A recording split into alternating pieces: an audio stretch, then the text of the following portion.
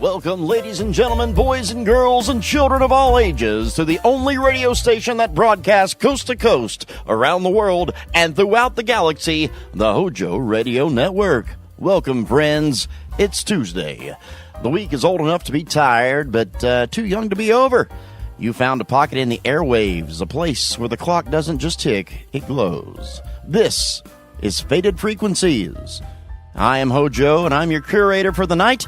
For the next 6 hours, we're going to step back. No headlines, no hurries, just the voices of people who knew how to tell a story when the world was a little bit quieter. We start tonight in the classroom. A woman who had a wit like a straight razor and a heart that kept her there despite the paycheck. Let's check in with Eve Arden with Our Miss Brooks right here on the Hojo Radio Network. Stay tuned. Palmolive Soap, your beauty hope, and Luster Cream Shampoo for soft, glamorous dream girl hair bring you Our Miss Brooks, starring Eve Arden.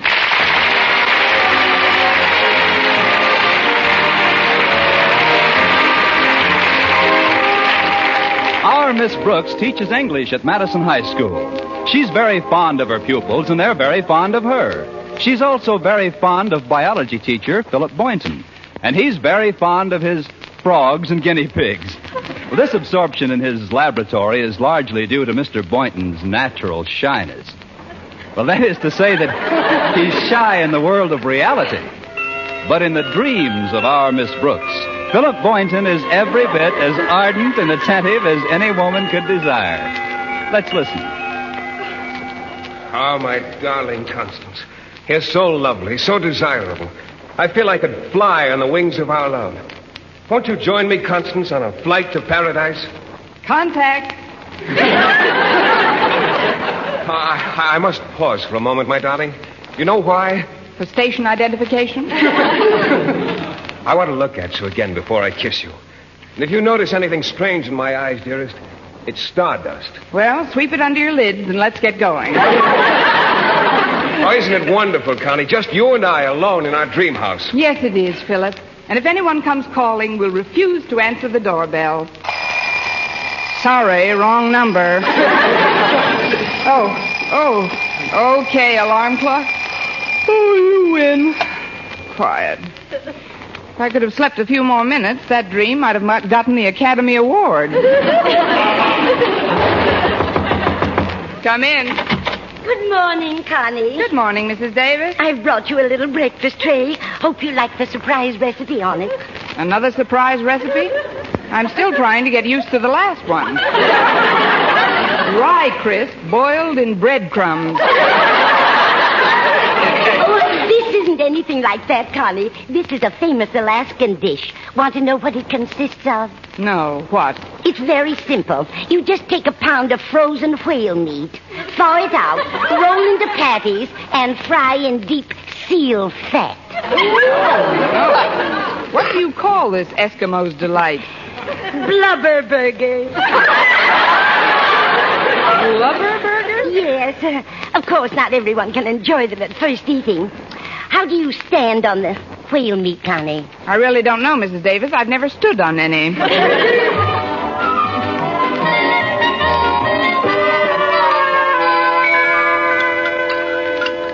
It was nice of you to bring a tray into my room, Mrs. Davis, but I'd rather have breakfast out here in the dinette with you. Oh, thank you, Connie. But you haven't had a thing but a glass of milk. I know. You can't fry that. That is, I didn't feel very hungry. Oh, that's too bad. Today of all days. What's so special about today? Don't you know? Let's see. Oh, certainly. Yesterday was payday, so today must be rent day. What do I owe you, Mrs. Davis? I'm not worried about the rent, Connie, although I could use a small loan. How much? Well, $5 would do nicely. It's for a donation I promised the Ailing Newsboys Fund. All right, Mrs. Davis, I can let you have $5. You sure you won't miss it? No, I won't miss it. The people I owe the payment on my car might miss it, but I'll take care of that later. I've had my eye on a bag in Justin's department store, and I've decided to throw caution to the winds and buy it this afternoon. The one you told me about? Green alligator skin? That's the one. Of course, I'll have to postpone a lot of my time payments. The car, my coat, the watch I bought for Mr. Boynton, but it's worth it. Wait till you see that bag, Mrs. Davis. But what about your creditors? What'll you tell them? I'll write them all polite letters. Letters? What'll you say? Oh, I'll think of something. I'm an English teacher, ain't I? Aren't I? Am I not? You certainly must have your heart set on that bag. Oh, I have. Do you think Mr. Boynton will like it? He likes frogs and lizards and things. Then this alligator bag ought to be right up his alley. Lucky alligator bag to be up an alley with Mr. Boynton. Oh, that must be Walter Denton. He's giving me a lift to school. I'll be there in a minute, Walter. Is your car in the repair shop again, Connie? Yes, the garage says they just have to get one more part for the car before I can drive it again. What part is that? A motor. I can only find... Hello, Walter. Come in. Thanks, Miss Brooks. I just came in to tell you to be sure and bring a coat with you this morning. It's colder than a school teacher's heart out. I mean, some school teachers' hearts, Miss Brooks. You're a warm one. Thanks, Walter. You can butter me up on the way to school. I'll go get a coat. I'll just be a few minutes. Did someone let that cat in again? It's me, Mrs. Davis. Oh, Walter, I'm glad you came in. We've got to make arrangements for the surprise party. Does she know it's her birthday? No, just like last year, she's forgotten about it completely. Swell. Then the party will go over that much bigger. Did you find out what she wants? Yes, I did, Walter. It's a green bag in Justin's, but she's threatened to buy it for herself. Golly, that's no good. I know. So I've thought up this scheme. If we all borrow some money from her, she won't be able to buy it. Then we can give it to her for a present. I'll call the Conklins and tell them to be sure and borrow something from Miss Brooks when she gets to school. Good. She's so soft-hearted she'll never turn anybody down, as long as there's a hard luck story with it.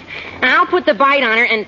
I'll borrow something on our way to school. Here she comes. I'll go back into the kitchen. I don't want her to think we've been conspiring. Okay, Mrs. Davis. Well, that wasn't such a long wait, was it, Walter? Oh, not at all, Miss Brooks.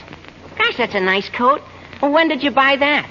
Within the next 18 months. Let's hurry, Walter. I couldn't touch a morsel of Mrs. Davis's breakfast. I'd like to get a bite on our way. Don't worry, you will.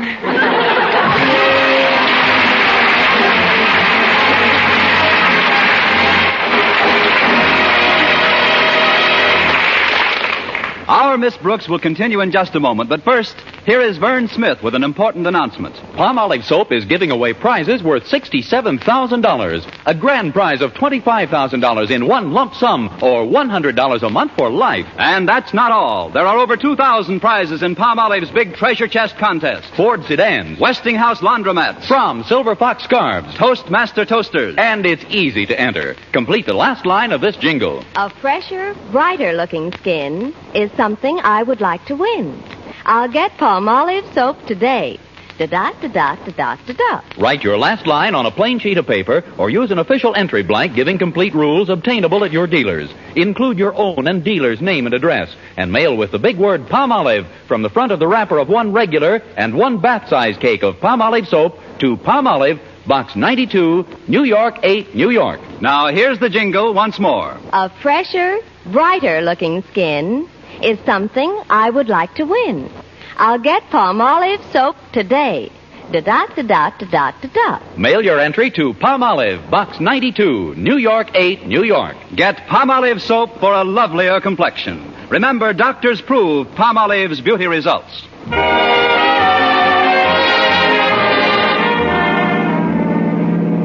I just had a tune-up job done in the car, Miss Brooks. Runs pretty smooth, doesn't it? Yes, it does, Walter. What kind of a car was this? Is this? A 1938 Hudson. Certainly held together for the past 10 years. So have you, Miss Brooks. Not that I'm comparing you with a car or anything, but, well, you're still so youthful.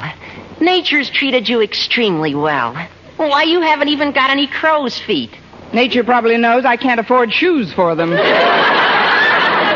I don't like to keep bothering you with my personal problems, Miss Brooks, but could I once more? Could you once more what, Walter? Bother you with a personal problem. It's about a financial matter. What kind of a financial matter? A loan? Are you asking me or telling me? I'm telling you. I'm telling you. I'm broke. Really? How long have you been a school teacher? I'm serious. I've just got to get some money somewhere. It isn't like it was for myself. I wouldn't even ask if it was for myself. Who is it for? It's for a friend of mine. He's an iceman, and his horse fell down the other day, and he's laid up in the barn now, and my friend hasn't been able to sell any ice. Oh, that's too bad, Walter. He doesn't know when the horse will be on his feet again, and he's just had a baby. The horse? No, the Iceman. Well, that's a switch. His wife is sick, you see, and they haven't got enough money to buy milk to feed it. Oh, let alone the other 7 children in the family, plus oats. Ain't it sad, Miss Brooks? Saddest thing since Camille. How much do you want to borrow, Walter? $5 would help a lot. Okay, here you are. Gosh, thanks. Are you sure you won't miss it? No, I won't miss it, Walter. The people who sold me this coat may miss it, but I'll take care of that later.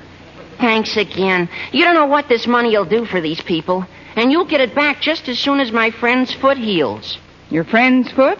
I thought it was the horse who fell. The horse? Oh, sure. But didn't I tell you? When the horse fell, my friend tried to lift him up and sprained his own ankle. Oh, great. Between his sick horse, sprained ankle, and having a baby, your friend is the busiest iceman I ever knew. Well, we're right near school. Oh, gosh, I got so wound up talking about my poor friend, I forgot to stop and let you get some breakfast. Well, after that story, Walter, I'd feel guilty eating anything but hay. I'll have an early lunch in the cafeteria. Okay, Miss Brooks. Well, here we are. Thanks, Walter. Say, isn't that Harriet Conklin going up the steps? Yeah, that's Harriet. Oh, you better hurry. She's anxious to talk to you. How can you tell from the back of her neck? I'm psychic about some things. Go ahead, Miss Brooks. All right, Walter. See you later. Good morning, Harriet. Oh, good morning, Miss Brooks. I'm so glad we bumped into each other before school starts. I've been very anxious to talk to you. Walter is psychic at that, among other things. What did you want to talk to me about? Well, it's rather embarrassing. Not that you're hard to talk to or anything, but, oh, golly, I just don't know how to say it now that we're face to face. Well, we'd look pretty silly chatting back to back. What seems to be the trouble? Well, it's really not my trouble, Miss Brooks. It's just that I've got to get some financial assistance for a friend in need. What friend, Harriet? Well, it's a little boy I know. He comes from a very poor family, and in order to help his folks, he shines shoes after school. Now, he's got a little dog that helped him get his business started. What did he do, put up the money? No, Miss Brooks. He used to do tricks and attract customers. But just the other day, he fell down and hurt his foot. Now the poor little dog can't even get downtown anymore. Well, I can get him a lift downtown if he doesn't mind riding on a lame horse. I don't understand. Well, I don't either, but how much do you want to borrow? Well, right after he was hurt, they took the little dog to a hospital, and the bill there was $8. He must have had a semi-private room. Well, here's the $8, Harriet. Oh, thank you, Miss Brooks. You're sure you won't miss it? No, I won't miss it. The people I owe the payment on my watch might miss it, but I'll take care of that later. Anyway, I still have enough left to pick up that bag at Justin's this afternoon. Yeah. Oh, I mean, what bag? A green alligator job that I've had my eye on for weeks. Oh. Well, before you go to your room, Daddy would like you to stop in at his office. Uh-oh, what have I done now? Well, why should you think you've done something, Miss Brooks? Golly, just because Daddy's a principal is no reason for anybody to be afraid of him. No, maybe you're right, Harriet. Good morning. Morning, Daddy. See you later, Miss Brooks. Bye, Harriet. Will you step into my office a moment, Miss Brooks? Certainly, Mr. Conklin. Yeah, at ease. Have a chair. Yes, sir. As you know, I was a major in the last war. Mm-hmm. Spent almost 4 years in charge of the post exchange at Camp Bobrick, Ohio. Stout fella. Yes, although I've been returned to the arms of my loved ones for over 2 years now, I opened my last box of Hershey's in 46. I must confess there are aspects of military life which bear remembering. Such as? The camaraderie, esprit de corps. Don't you agree, Miss Brooks? Oui, mon capitaine. Now, you've been teaching at Madison High for over 5 years, haven't you? That's right, Mr. Conklin. And in that time, I've had a lot of esprit de corps, but very few raises. I think the last one was way now, back in... let's not talk shop, Miss Brooks. I realize that you haven't had a raise in some time, but after all, it's a universal complaint these days, and one which can't be remedied overnight. Meanwhile, you get by very nicely on the money you earn, don't you? Well, speaking frankly... That's the only way to speak, Miss Brooks. Now, if you don't mind, I'll come to the point. I've got to have some financial assistance for a friend of mine in distress. Another one? This poor chap was one of my GI assistants during the war. Just a corporal, but I recommended him for a War Department citation. Really? Yes. You never saw anyone fill a Coke machine like this lad. As for stacking Kleenex boxes... Oh! Well... After the war, he got married and started to raise a family. That was 3 years ago, but luck didn't favor this boy. He lost one job after another. Things went from bad to worse. You mean he became a teacher? No laughing matter, Miss Brooks. He's just written me that his wife is going to have another baby. They're 4. In 3 years?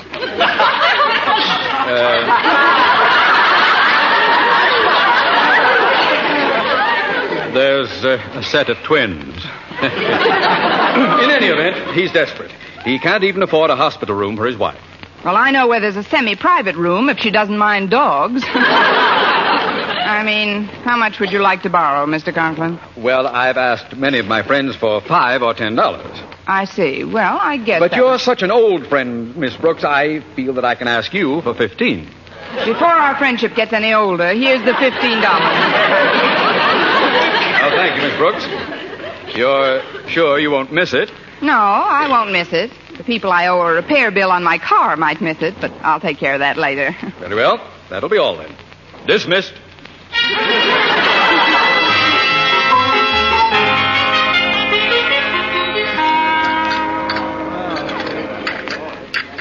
Excuse me, Miss Brooks, but may I sit at this table with you? The school cafeteria is pretty crowded today. Oh, sit down, Mr. Boynton. You'll forgive me if I go ahead with my lunch. Oh, of course. I want to eat this salad while it's still warm. There's something I'd like to talk to you about. Yes, Mr. Boynton? I've heard from many people how generous and warm-hearted you are under your veneer of seeming sophistication.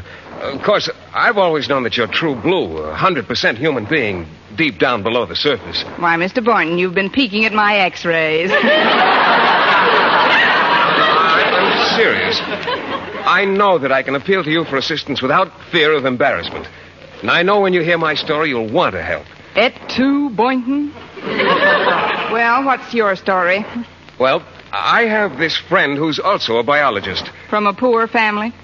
No, his family's very wealthy, as a matter of fact. But he's married and has 7 children and 1 on the way. No, he's a single chap. But he's got a bad sickness. No, he's in the pink of condition. Oh, wait a minute, I know. His little puppy broke its leg. Oh, he hasn't any puppy, but his Great Dane just won a blue ribbon. Wrong again. But give that lady a box of Red Heart and 2 tickets to next week's flea circus. Look, Mr. Boynton, I'll bet your friend's horse is so lame he can't even ride him to work, Well, my friend drives a Cadillac. Look, if you'll just let me finish, I'll be as brief as possible. You see, he's leaving town, and he's got about 30 white mice and frogs that he wants to give me. Oh, so that's it. They're sick. Oh, no, not at all. They're wonderful specimens. But they're orphans. Please, Miss Brooks, what I'm trying to tell you is that I'll need about $20 for the added equipment it'll require to house them. Oh, well, why didn't you say so? Here, Mr. Boynton, here's $18. It's all I have left. Let a couple of the mice double up. Thank you, Miss Brooks. I certainly appreciate this, but are you sure you won't miss it? No, I won't miss it. The people I owe the payments on my car, watch, and coat might miss it, but I'll take care of that later. There's only one thing that's not going to be put off, Mr. Boynton. Oh, what's that? A green alligator bag I've got my deep down underneath little warm heart set on. My first stop after school will be the nearest bank that lends money.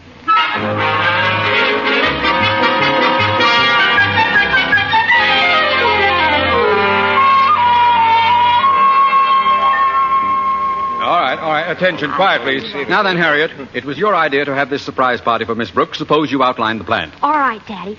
First of all, did we all borrow enough from Miss Brooks to keep her from getting that bag she wants? Mrs. Davis and I took $5 each from her. I nailed her for that is...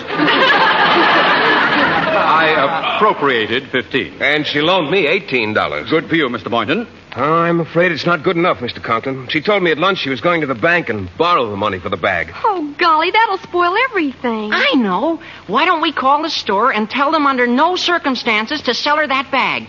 Tell them we're buying it. Excellent, Walter. It's a wonder that agile mind of yours doesn't function quite so efficaciously in the schoolroom. Gosh, thanks, Mr. Conklin.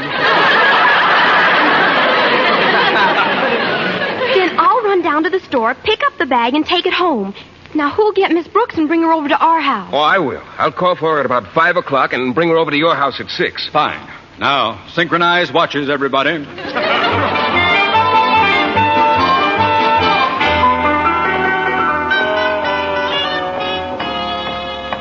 Let's see, confidential loan department. This is it. Pardon me, I've read your ads, but I'd still like to be assured that any business we transact will be strictly confidential. You may be quite certain of that, miss. What? I said we treat all our transactions with the utmost secrecy. Well, you can let me in on it. I'd like to borrow about $35. Yes, ma'am. What is your occupation, please? I'm a school teacher. How long have you been teaching, and at what school, please? 5 years at Madison High. And how do you sound when you've got laryngitis? Very comical. Here, write your name and address down, and I'll get you the money. Is that all there is to it? Yes, we don't believe in a lot of red tape. Oh. All you have to do is sign a few papers. First here. Yes. Now here. Right. Now this one. There you are. Now here. Mm-hmm. And here. Again. And this one. Yes. Now we'll start on the second page. Here. Yes. And here. Mm-hmm. And here. Mm-hmm. And here. And here.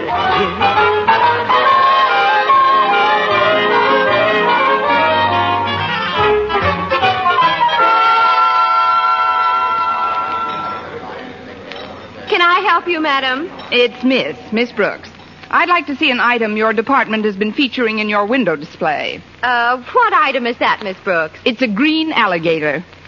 What? A green alligator. I've seen it in your window every day for weeks now.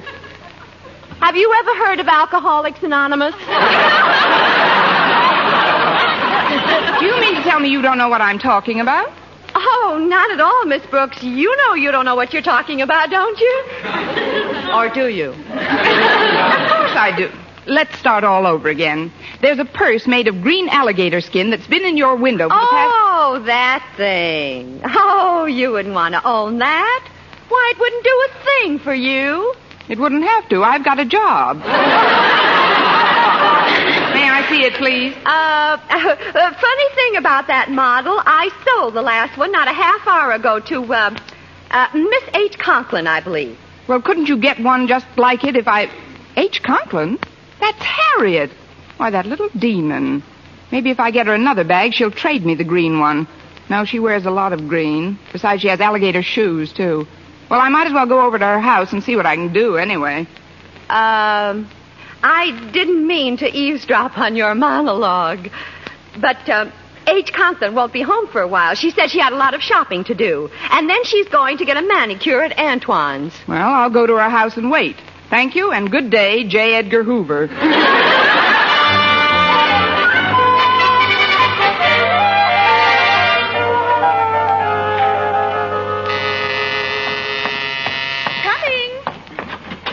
Hello, Mrs. Conklin. Is Harriet at home? Why, no, Miss Brooks. She's out doing some last-minute shopping for the... Miss Brooks, isn't it terribly early? I mean, with the days getting shorter all the time, it seems like about 5 o'clock. It is 5 o'clock. May I come in, Mrs. Conklin? Oh, of course. Who's that at the door, Martha? Oh, it's you, Miss Brooks. Hello, Mr. Conklin. Martha, did Harriet get back with all... Miss Brooks! Isn't it a little early? I mean, it only seems like 5 o'clock. 5-1. Sit down here in the living room a minute, Miss Brooks. Osgood, I'd like to talk to you. Yes. Will you excuse us, please, Miss Brooks? Surely. What happened? Why did that so early? Well, I don't know what it was. Somebody must have slipped up. That's all I've got to say. I wonder if they've had a confidential loan lately.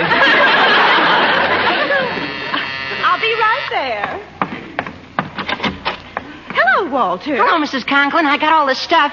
Funny hats, noisemakers, confetti, and streamers. Oh, come on in the living room and we'll start decorating the place. But, Walter, look who's here, Walter. Hi, Miss Brooks. Hi, Walter. Now, we'll take the streamers and we'll start in this corner of the room and we'll... Miss Brooks! When you hear the tone, the time will be 5-2. This one's on me. Oh, hello, Mr. Conklin. I was just over to Mrs. Davis's house, but you... Say no more, Boynton. Come into the living room. Hello, Mr. Boynton. Hi. Oh, hello, Mrs. Conklin, Walter. Hello, Mr. Boynton. Oh, hello, Miss Brooks.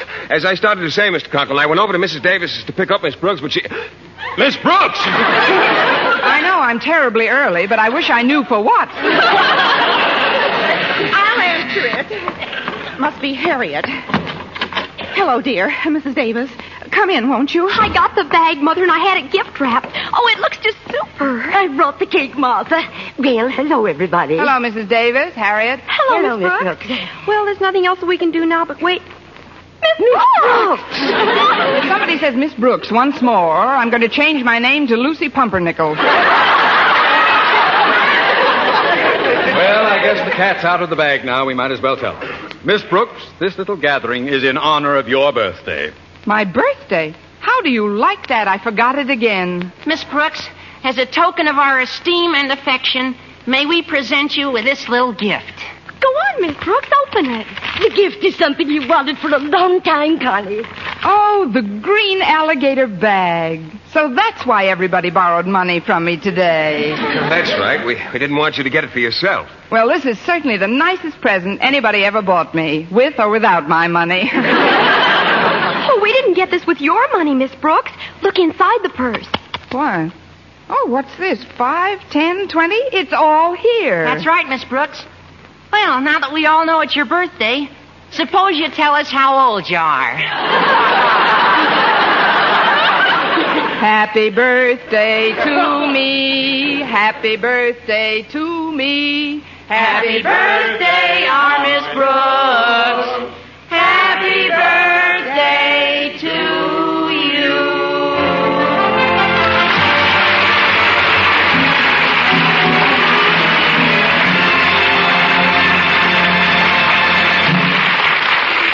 Eve Arden as our Miss Brooks returns in just one moment, but first...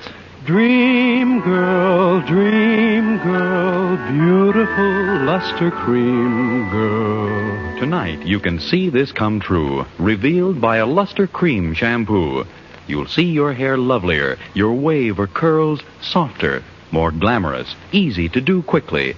Even in hardest water, luster cream shampoo leaves hair 3 ways lovelier. Fragrantly clean, easier to manage, brilliant with sheen. Don't wait. Tonight, use Luster Cream Shampoo. Not a soap, not a liquid, but a dainty magical cream. Discover why it's by far the top favorite cream shampoo. Get the big jar, $1. Smaller sizes, either tubes or jars. Tonight, you can be a Dream girl, beautiful luster cream girl. You owe your crowning glory to a luster cream shampoo. And now, once again, here is our Miss Brooks. So you see, I won't need the $35 I borrowed from you people yesterday. Here it is. Fine. The interest is practically nothing. Oh, that's nice. May I have a receipt, please? Of course. Just sign here. Yes. And here. Yes. And here. Yes. And here. Yes. And here.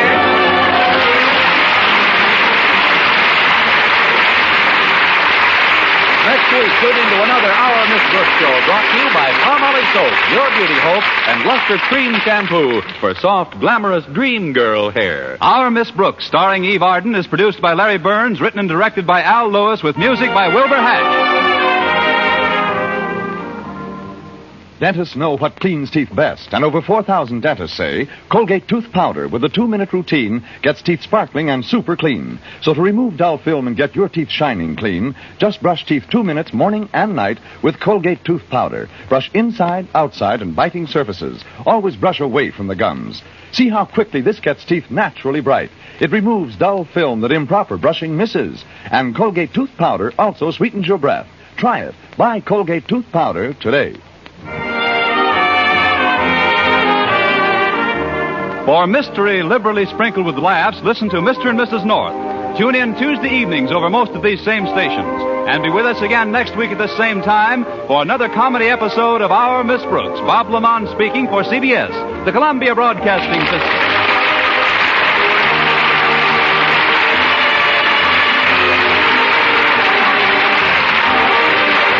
Stay tuned right here to the Hojo Radio Network for more Our Miss Brooks coming up next. Palmolive Soap, your beauty hope, and Luster Cream Shampoo for soft, glamorous dream girl hair bring you Our Miss Brooks, starring Eve Arden.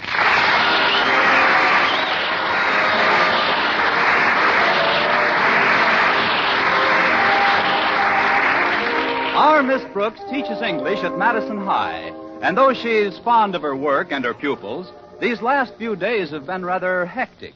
In fact, she's even had to neglect her favorite faculty member, biology teacher Philip Boynton.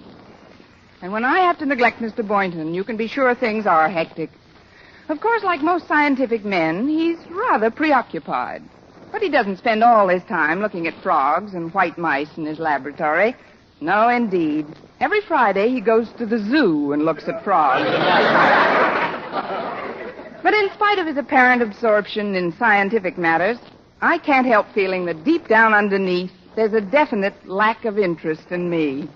But I keep trying. Now, take this past week, for example. I had to get the midterm examinations ready, but I wanted desperately to get my work done by Thursday afternoon so I could keep a date we had for that evening. But maybe I'd better start at the beginning. Thursday morning, my landlady, Mrs. Davis, woke me promptly at 7:30. Oh, Connie, it's 7:30. You've got to get up. Come on in, Mrs. Davis. Time to rise and shine, my dear. Oh, I may rise, but you'll have to get your own shine. I'm glad you got me up on time, though. Maybe I can make up a few questions before my first class. I don't think you should do anything before you finish your work at school. You've been going at this midterm examination too hard, Connie. I don't like to scare you, but I'm worried about your health. Oh, it's sweet of you to take such an interest in me, Mrs. Davis, but work doesn't bother me. I'm healthy as a horse. Well, just the same, overwork isn't good for anyone, even a horse. You wouldn't want to get gray around the mane, would you? Oh. Heaven forfend. But I figured I'll be all right if I keep my fetlock shampooed regularly. Luster cream shampooed, that is. You've got to build yourself up, Connie. Here, I've brought you some juice to drink before breakfast. Taste it and tell me what you think it's made of. I should know better, but here goes. Oh, that's stronger than usual. What's in it, Connie? Well, I would say you took a raw potato, 1 hard-boiled egg, some rye crisp, a cup of kidney beans, and some spinach, and threw them into the mixmaster. You're slipping, dear. You forgot the hominy grits. Well, I think I'll skip the juice this morning, Mrs. Davis. I've got to hurry. Walter Denton's picking me up in his car. Oh, is yours in the shop again? Oh, definitely. But the repair job this time won't cost me as much as the fine I had to pay. $20 for parking. $20? Where in the world did you park? The lobby of the Stevens Hotel. But how did you ever get in there? Just like anybody else, through the revolving door.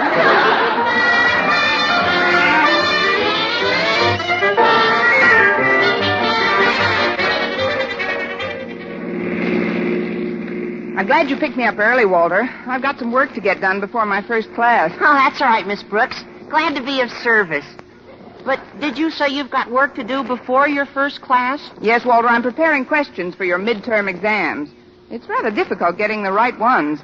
Well, if I may make a suggestion, why don't you forget about the difficult questions and think up the simple ones? That would make it easier on you, wouldn't it? Yes, but frankly, I question your motives. I wasn't thinking of myself, Miss Brooks. It's just that I've been looking at you while I'm driving here out of the corner of my eye, sort of, and, well, you... Walter, look out for that truck! Oh! Sorry. Guess I looked out of the wrong corner. Anyway, I've noticed that you've changed a little. Changed, Walter? Yeah. I remember when you first got to Madison High, Miss Brooks. You were so vibrant. You were actually pulsating with life and energy, and, well, gosh, you always seem to be sort of shimmering. And that's not all. I come in 6 delicious flavors. I'm not kidding, Miss Brooks. You've got to watch your step. How long do you think the bloom of youth will cling to your cheeks? It's all according to how you put it on, Walter. I hope you don't think I'm being too personal, Miss Brooks, but as I look at you, I can't help thinking of something. What's that? Did you ever drive out in the country and come to an old deserted pasture? Well... And did you ever see at the end of the pasture one lonely old horse with sad brown eyes staring over the fence rail? I knew I should have shampooed those fetlocks. I'm not comparing you to a horse, Miss Brooks. I know, Walter. I'm not fast enough. Now, it's just the look the horse gets in his eye when he's all worn out. As if to say, I've done my work, and now I'm old. Just an old, tired, beat-up, lonely horse with nothing to show for my years of faithful service. It's his own fault. When he was young, he probably made a man's neck out of himself.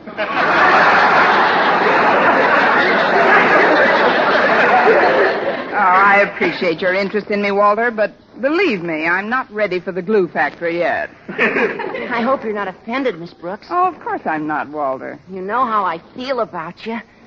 Gosh, I think you're a thoroughbred.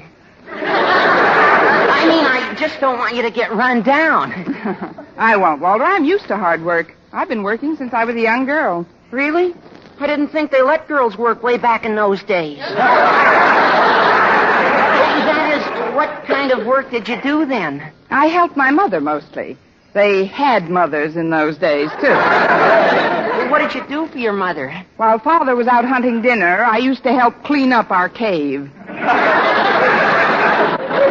You sound a little sore, Miss Brooks. Oh, don't be silly, Walter. Why should I be sore? Well, the way I word things sometimes, it's a little unfortunate. Like the stuff about the horse and all. I know you meant it for my own good.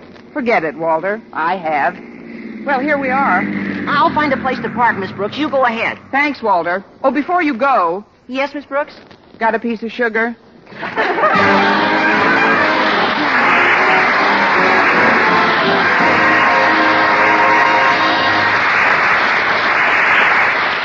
Our Miss Brooks, starring Eve Arden, will continue in just a moment. But first, here is Vern Smith with an important announcement. Palmolive Soap is giving away prizes worth $67,000. A grand prize of $25,000 in one lump sum or $100 a month for life. And that's not all. There are over 2,000 prizes in Palmolive's big treasure chest contest. Ford sedans, Westinghouse laundromats, Fromm Silver Fox scarves, Toastmaster toasters. and it's easy to enter. Complete the last line of this jingle. A fresher, brighter-looking skin is something I would like to win. I'll get Palmolive soap today. Da-da-da-da-da-da-da-da. Write your last line on a plain sheet of paper or use an official entry blank giving complete rules obtainable at your dealers. Include your own and dealer's name and address and mail with the big word Palmolive from the front of the wrapper of one regular and one bath-size cake of Palmolive soap to Palmolive, Box 92, New York 8, New York. Now here's the jingle once more. A fresher, brighter-looking skin is something I would like to win. I'll get Palmolive soap today. Da-da-da-da-da-da-da. Mail your entry to Palmolive, Box 92, New York 8, New York. But hurry! Contest closes November 20th. Enter this week. Get Palmolive soap for a lovelier complexion. Remember, doctors prove Palmolive's beauty results.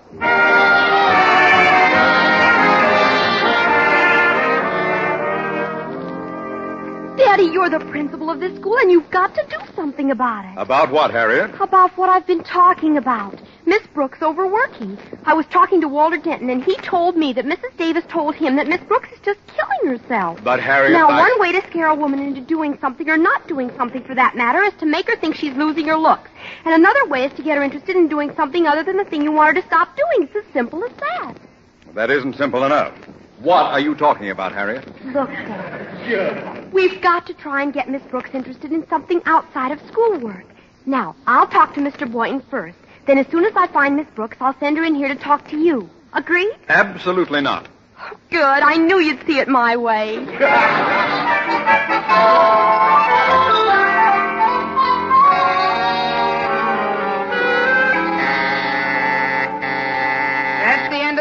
boys and girls. Class dismissed. Miss Brooks, could I talk to you for a minute? Certainly, Harriet. Come on up to my desk. Miss Brooks, as one woman to another, I'd like the privilege of being frank with you. Go ahead, Harriet. Well, you're working too hard, Miss Brooks, and it's beginning to show. Where? I don't mean you're falling apart physically or anything. It's just your attitude. Since these midterm exams have to be written, you're almost constantly preoccupied. You don't seem to have your old sparkle and crackle. Oh, great. Now I'm a bowl of cereal. I know conditions in school are pretty awful nowadays, and, well, you've got a big load to pull. Here we go again. Idiot, Miss Brooks. There's a look you get sometimes, like a... Oh, don't say it, Harriet. Oh, I wouldn't hurt your feelings for the world, Miss Brooks. There's nothing really radically wrong with you. It's just that you're taking this exam too seriously. Why, I noticed you yesterday in the cafeteria with Mr. Boynton. You just seemed to nibble at your food. Oh, that's just to make Mr. Boynton feel at home. He's very fond of rabbits, you know. You should forget about work when you're at lunch. Today I want you to relax. Sit down at that table and really tie the feed bag on. I'll cut those fetlocks off, that's what I'll do. Oh, by the way, Miss Brooks, Daddy would like to see you in his office. Mr. Conklin? What does he want to see me about, Harriet? Oh, I'm sure I don't know. Maybe as principal of this school, he feels it's his duty to keep his teachers happy. Of course, you've got to know how to handle Daddy. What do you mean, Harriet? Just take the bit in your teeth and don't let him drive you too hard. Okay.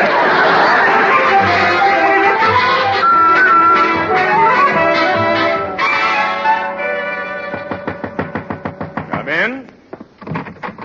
Oh, it's you, Miss Brooks. Have a chair. Thank you, Mr. Conklin. I was just finishing this report from the school board. Will you excuse me for a moment? Certainly, sir.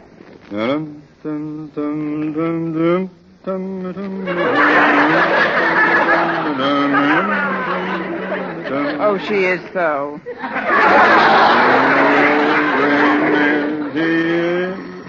No, excuse me, Miss Brooks. Hello? Hello, is that you, Osgood? Oh, yes, my dear. I'm glad you got my message to call me back. I just wanted to remind you that this afternoon we're going, you know where for tea. Oh, you mean to Mrs. Davis's. I haven't seen Margaret in ever so long. Miss Brooks will be there, too, won't she? Yes, Martha, that's the purpose of the little gathering, to help that party get her mind off. Well, that is, she's been working quite hard lately, and she looks like... That is her face.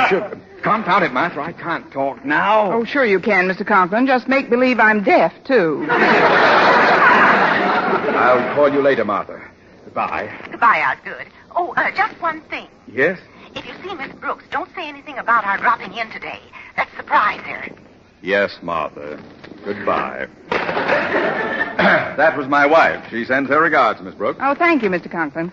No doubt you're wondering why I sent for you. Well, I'll be brief. During the war, my outfit had the most consistently high morale of any unit in Camp Bobrick, Ohio. Now, what has all this to do with you, you ask? A reasonable question. What has all this to do with you? I really don't know, Mr. Conklin. Of course you don't. Now, take the time we ran out of ping-pong balls. It was nobody's fault. As supply officer in charge of the post exchange, I had discharged my duties faithfully. But still, there it was. No ping-pong balls. There were murmurings from the men. Muttering and discontent swept through the recreation hall. But I refused to be thrown into a panic. Do you know what I did, Miss Brooks? I made those men use their heads. Weren't they a little big? I mean, how, Mr. Conklin? By finding another hobby. And that's what I called you here to tell you, Miss Brooks. You've got to find a hobby. Oh, but I have a hobby, Mr. Conklin. Oh, what is it? Collecting a biology teacher. That is, Mr. Boynton and I go to the zoo every Friday. I'm afraid that isn't enough of a change for you, Miss Brooks. No, what you've got to do is learn how to relax. Have a good time. Oh, but Mr. Conklin... Don't interrupt. You've got to concentrate on some outside interest, Miss Brooks. Fun. That's what you've got to have. Fun and gaiety. You've just got to enjoy life more. Be merry. Laugh. Laugh! I don't know just what sort of form your hobby should take, but you've got to get one. You've got to, Miss Brooks. Please, Mr. Conklin, remember your blood pressure. I'll get one. I'll have a ginger peachy time. I'll go to Arthur Murray's. I'll do something. You wait and see. Good. That's all I want, Miss Brooks, for my teachers to be happy. That's all I want, Miss Brooks, for my teachers to be happy. Contented and happy. Not nervous. I don't want a school full of nervous wrecks. You hear me? No nerves. No long faces. Do we understand each other? Do we? Do we? Before I go, Mr. Conklin, may I make a suggestion? What is it? Did you ever think of getting a hobby?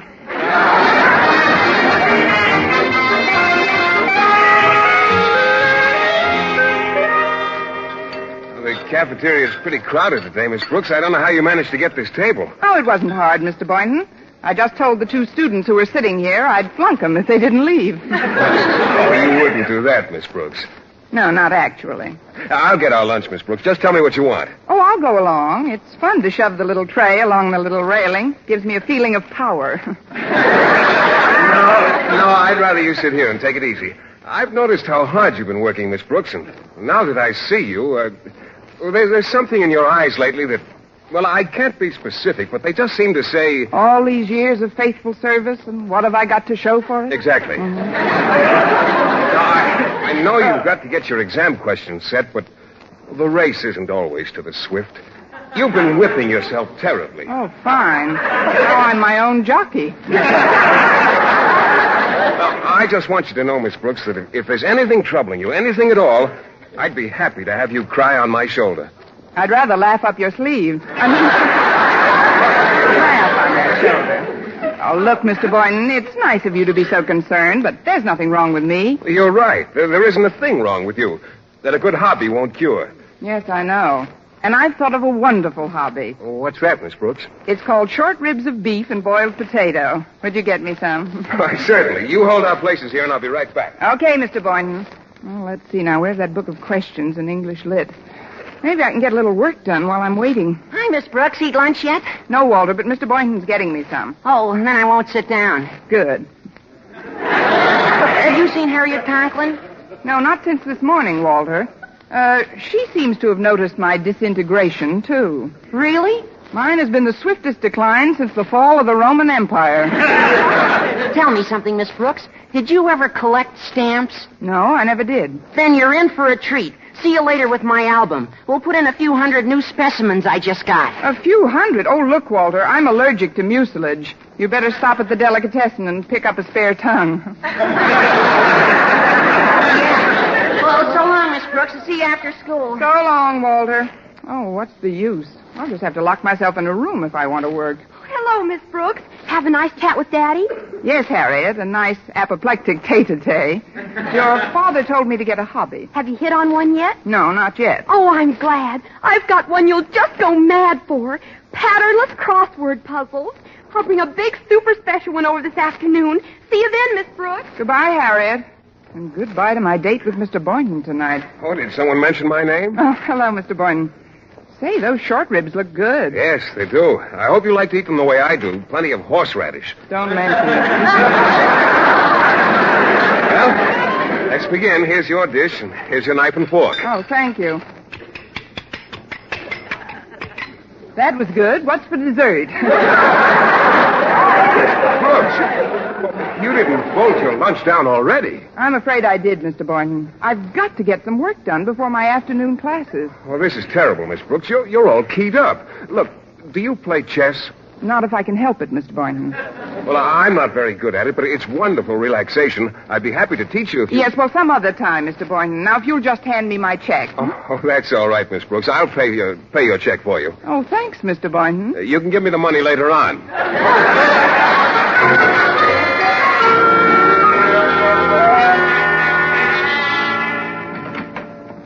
I'm home, Mrs. Davis. Yoo-hoo, Mrs. Davis. I'm in the living room, Connie. Come on in. Well, I didn't get much of my test prepared at school, Mrs. Davis, so I've got to get to work right That can wait. I've got the yarn right here and 2 sets of extra-large needles. Just look at them. My seconds will call on you at dawn. What in the world are those foils for, Mrs. Davis? I'm going to teach you to knit. With this equipment, it won't be any time at all before you have yourself a nice Afghan. I don't want myself a nice Afghan. Give me an American boy every time. Knitting is just wonderful for the nerves, Connie. Just sit right here and help me roll this skein into a ball. Oh, but Mrs. Davis, I do it for you, Connie. Oh, all right. What do I do first? Just hold your hands about 6 inches apart. That's the girl. Now I'll start winding. Around and around and around and around and around and around and around and around and around and around and around and around and around. Why, what's the matter, Connie? Nothing. I just wanted to break the monotony.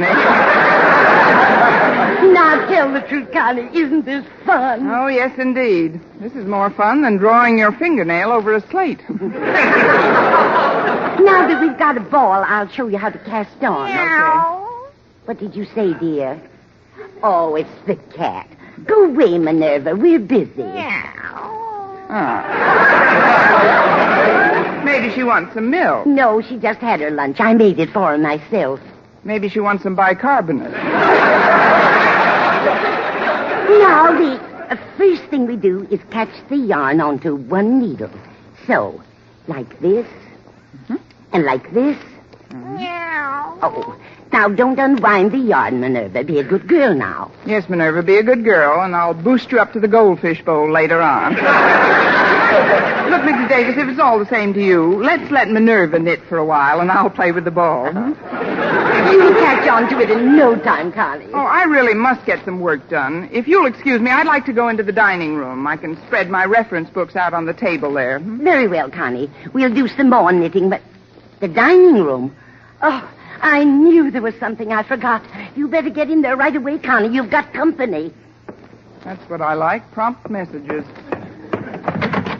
Well, hello. Well, I guess I beat you home, Miss Brooks. I guess you did, Mr. Boynton. So did I, Miss Brooks. Harriet, did you two come over together? Yes, we did. Oh. I drove him. All this and Walter, too?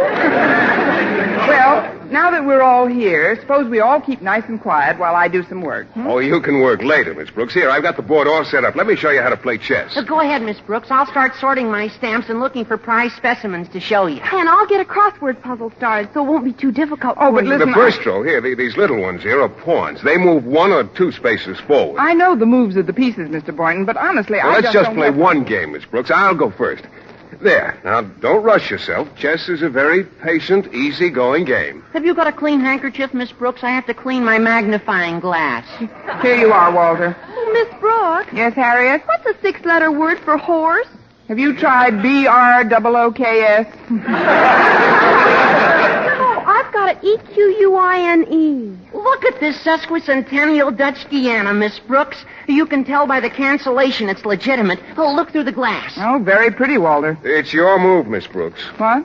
Oh, the game. I'll just go here. Oh, here's a funny coincidence, Miss Brooks. I need a 6-letter word for hobby. MURDER. Boy,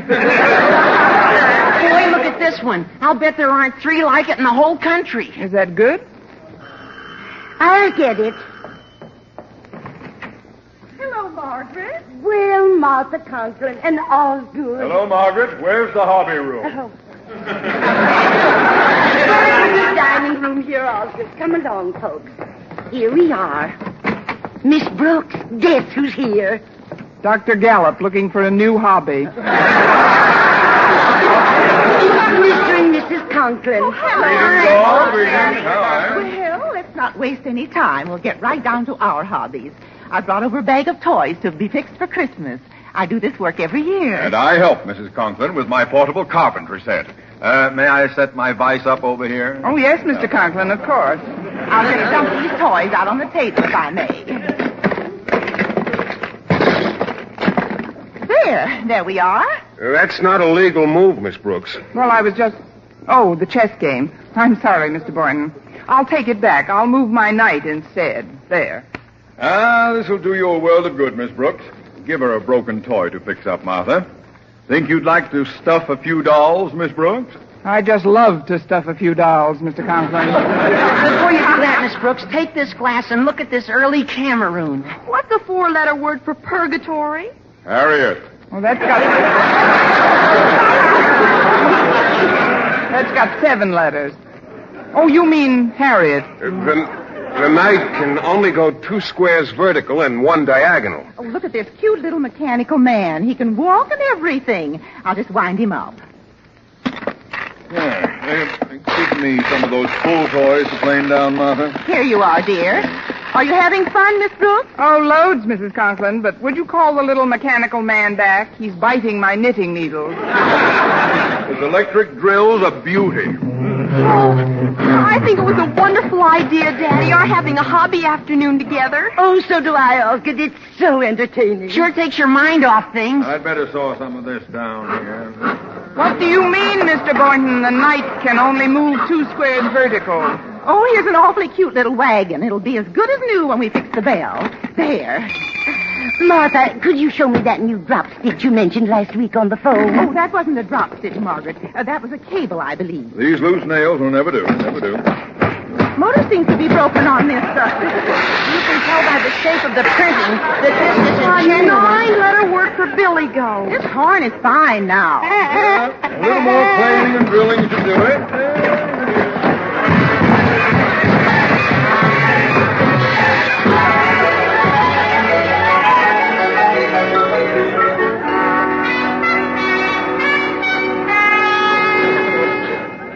Well, that does it. The last toy is fixed. Yes, and the dolls are all stuffed and painted. It's been a lovely afternoon, Mrs. Davis. Thank you, Osgood. It was nice to have you over. Well, the main thing, of course, is that we were able to interest Miss Brooks in something that could take... Miss Brooks? Miss Brooks? She isn't here. Oh, that's funny. Where could she be? I'll answer it. Hello? Hello, Mrs. Davis. This is Miss Brooks. Connie, where in the world are you? I've discovered a wonderful hobby, Mrs. Davis. What is it, Connie? Making up examination questions in the balcony of the Bijou.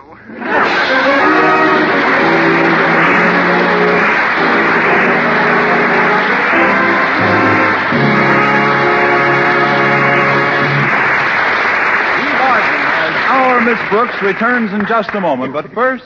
Dream girl,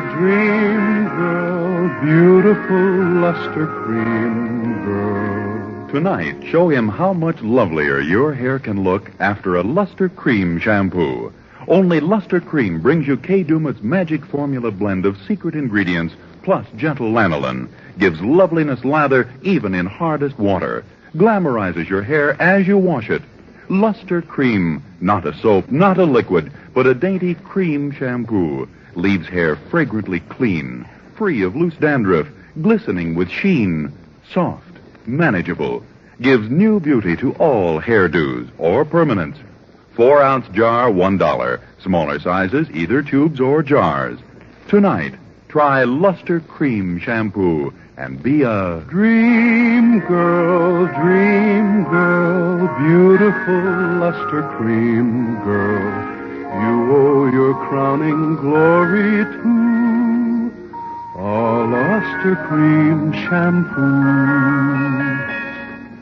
And now, once again, here is our Miss Brooks. Well, I didn't get many questions done, but I did see Rita Hayworth in Loves of Carmen. I knew, of course, that with the examination questions still to be done, I'd have to cancel my date with Mr. Boynton. But that was almost inevitable from the beginning. When I finally reached home, I knew I'd have to buckle down. So I headed right to the dining room, opened the door, and turned on the light. Of course, you can move the knight too horizontal. Why, Mr. Boynton, if I'd known you were still here, I'd never have turned the lights on.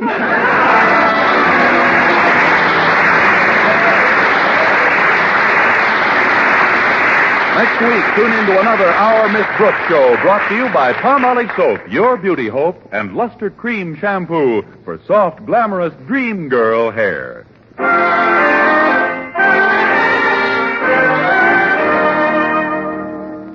Dentists know what cleans teeth best. And over 4,000 dentists say Colgate tooth powder with a 2-minute routine gets teeth sparkling and super clean. So to remove dull film and get your teeth shining clean, just brush teeth 2 minutes morning and night with Colgate tooth powder. Brush inside, outside, and biting surfaces. Always brush away from the gums. See how quickly this gets teeth naturally bright. It removes dull film that improper brushing misses. And Colgate Tooth Powder also sweetens your breath. Try it. Buy Colgate Tooth Powder today.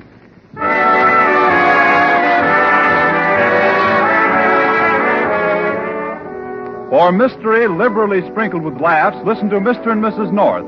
Tune in Tuesday evenings over most of these same stations. And be with us again next week at the same time for another comedy episode of Our Miss Brooks. Bob Lamont speaking. This is CBS, the Columbia Broadcasting System.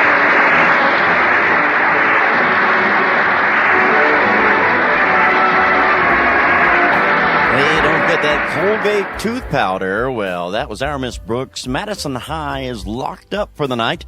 The chalk dust is settled, and we're moving down the road now to a house you know by heart. 79 Wistful Vista. There's a closet there that's been full since 1935.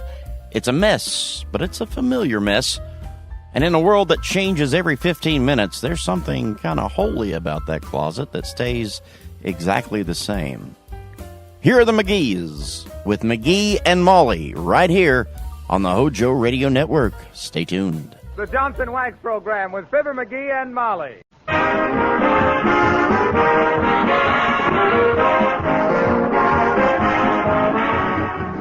The makers of Johnson's Wax and Johnson's Self-Polishing Glow Coat present Fibber, McGee, and Molly, written by Don Quinn, with music by the King's Men and Billy Mills Orchestra. The show opens with I See the Moon at Noon.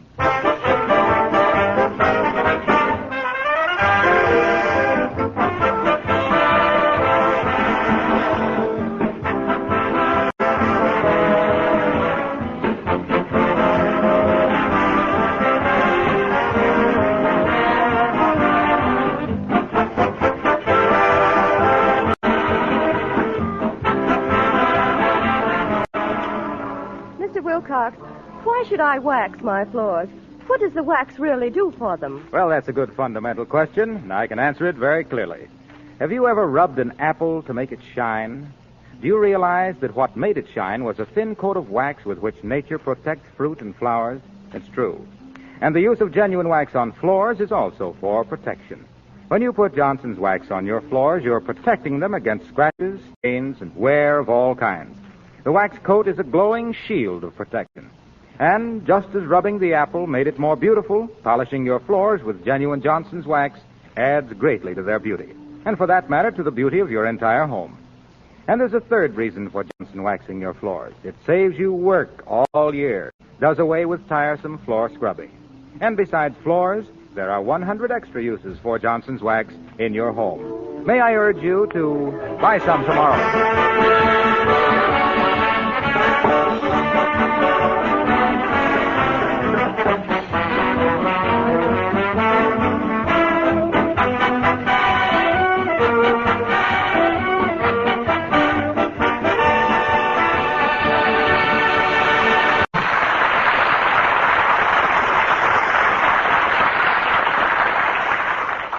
For the last few years, a certain citizen of Wistful Vista has been quietly collecting bottles. If you can collect bottles quietly.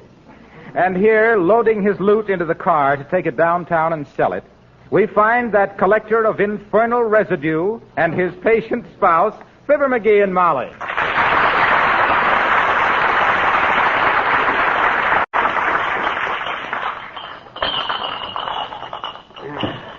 Thank goodness that's about all. Ain't got room for many more in that back seat. Hand me that last carton, will you, Molly? Thanks. You're welcome, dearie. Now you can do something for me. Sure, what? Look, since 1938, you've carefully saved every bottle that came into the house. Yeah. And I never asked you why. I was never one to pry into your private life.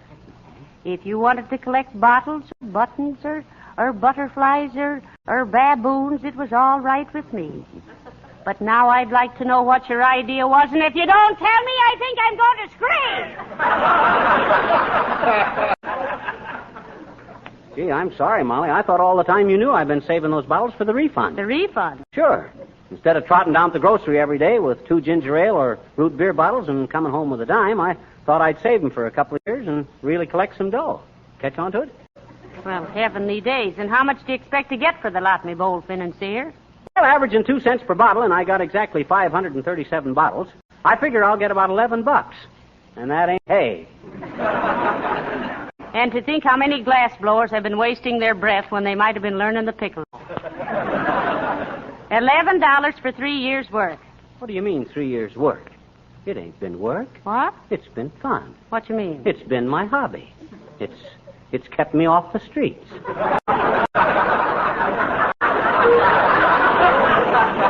Well, where are you taking them? Grocery store. You want to go along? I wouldn't miss it for a 40-acre farm with Clark Gable as hired man. Let's go. Okay, climb in. Well, where'll I sit? You got both seats full of bottles. Well, sit up in front there. You can make a kind of a little nest among the root beer and ginger ale bottles. Fine. They were soft drinks, so I ought to be quite comfortable. Now, don't bust any of them. I got a lot of time and money in this stuff. You got a lot of water in them, too. Something dripping down my neck. That's just the rinse water. Some of it ain't quite dry yet. Some of them ain't. Well, here we go. Hey there, Johnny. Hello, daughter. Oh, hello there, Mr. Oldtimer. If you're going downtown, would you mind if I rode as far as... Hey, what you doing, Johnny? Bootlegging? No, I ain't bootlegging. I'm taking these bottles back for a refund. Is that so? Yep. From the looks of the bottles, you must have threw quite a party, kid. Why didn't you invite me? I'm great at parties. Do card tricks, impersonations, and I can take my vest off without removing my coat. Well, that's very interesting, Mr. Oldtimer, but we didn't give a party. I've been saving these bottles for 3 years, old-timer. What for, Johnny? Well, it's just a hobby with you, Mr. Oldtimer. Haven't you got a hobby? I got 2 hobbies, daughter. I'm a string saver, and I never step on cracks in the sidewalk. Well, every man to his taste, old-timer. I collect bottles, so you collect string. And I've got a blue serge coat that collects lint. That's pretty good, Snooky, but that ain't the way I heard it. The way I heard it, one feller says to t'other feller, he says, did you hear this, Fibber, McGee, and Molly on the Lux Radio Theater last night? Well, what'd the other fellow say? Nothing, Johnny. He just sneered. Well, I guess you ain't got room enough for me to ride with you, Johnny. I'll walk down to the corner and wait for a streetcar. Why, the streetcars don't go past that corner, Mr. Oldtimer. That's why I like to wait there, daughter. It's quiet. So long.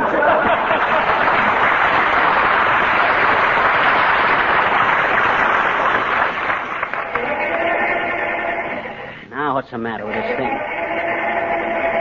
It started off all right this morning. That rat to death. Hi, mister. Oh, hello there, little girl. Now, don't bother me now on account of... Hey, where'd you get all the bottles, mister? Criminy, is that ever a snag of them, though? Hey, watch your language there, sis. I got my wife with me. Hey, what you gonna do with all the bottles? I'm going to take them back to the store for a rebate. I says I'm returning them for a rebate. Rebate. Don't you know what a rebate is? Sure I do, I bet you.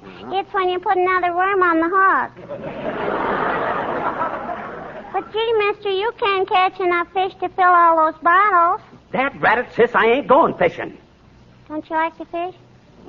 Sure I like to fish, So but... do I, mister. Can I go with you? Where? Fishing. Look, sis, get this through that little sunbonnet full of sawdust, will you? I ain't going fishing. I know it. Well, Why?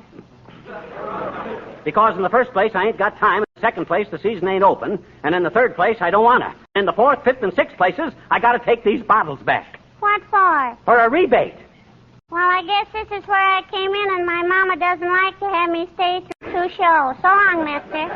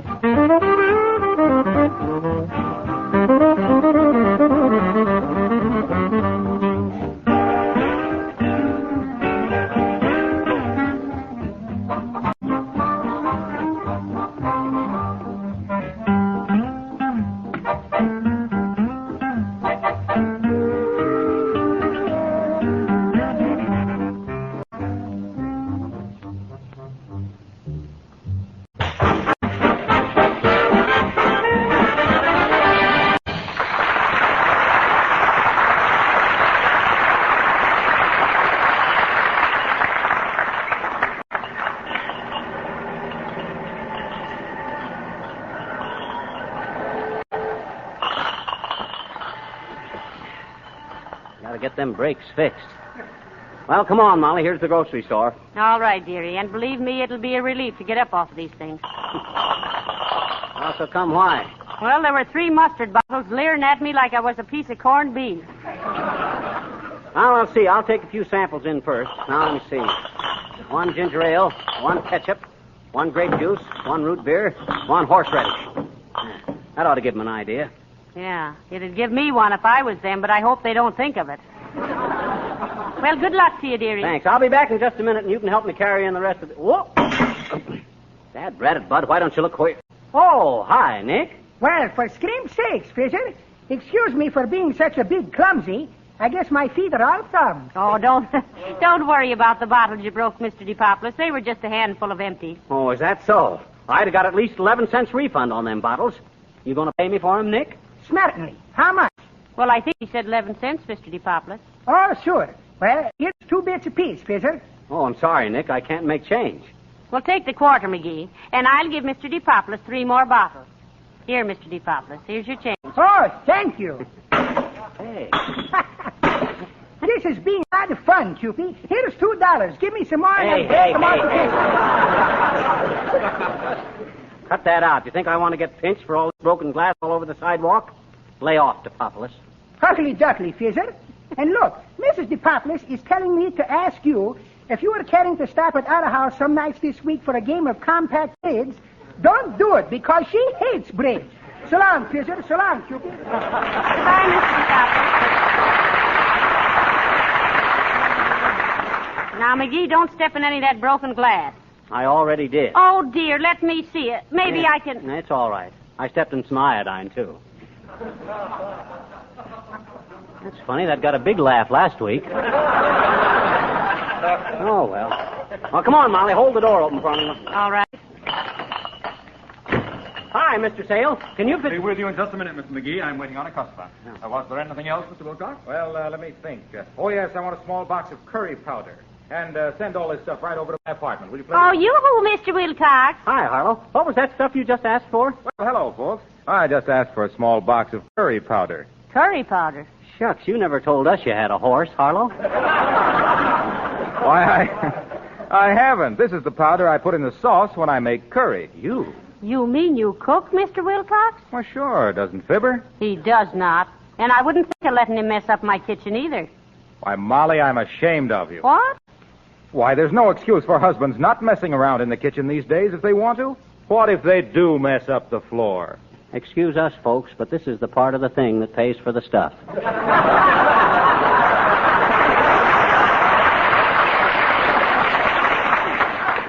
What you mean, Harlow? Well, I mean about...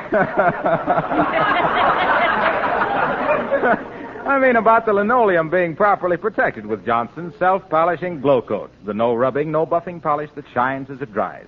And what well-kept kitchen floor isn't in these modern times? Why, what if the old man does spill a gob of gravy or a splatter of hen fruit on the floor? Oh, dear. Who cares? It can be wiped up in a jiffy with a damp cloth. Say, that'd be a great premium giveaway with every can of Johnson's self-polishing glow coat, wouldn't it? Wouldn't what? A jiffy. A pearl-handled jiffy to wipe the spots off the floor in. That'd be swell. Oh, don't be silly. Oh, don't you be silly. Excuse me, Mr. McGee. You're next. Oh, thanks, Mr. Sale. Well, we'll see you later, Wilcox. And keep your curry up, Mr. Wilcox. Yeah, stop in at our house sometimes. I'll fry you a nice batch of stupefied crandall whims. With raisins. You like them? I love them. If they're fried in deep fat. Now then, what was it for you, Mr. McGee? I want a refund on these bottles. Now, let me see.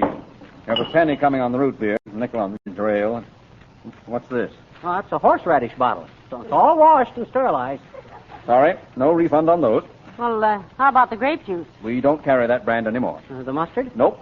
Just on the root beer and ginger ale. Here's 10 cents. You can Oh, take hey, wait. I got a car full of them outside, but just wait till I run. Wait a minute, Mr. McGee. Huh? How many root beer and ginger ale bottles have you? Oh, I'd say about 170, which would come to about $5.75, but you... Oh, no, you don't. Huh? You haven't bought a dozen bottles of that stuff from me in 5 years. Take them back where you got them. This is a grocery, not a junkyard. Now, you look here, Mr. Sale. If that's the way you're going to act, you're liable to lose our account. Mrs. McGee, I've been trying to lose your account ever since you opened it. It's more bother than it's worth. Oh, yeah? Well, it'll be all right with us, too. Sure it will. That last spinach you sent us had so much sand in it, I had to eat it with a niblick. Mr. Sale, why has our account been so much trouble? I'll show you. Look, here's your last order slip.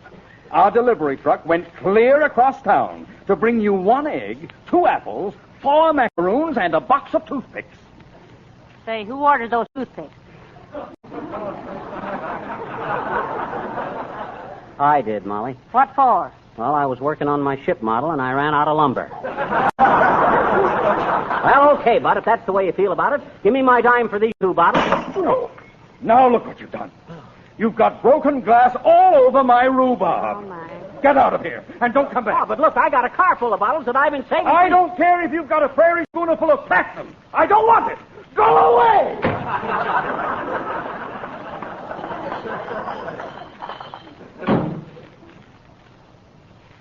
Home? No. Where? Drugstore. Oh.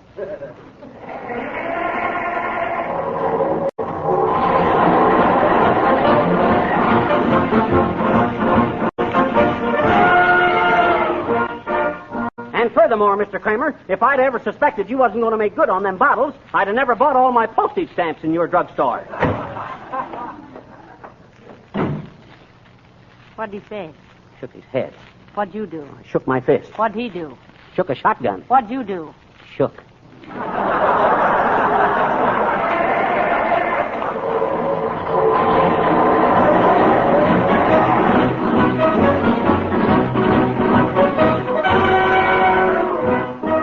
Hey, sis, I got these bottles here a while back, and I'd like to get a refund. Sorry, sir. That was when we run to the NRA. No refunds now. Oh, but I want my dime. You can't have it. You've washed off the little blue eagle.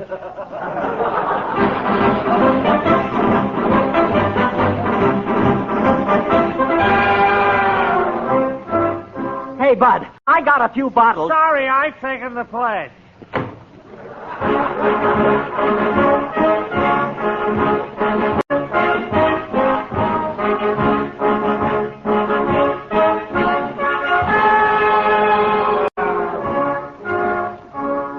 Look, mister, I've been everywhere in town.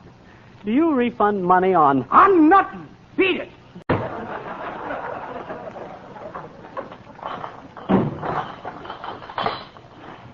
Well? Yeah, I guess I'm a chump, Molly. It's no use. Shucks, I thought I had a swell idea collecting these bottles, but, well, I guess I flopped. Oh, now, don't take it to heart, dearie. Everybody sticks their neck out now and then. Yeah. That's why they have portholes on boats. Yeah, but shucks, who'd have... Oh, there you are, Mr. McGee. I've been looking all over Wistful Vista for you. Hi, Abby. Hello, Abigail. What was it you wanted? Well, someone told me that Mr. McGee had several hundred old bottles he wanted to sell, and I was so afraid he'd dispose of them before I found him. Well, there's no use in crying. Oh, what? What'd you say, Uppy? She sounds like an angel in disguise, McGee, and one of the cleverest disguises I ever saw. You mean you want to buy these bottles, Uppy? Indeed I do, Miss McGee. How many have you? Why about 500, but... Oh, splendid, splendid. Oh, what a lucky girl I am, really. 500 perfectly good bottles. But I warn you, Miss McGee, I drive a hard bargain. Well... I'm offering you $50 for the entire lot. Heavenly days, $50. Well, 60 then. Oh, now, wait a minute, Uppy. That's ridiculous. Why, when I tell you how much I expected to get for these bottles, you... Well, $75, and that is my final offer.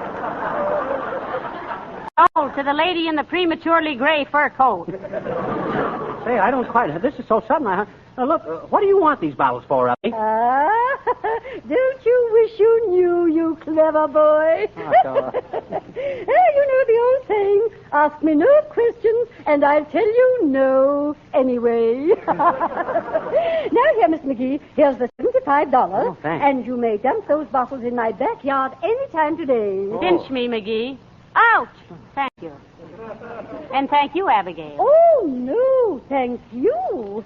And now, to celebrate the deal, I insist on taking you to dinner at the 400 Club. Oh, come now. I shan't take no for an answer. Well, there's no danger of you getting it for an answer, Mrs. Uppington. I should say not. I suddenly got an appetite that'd make a steam shovel lower its bucket in shame. Climb in, Uppy. Let's go. Oh, but where shall I sit, Mr. McGee? Here, I'll make room for you, Abigail. Oh, what fun, really. Ain't it, though? Well, here we go. And don't let the horseradish get smart with you, Abigail.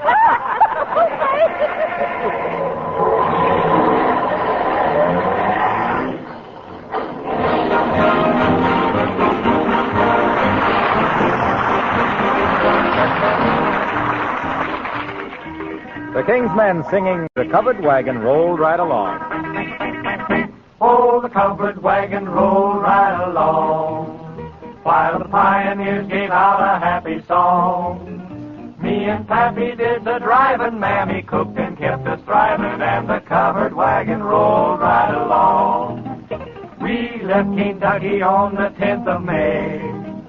Pappy said, I'll get our victuals every day. every day, Mammy, you just grease the skillet. If we need some food, I'll kill it. and the covered wagon rolled right along.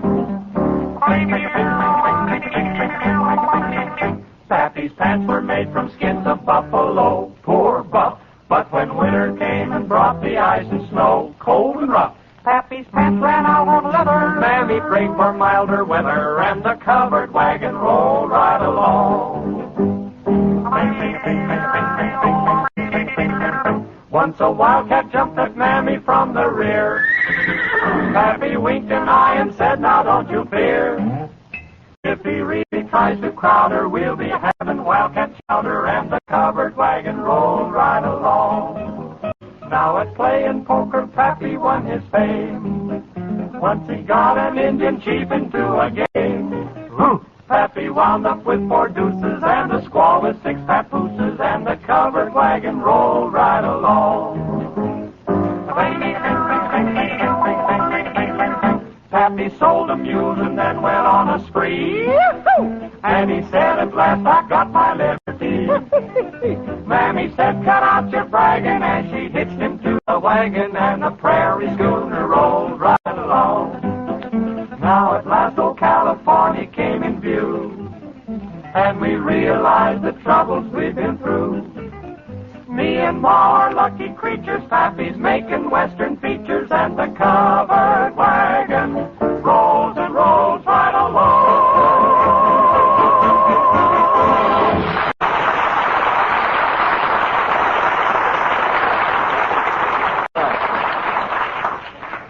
Boy, oh boy, oh boy, what a day.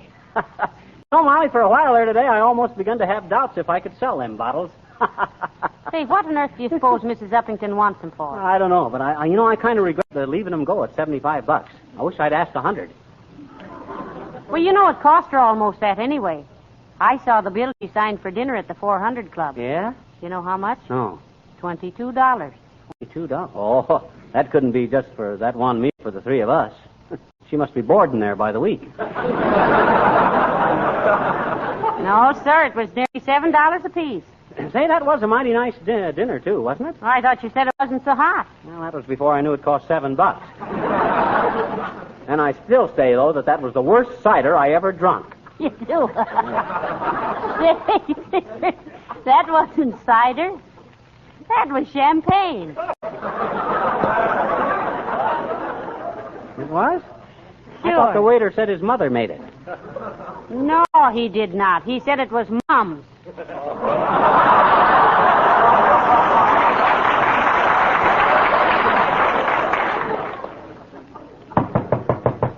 Who's that? Search me. Better get that $75 out of sight. Come in. Well, hello there, folks. How's every little thing? Why, just wonderful, Mr. Gildersleeve. Ah, better than they've been for a long time, guilty old man. Really? Why, certainly. Well, that's fine, McGee. I just stopped in, McGee, to ask you if you could get into one of my suits. Why, we could both get into one of your suits. Why should we? Why, sure, he's got clothes of his own. Yes, I know, but I thought that, well, how you fix for groceries, McGee? Groceries? Hey, what is this? Wait a minute. First you offer me your old clothes, then you offer us food. That rat at Gildersleeve, if you think for 1 minute... No. take it easy, little chum. Take it easy. It's no disgrace to be poor. Oh, I'll say it isn't. What are you driving at anyway, you big baboon? Now, look here, little pal. Why don't you let me make you a small loan? Sort of ties you over until... That ratted Gildersleeve, you cut that out. I don't want any money, and I don't want any clothes, and I don't want any groceries. Well, shucks, anybody think we didn't know where the next meal was coming from? Well, do you? What's that? Now, Mrs. McGee, maybe I can talk sensibly with you. I know all about it. Mrs. Uppington told me. She told you what, Gildersleeve? About how she got word that you had your car full of junk and trying to sell it, McGee. Imagine Fibber McGee, my pal, my neighbor, reduced to selling old bottles. Why didn't you let somebody know, McGee? We'd all been glad to help you. Well, of all the... Well, I'll be it. It's all right, chum. We won't say a word about this outside.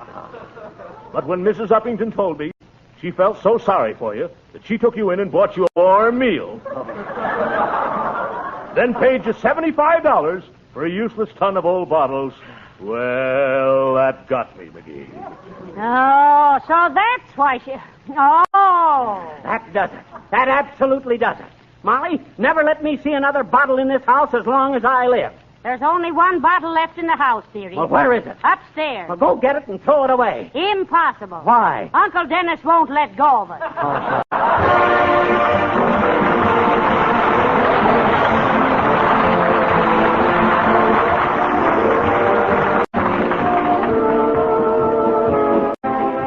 Fibber and Molly will be back in just a moment. When that young son of yours goes tromping across your clean kitchen floor in his wet, muddy shoes, do you scold him and then feel sorry about it afterwards? Well, it's a natural thing to do. But isn't it better to protect your floors with Johnson's self-polishing Glow Coat and not have to worry about it at all? Glow Coat is the easy, modern way to keep linoleum floors clean and sparkling with a minimum of work. All you do is apply and let dry. Without any rubbing or buffing, your floors are protected with a gleaming, long-lasting polish. Glow Coat keeps the colors of linoleum looking like new. Makes the linoleum itself last much longer. So you see, Glow Coat saves twice. Saves you tiresome work and saves your linoleum. In millions of homes, women swear by Johnson's self-polishing Glow Coat. Be sure to buy a can tomorrow. Oh, yes, remember, you save money on the larger sizes.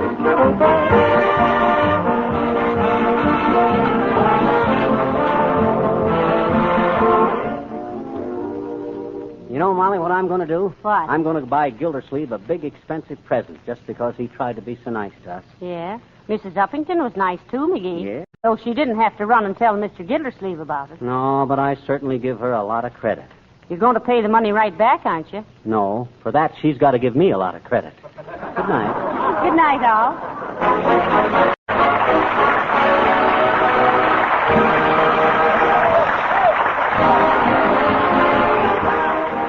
This is Harlow Wilcox, speaking for the makers of Johnson's Wax and Johnson's Self-Polishing Glow Coat, inviting you to be with us again next Tuesday night. Good night. Here's a special message to all high school boys. Fellow classmen, if your folks are like mine and say you should have some real work to do around the house, well, here's a tip. Ask for the job of cleaning and waxing the car. There's nothing to it. Use Johnson's Carnu, C-A-R-N-U. It cleans and wax polishes in one simple operation, and if you're any good at all, you'll be finished in about an hour. Don't forget the name, Johnson's Carnu. This is the National Broadcasting Company. Stay tuned for more Fibber, McGee, and Molly coming up next right here on the Hojo Radio Network. Fibber, McGee, and Molly.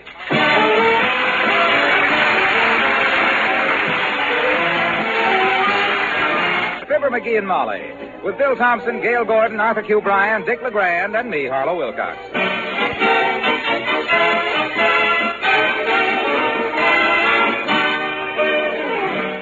The show opens with My Mind's on You.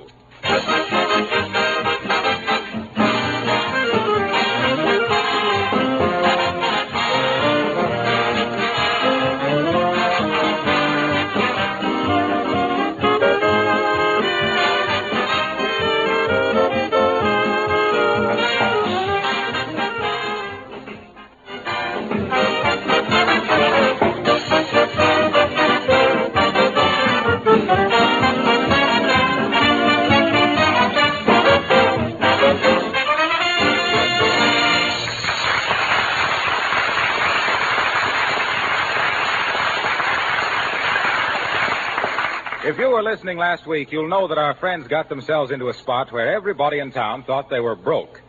Even if you weren't listening, that's what happened. And so in order to correct that impression, a lovely buffet supper will be held tonight for a number of lovely people at 79 Wistful Vista, the lovely home of that lovely couple, Fibber, McGee, and Molly.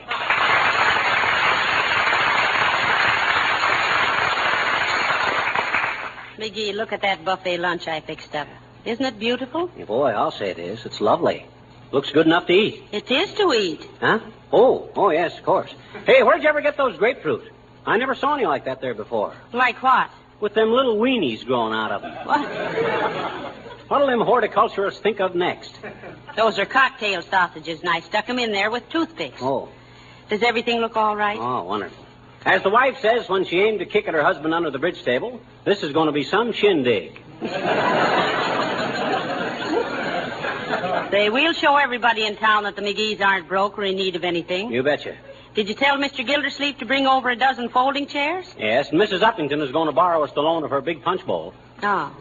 Well, I've asked Mr. Wilcox to bring some of his phonograph records. What's phonograph? What's the matter with the ones we got? Did you ever try to rumba to Cohen on the telephone? And another thing, how about extra playing cards? Horatio K. Boomer's bringing them. Well, I guess we're all set then. Yes, sir. And this will show our friends that the McGees don't need help from anybody. That's right. Why, when this party is over, we'll... Oh, here they come, McGee. Who is it? Wilcox and Billy Mills. Come in, fellas.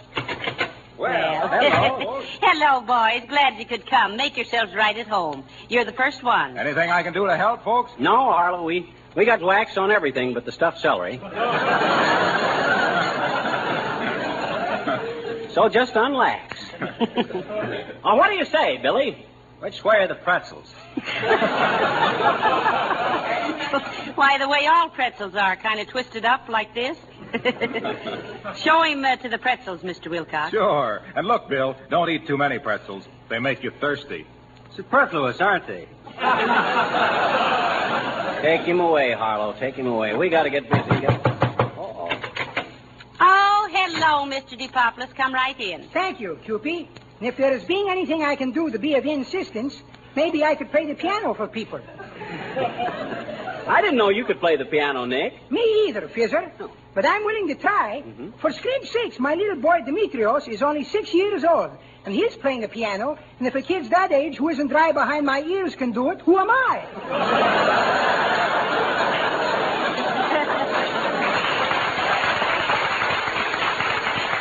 Well, you go right ahead and try your luck, Mr. DePoplis. Oh, say, McGee, I forgot something. You did? Yes, I was going to order a corsage for myself, and I forgot all about it. Ah, go on. You don't need a corsage. You got as good a figure as any woman in town. And what's more... Greetings. Oh, hi. What a lovely night for a party. Come in, Abigail, and what have you got there? Oh, this is the goldfish bowl you wanted, my dear. Goldfish bowl? Now, look, McGee, did you... Hey, I didn't ask her for any goldfish bowl. I just told her butler over the phone that we wanted that big bowl of uppies. Oh, he thought that you said that big bowl of guppies. Oh, sure. Well, we'll put the guppies in the bathtub, and I'll wash out the bowl for the punch. That's all we have to mix it in except the umbrella stand. Oh, and that would never do, would it, my dear? Somebody might put a stick in it.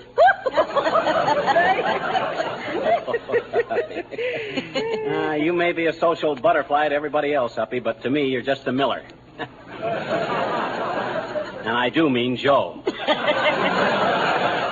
Well, you go right in and make yourself at home, Abigail. Oh, thank you, my dear. Oh, there's Billy Mills, a dear boy. I'll give you. The canvas is on. How did a dim bulb like her ever get to be a social light? Now, listen, McGee, she's all right. Hey, she's just... Did you ever find anybody to turn the ice cream freezer? Sure I did, dearie. Come on out in the kitchen and see. Oh, okay. Hello there, Johnny, your daughter. Hello, Johnny. My plate slipped there a second. Hope you ain't ready for this ice cream. Takes time, you know. How you coming with it, old-timer? Kind of slow, Johnny. But I'd go faster if I felt better. Oh, don't you feel well? No, Can't you tell? Got the chills and fever, daughter. Aww. From my waist up, I'm hot on a dime store frying pan. From my galluses down, I'm colder than a hound dog's nose.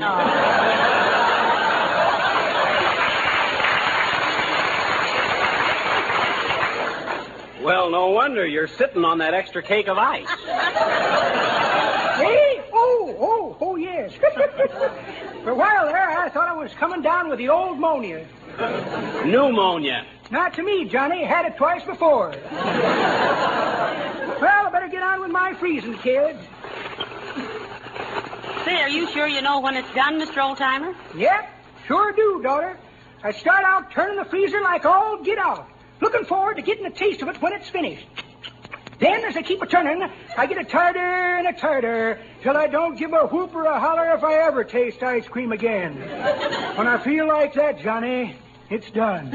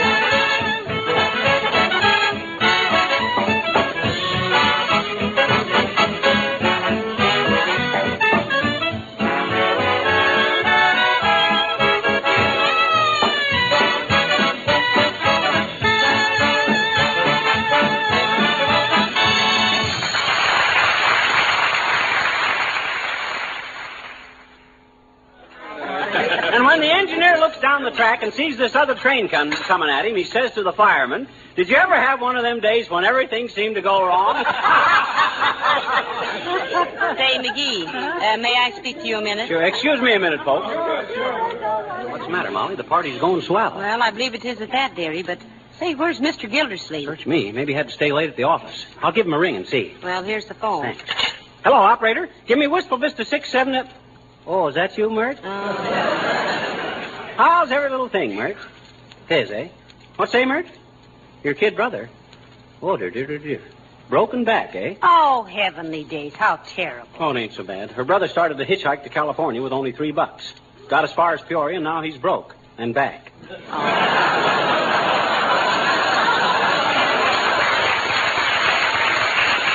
say, Mert?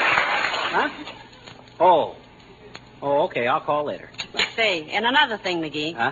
Who invited the doctor to our party? I did. Why? Well, just in case. We've had these buffet parties before with the same crowd, and there's one guy who always overeats. Who? Me. Well, now, if the doctor... Hey, folks, may I use your phone for a long-distance call? I want to talk to my wife. She's visiting friends in Phoenix. Oh, sure. Go right ahead, Mr. Wilcox. Though it may take you a long time to get an answer. Why, Molly? Well, they're 2 or 3 hours later out there than we are. Oh, I see. Well, I'll try it anyway. Hand me the phone, Fibber. Thanks. Hello, operator. Give me longest... Oh, is that you, Mert? Oh. How's every little thing, Mert? Tis, eh? Well, give me long distance anyway, will you, Mert? Thanks. He knows Mert, too, dearie. Not as well as me. I do gags with her. Hello, long distance. Give me Phoenix 190-7865. Mrs. Harlow Wilcox. No, Wilcox. W as in wax, I as in indispensable, L as in lovely, C as in cleanliness, O as in housewife. Oh. And X as in exquisite. That's it, Wilcox. Come on, Molly. We shouldn't ought to be listening in on his private calls. Be quiet. I can't hear. Hello? Hello? Hello, that's you, Angel Puss? This is Tuffy Wuffy. Oh, now I am glad that doctor's here. I think I'm going to be sick. Hush. No, sweetheart, I'm at a party at the McGee's. The McGee's. You remember. Fibber, McGee, and Molly. What? No, I don't want to describe them. They're standing right here with me.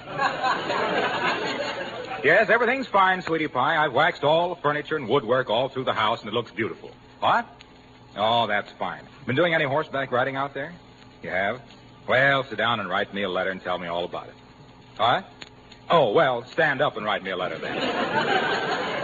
And don't worry about the house. Okay, cutie, be a good girl. Goodbye. How did you ever take enough time off from business to propose to that gal, Harlow? Oh, I didn't take any time off. I was down on my knees anyway, looking at the floors. Well, much obliged, folks.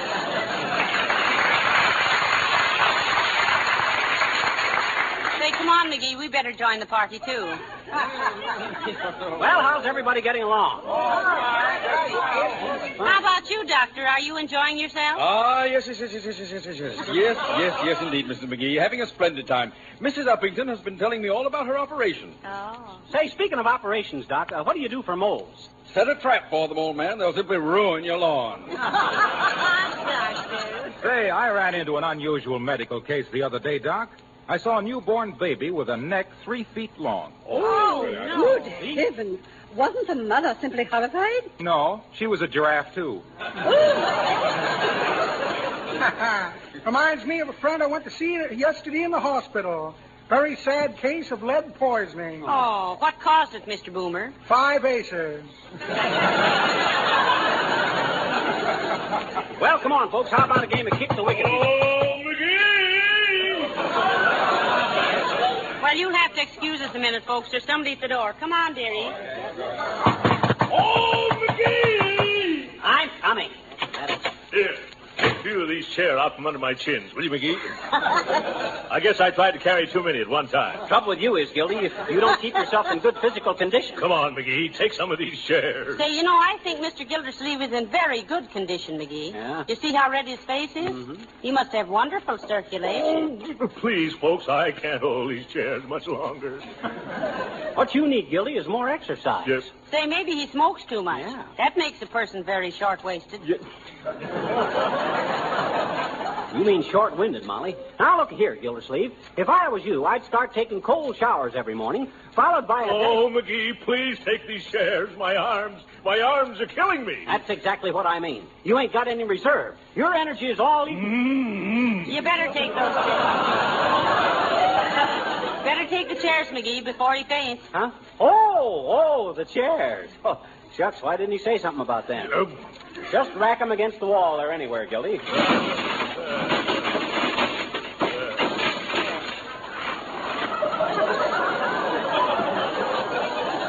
He said rack 'em, not wreck 'em, Mr. Gildersleeve.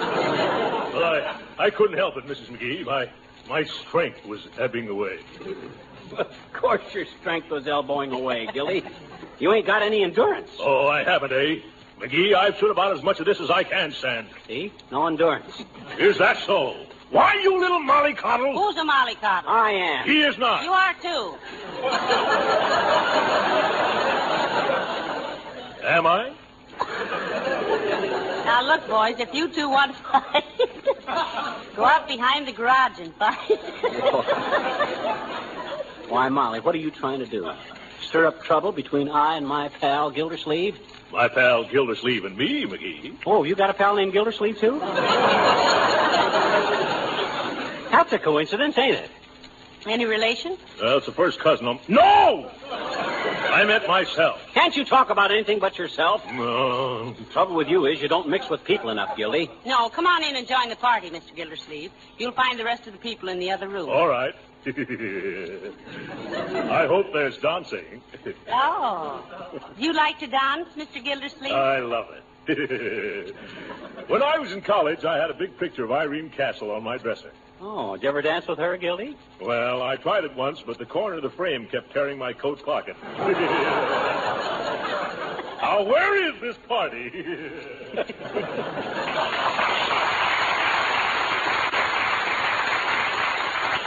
McGee, I wonder if the ice cream is done yet. Let's go out in the kitchen and see. Hello there, kids. How's the party coming along? Just fine, Mr. Oldtimer. Better get that ice cream done and join us. It's kind of slow work, daughter. Still kind of soupy. I see by your chin that you take a taste of it now and then. Yes, I do, Johnny. Well, it's plain ice cream, and he's the taste pilot, McGee. That's pretty mediocre, daughter. That ain't the way I heard it.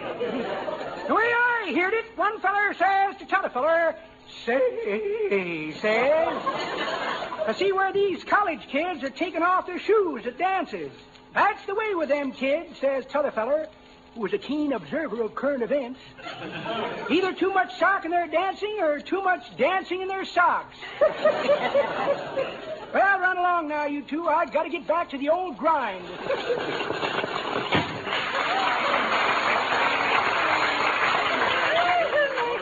Mr. McGee, won't you do a rumba with me? Or do you know how to rumba? What do you mean, do I know how to rumba, Uppy? Why, when I was a dancer down in the Argentine, I was a household word. Yeah, and it's a good thing it was in Spanish. Why, Uppy, all them Latin dances are a cinch for me. Every place I went in South America and Cuba, I came, I saw, and I conquered. Oh. And of all the professionals, took a back seat when I did the rumba. Rumba Seat McGee, I was known as in them days. Oh, my. Fill this up again, Wilcox. I'll need my strength for this. Rumba Seat McGee, raising the roof and ringing the rafters from Rio de Rosario as the red-hot razzle-dazzle ring-tailed roar of the rhythm Romeos, running riot at restaurants, rodeos, ranchos, and royal receptions with a repertoire of rippling, rollicking routines, risking the raspberries, razors, and ridicule of the riffraff by revising the rules of ragtime rug-cutting in the romantic republics, and receiving raves, rhapsodies, and riches from the real rulers of the roost, who rigged me in ruffles and ribbles to dance the Cuban reel, but here's the king's men singing Ezekiel saw the wheel.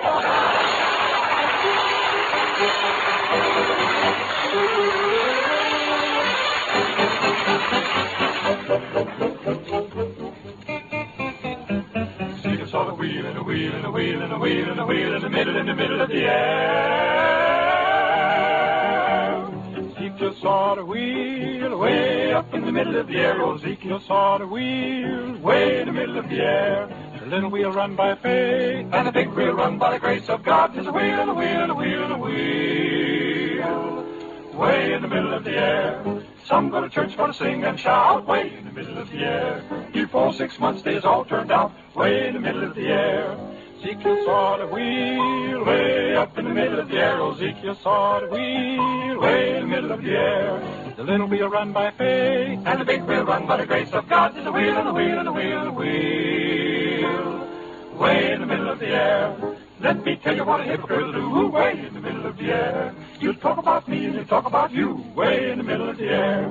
Ezekiel saw that wheel, way in the middle of the air. Ezekiel saw that wheel, way in the middle of the air. The little wheel run by faith and the big wheel run by the grace of God. My children, one of these days, about 12 o'clock, way up in the middle of the air, this whole wide world is gonna be reeling rock, like Daddy in his rocking chair.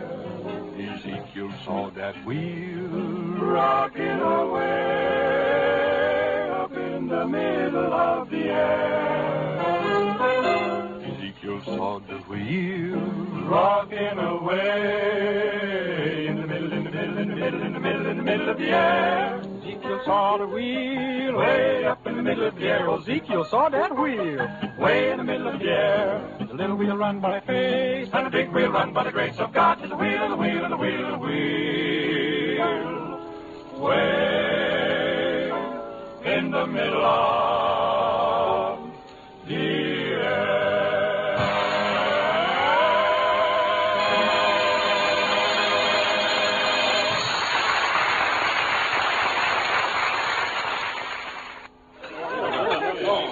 Well, has everyone had enough to eat? Oh, my, yes, yes, Mrs. McGee, and what a delightful buffet. The food is simply delicious, and oh, my dear, you certainly know your ham. Well, I ought to. I've been married to him for 20 years. Okay, let it go. Now, look, folks, the old-timer will have the ice cream done in just a few minutes. In the meantime, let's ask Mr. Boomer to show us some card tricks. Well, Mr. Boomer has already shown me some card tricks. Wonderful illusion, too. I thought we were playing blackjack. Oh, do show us some sleight of hand, Horatio. Certainly, my dear, certainly. I'll start with my celebrated feat of making a $20 bill disappear. It will then be found embedded in the heart of an ordinary lemon with the skin unbroken. Oh, can you really do Oh, that? it's nothing. Now, wait a minute.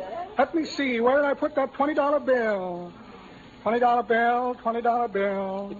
Here's a $40 set of false whiskers, and that ain't hay. Here's a postcard from an old college chum. Tried to get him to go to a bachelor's dinner with me last night, and he pulled a wife on me. Yes. Here's a necktie from a lady friend, knitted for me to match my eyes. Wow. Ever see a bloodshot necktie before? A check for a short beer. Well, imagine that. No $20 bill. Will someone in the group lend me a $20 bill? Now then, my next track will be Dad rat, that Gildersleeve, always hammering at our door when he knows there's... That isn't me, McGee. I'm here. Oh, yes, excuse me. See who it is, dearie. Okay. Hi, mister. Oh, hello there, little girl. Hey, what you doing running around at this time of the night in your nightie and slippers? I'm looking for my little dog, Margaret. Have you seen him, mister? Have you, please? No, I haven't, sis. Say, you better come in before you catch cold. Does your mother know you're out in that flimsy outfit, little girl? No, she doesn't, I betcha. I snuck out when she wasn't looking. Well, for scream's sakes, while little Cupie is here, why don't somebody give her a pieces of cake? How can she look for a doggy with an empty stomach? Oh, my doggy hasn't got an empty stomach, I betcha. I fed him right after supper. Well, now, look, sis, as long as you're here, you might contribute to the entertainment, such as it is. Why don't you entertain us with something? Sure. Oh, gee. Okay. I'll recite a poem. Oh, fine. The name of it is I Love Animals, I betcha. Oh, well, fine. Go ahead, sis. Poem. I love dogs and cats and mooses, and elks and chickens and ducks and mooses. I love camels and horses and donkeys, and lions and tigers and cows and donkeys, and sheep and goats and bears and zebras, and mice and whales and lambs and... Cuba Libras. Thanks, Mr. Mills. I love antelopes and weasels, but I guess I better go home now because I got the measles. What'd you say, sis? You got the what? The measles. Just a minute, little girl. Come here a minute. Oh, I think she's just fooling, Doctor. Oh, no, she isn't. No, I'm not. This child has got the measles. What? I can't let her go home again. Huh? Now, put her to bed, will you, Mrs. McGee? No. I've been fooled. Let me out of here. Hey, for scream's sake, I haven't been back in nasty since I was a little scared. Oh, no, really, I think we should all go home before I'm sorry, none of you can go. We'll all have to remain here until the health department of Wistful Vista permits us to leave. I'm going to see the man. But listen, Doctor, you mean we're quarantined? That's exactly what I mean. How can we be? Hey, kids! Great news! What you mean, old-timer? The ice cream's done.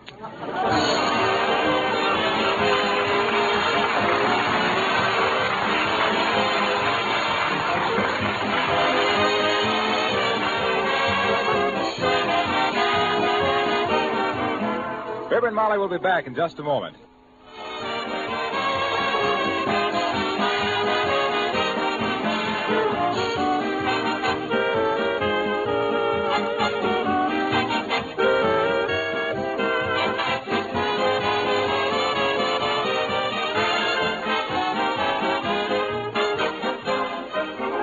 Boy, is this a mess.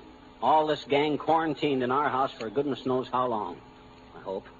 Where are they going to sleep, all of them? Well, I'll just have to arrange some sort of... I'll get it. Hello? Yeah. Who? Oh, yeah. The party will be going on for quite a while yet. Yeah, and Molly's kind of annoyed that you weren't around. Yeah. Boy, are you going to catch it when you get here. Who's going to catch what, McGee? Uncle Dennis, and you know what. Good night. Good night, all.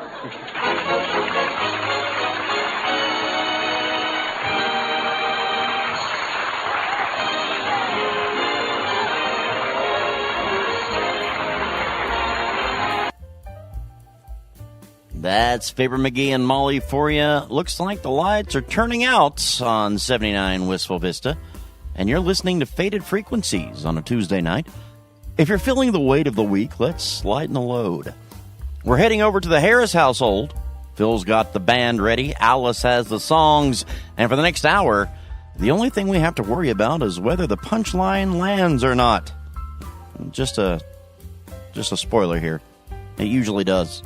Stay tuned right here to the Hojo Radio Network for the Phil Harris-Alice Faye Show. Coming up next.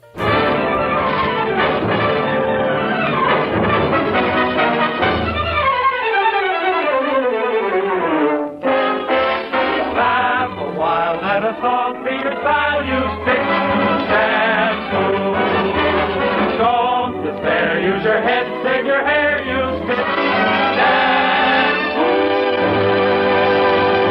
The F.W. Fitch Company, makers of those fine Fitch products, present the Fitch Bandwagon, starring Alice Faye. You'll never know just how much I love you. You'll never know just how much I care. And Phil Harris. Won't you come with me to Alabama? Let's go see my dear old mammy. She's frying eggs and boiling hammy. That sugar-cured hammy. That red gravied hammy. And that's what I like about the sound.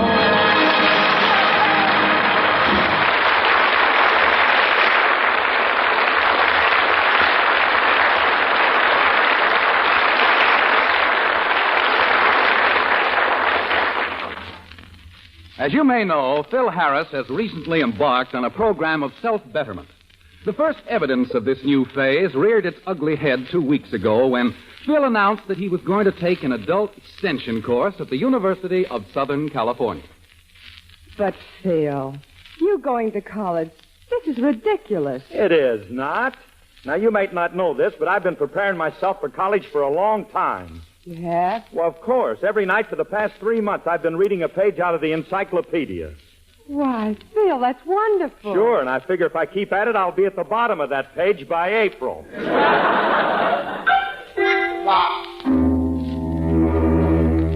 And then last week, still following his course of self-improvement, Phil Harris consulted a psychiatrist.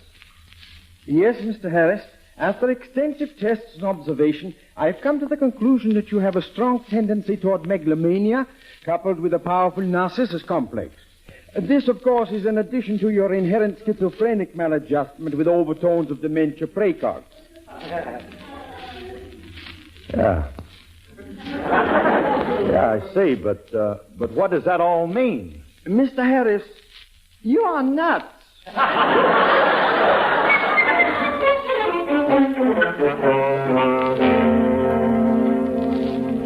Undaunted by these experiences, we find Phil Harris, the student, on last Thursday, burning the midnight oil. Phil, what are you doing? My homework for USC. But you've been sitting there for 2 hours. Oh, I know it. I got to write a composition for class tomorrow. Composition? What's it about? I like basket weaving because...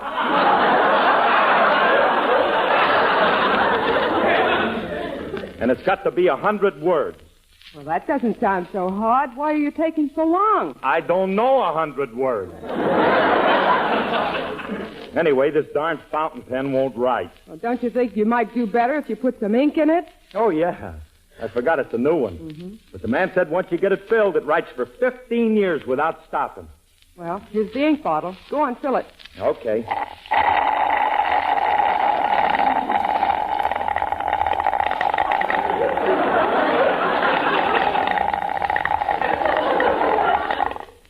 Well, go ahead. Start writing. Uh-oh. What's the matter? It's filled, isn't it? Yeah, but now it's so heavy I can't lift it. Oh, use a pencil. Oh, honey, but I don't know what I like about basket weaving. Well, you must like something about the class. For instance, your fellow pupils. What do they like? Well, there's Elmer, who sits next to me. He's a pretty nice fella. Of course, he drools a little. Well, Gladys. She sits right in beautifully developed pinheads I've ever seen. Phil, I'm sure she's not a pinhead. Oh, no? Then why does she have the Gettysburg Address engraved on her forehead? Oh, Phil. Well, she does.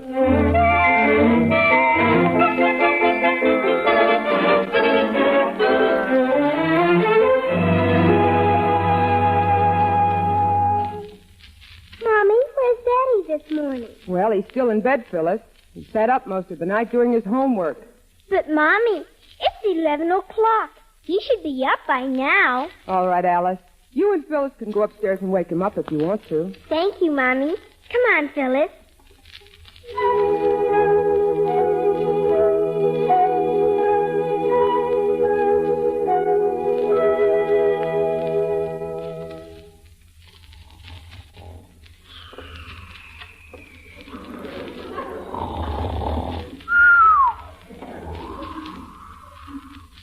Gee, Phyllis, Daddy's awfully sound asleep, isn't he? Yeah, so Hotshot's really tearing it off.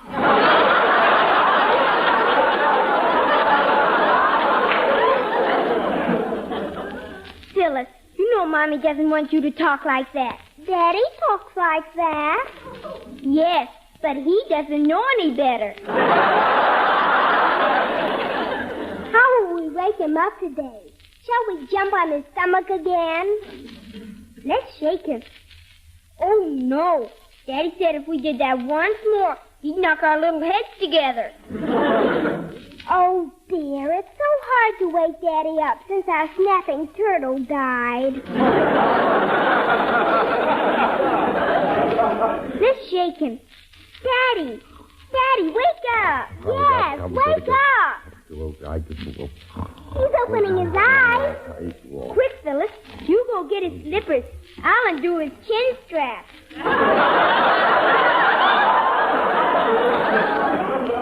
All right.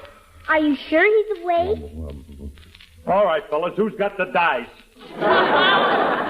He's awake.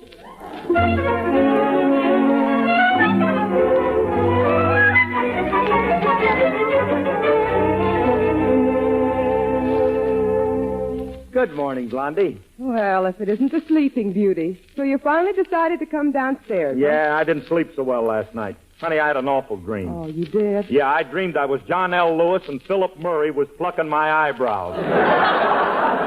Oh, honey, what a headache. Hey, how about some breakfast? All right.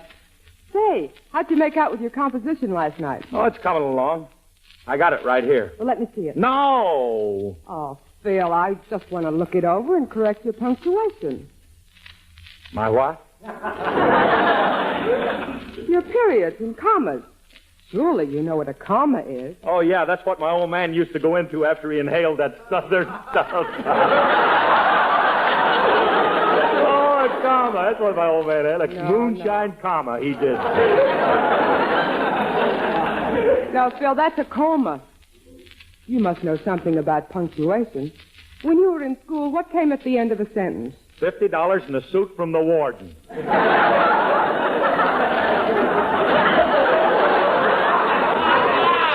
Phil Harris, you let me see that composition. No.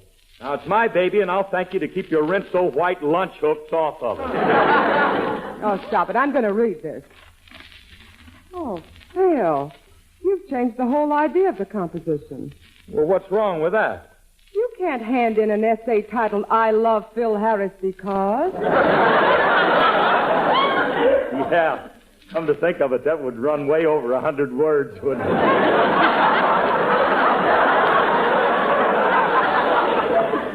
But, honey, if you don't hand in that composition on basket weaving today, you'll flunk the course. I know it. But I got to go downtown now. Hey, maybe I'll get an idea at the pool hall. But, Phil, don't you understand? Don't you understand? If you're serious about improving yourself and getting an education, you're going to have to take a different attitude. What do you mean? Well, an educated man doesn't hang around pool halls and go to prize fights and play cards all night the way you do. Yeah? What do them educated monkeys do for fun? Well, they follow intellectual pursuits. Oh, chase dames, huh? Oh, Phil, you're hopeless. Well, I got to get down to rehearsal. Look, give me a kiss, will you? Oh, man, and they say I married her for money.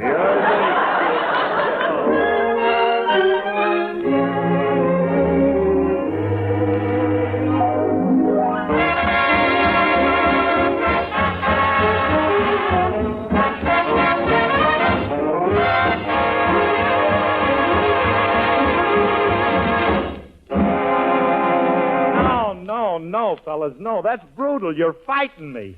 You characters will end up playing dinner music at Barney's Beanery. We couldn't do that, Phil. That's a Mar Davis job. Oh, why don't you stop that, Artie? Now, come on, guys. Let's take it by sections. Now, let me hear them brasses.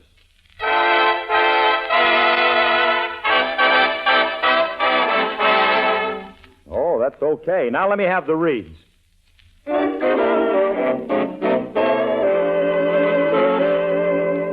Gee, that's fine. Now let me hear them strings.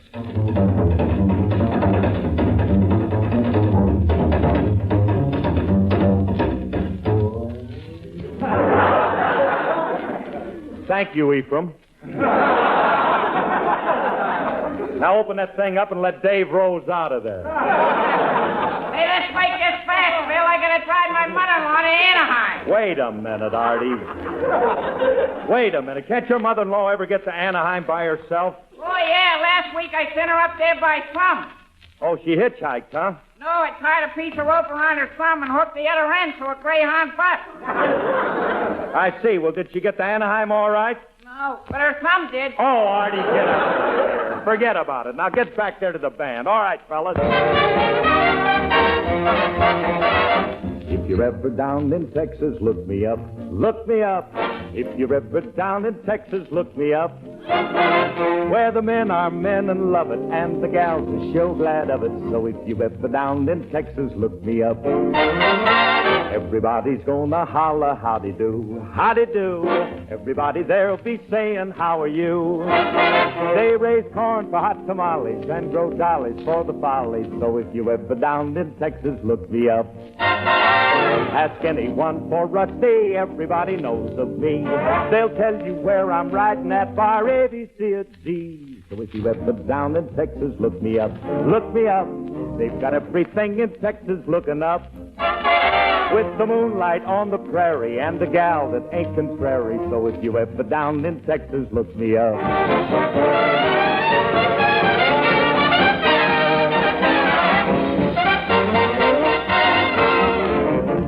Ask anyone for Phil Z, they'll tell you where I'm at. They'll say that I'm in Galveston with a box-back coat and a Stetson hat. So if you're ever down in Texas, look me up. Look me up. We've got everything in Texas looking up.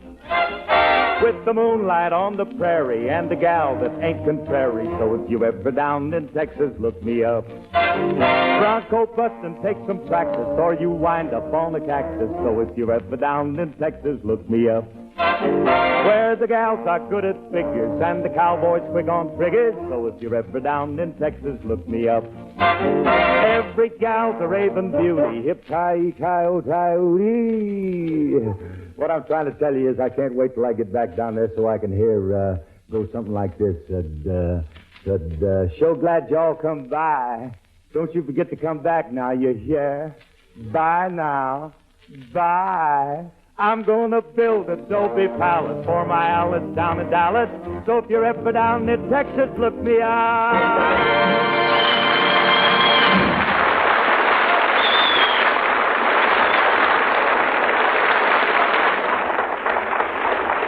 Have you ever seen a woman whose frock is fashionable and becoming, but made from very poor quality material?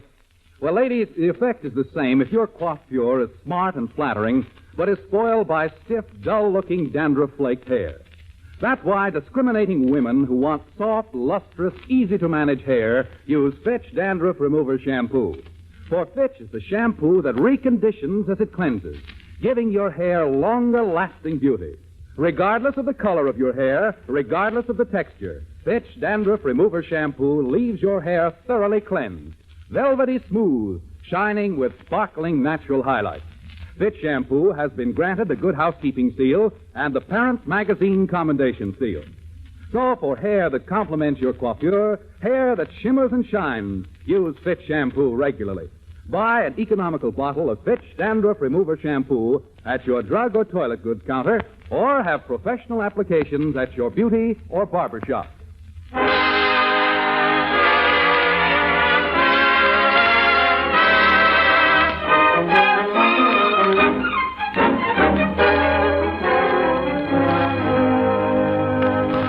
Hey, Phil. Yeah, Frankie. I told the fellas our next rehearsal's on Sunday. Is that right? Yeah, thanks. Hey, Curly, I almost missed rehearsal this morning. Oh, well, that's all right. I only keep you in the band because your guitar has a direct wire to all tracks. Just so I can get the latest rundown, the morning line, Bud, that's all. But what happened? Well, that big laundry on Sunset Boulevard? Well, just as I was walking past it, the whole darn thing blew up. Blew up? Yeah. Bloomers are flying. Bloomers are flying. Listen, Frankie, I'll see you Sunday. I got to get over to USC now. Hey, Phil, you still monkeying with that college stuff? Yeah, Frankie, I'm monkeying with it, but I ain't doing so good. I got to write a composition. Writing? Oh, Curly, you come to the right guy. Yeah? Hey, you know something about writing? Do I? I was known as the Kathleen Windsor of PS4.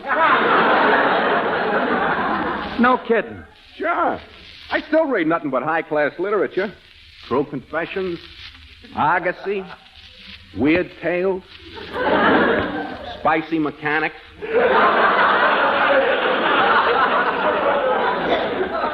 Spicy Mechanics? Well, sure. On the cover, they got Gypsy Rose Lee holding a blowtorch. Oh, sure. But this ain't helping me with my composition. Well, how much you got so far? I like basket weaving because... Well, that's a good start, Curly. No, Frank, that's the title. They gave us that. Look, Curly, what you need is a collaborator. All right, but who's going to teach me to play it? No, Phil. I mean, I'll help you write it. We'll pool our knowledge. Oh, Frankie, that ain't no pool. That's a bird bath.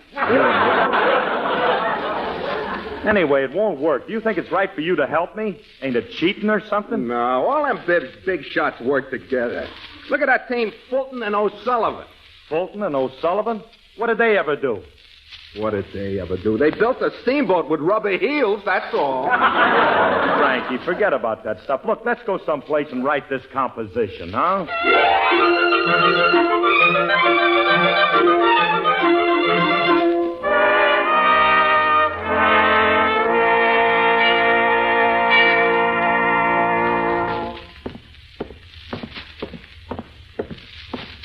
Gee, I hope I'm not late for class today. Man, what a composition Frankie wrote for me. Oh, this is going to murder 'em. Hey, look how they got the floors all waxed in this hallway. Gee whiz, I bet I could slide right from here down to my classroom. I think I'll try it. Here goes.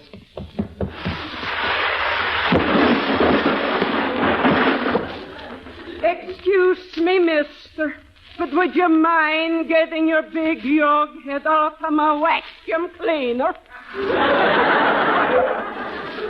I can't, lady. The suction's holding it in. Well, just a minute. I'll give it a yerk. Well, goodness gracious. What's wrong with you? Nothing, lady. Nothing's wrong with me. I'm just waiting for my head to unpucker, that's all. Well, get off of my clean linoleum, you big jackass. Limey.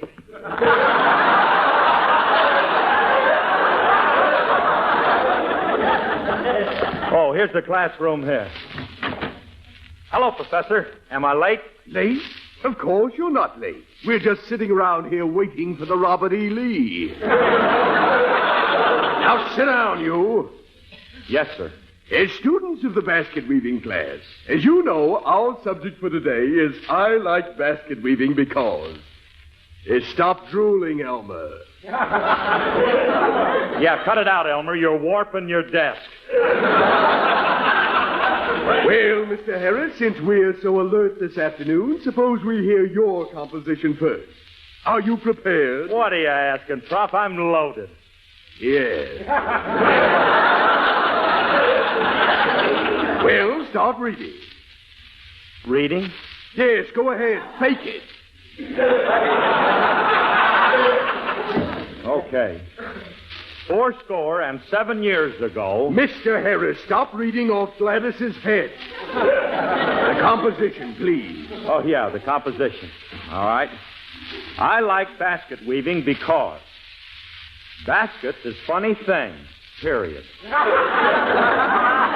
There is clothes baskets, laundry baskets, and most people have bread baskets. Coma.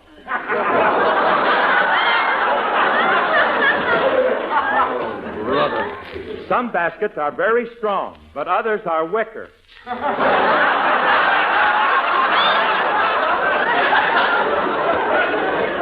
Then there is bon voyage baskets.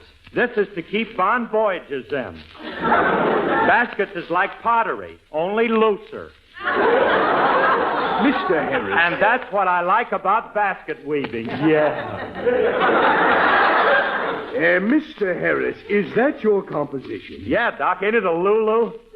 Mr. Harris, I'd like to tell you a little story. Why, you old rascal, you. Yes. Years ago, the founders of this institution spent millions of dollars constructing these academic halls. This beautiful campus. They built a veritable wellspring of education. And you, Mr. Harris, you had to come along and sink it up. Please, Professor, please. Let's not becloud the issue with mysticism. Mr. Harris, I've had enough. I'm sending you to the dean's office. All right, Doc, stop hollering on me. Get out, you monster! How do you like that guy? He's just sore because I'm prettier than he is.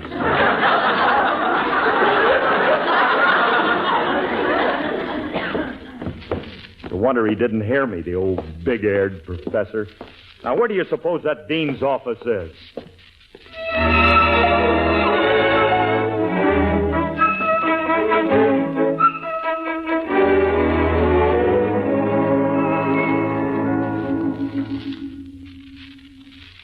Phil, I didn't know you were here. Aren't you home from college awfully early? Yeah. Well, how did you do today? Oh, honey, they threw me out. Oh. USC faster than that Notre Dame backfield. But, Phil, you've been attending that class for 2 weeks now. What about that beautiful basket you've been working on? That's what they carried me out in. In a basket? Yeah, 2 seniors carried me out to the main gate and then left me in front of St. Vincent's orphanage. Honey, get a grip on yourself and tell me how all this happened. Oh, I don't know. They sent me to the dean's office. The dean's office? Yeah, and he went over my marks and read my composition and looked at my basket. Well, what did he say? Oh, he didn't say anything. He just shrugged his shoulders and handed me a loaded gun. Well, honey, maybe college just wasn't for you. After all, you still have plenty of interests in life. You have your band, your own program, a nice house and car, and your favorite horse to ride. I know, but Baby Alice broke the rocker off of it. My poor little baby. Well, I don't know why it always has to happen to me. I'm going to some of these days. Phil, your mascara's running. It's not mascara, it's Maybelline. Honey, cheer up. It's not that bad. All right, honey. Gee whiz, you're so sweet to me.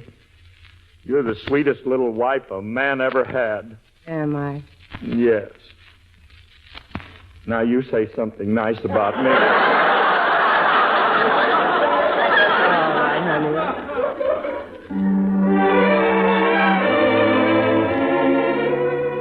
You can make the prettiest speeches I have ever heard. Darling, you excel at singing praises. When I hold you in my arms, I thrill to every word. Where do you get such lovely little phrases? You say the sweetest things, baby. You have me riding high. You say the nicest things, baby. When you say I adore you, I would do most anything for you. I'm such a fool, for I believe you. Yes, even when you lie. My, you can say the sweetest things, baby, but don't you ever say bye-bye.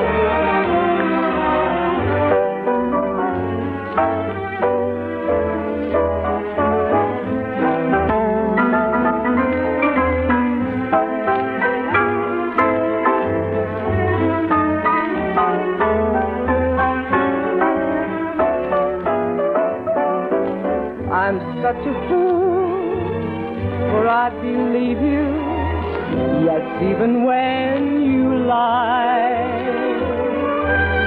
My, you can say the sweetest things, baby, but baby, don't you ever, never say bye-bye, bye-bye.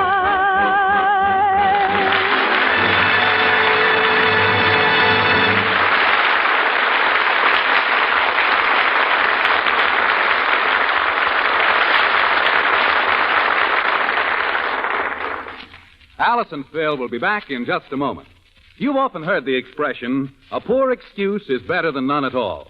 If you have bothersome, unsightly dandruff and have been offering lame explanations for it, use Fitch Dandruff Remover Shampoo and you won't need any kind of an excuse for dandruff.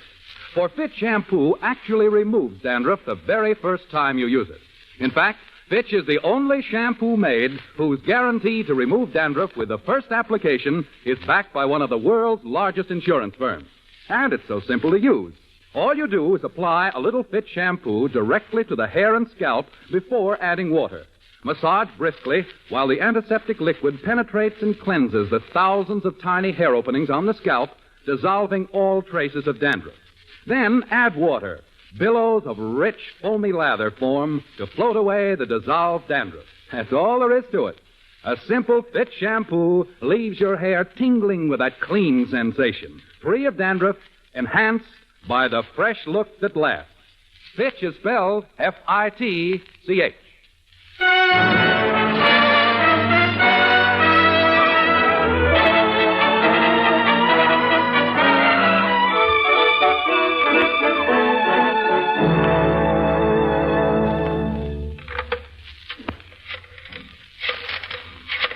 Phil, so what are you doing? I'm calling up Frankie. I'm plenty sore at that guy. But, Phil... I don't care what Hello? happens.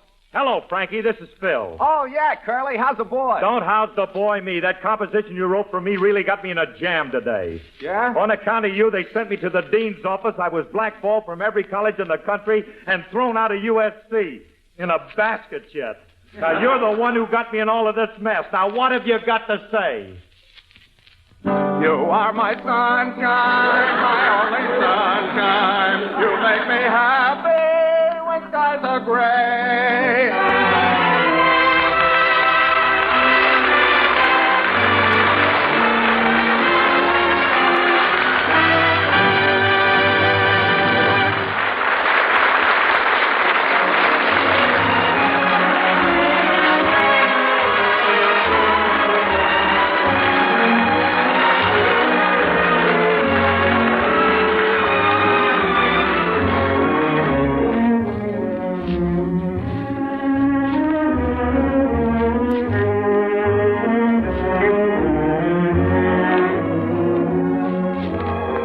Tune in next week when the F.W. Fitch Company again brings you the Fitch Bandwagon with Alice Faye and Phil Harris. This program is written by Bob Mosier and Joe Connolly, directed by Paul Phillips, with the original music composed and conducted by Walter Sharp. Included in the cast were Janine Roos, Ann Whitfield, and Elliot Lewis. Alice Faye appears through the courtesy of 20th Century Fox. Laugh a while, let a song be your style. Use Fitch shampoo. Don't despair, use your head, save your hair. Use Fitch shampoo.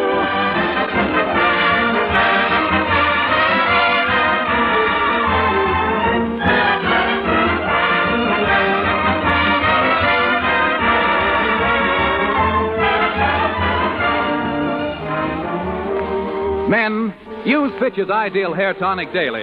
It makes your scalp tingle with that feeling of new life and pep. Fitch's Ideal is not sticky or greasy. So pep up your scalp and give your hair that well-groomed look with Fitch's Ideal Hair Tonic. Bill Foreman speaking.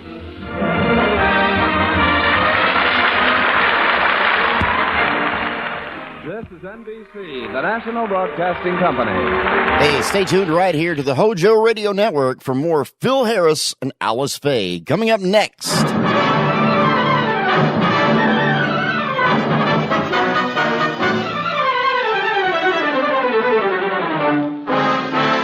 Laugh a while, let a song be your style. Use Fitch shampoo. Don't despair, use your head, save your hair. Use Fitch shampoo. The F.W. Fitch Company, makers of those fine Fitch products, present the Fitch Bandwagon, starring Alice Faye. You'll never know just how much I love you. You'll never know just how much I care. And Phil Harris. Won't you come with me to Alabama? Let's go see my dear old mammy. She's frying eggs and broiling hammy. And that's what I like about the South.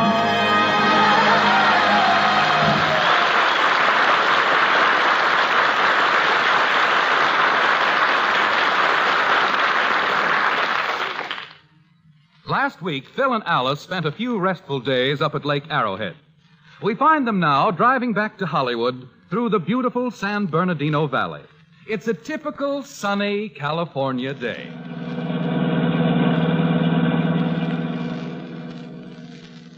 You can't see a thing, Phil. Turn your fog lights on. No, honey, it's not so bad along here. I can almost see the radiator cap. We better get supper somewhere. We got an awfully late start. Okay, honey, we'll stop after a while. Say, what are all those bushes growing alongside the road there? I've been noticing them for the last hour. Why, they're vineyards, Phil. This is the heart of the grape country. What's grapes? Why, Phil, they crush grapes to make wine. Yeah? Of course. Years ago, people used to trample grapes into wine with their bare feet. Phil Harris, you get back in this car and put your shoes on.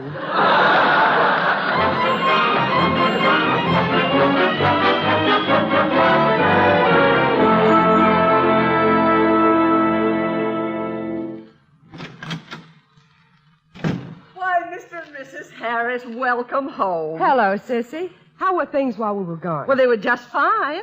Was it very cold up at Lake Arrowhead? Cold? Oh, Sissy, it was so cold the only way I could keep warm was to tune into Gabriel Heater. Oh,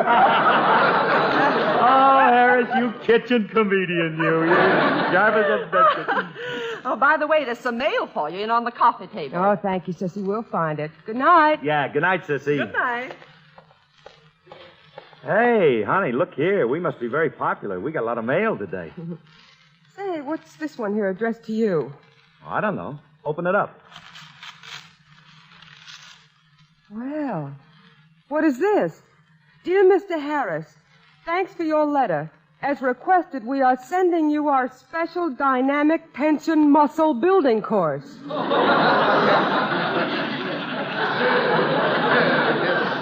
Signed, Charles Atlas. Phil, why did you send for a course from Charles Atlas? Well, I seen his picture in a magazine, and I can't stand to have anyone prettier than I am.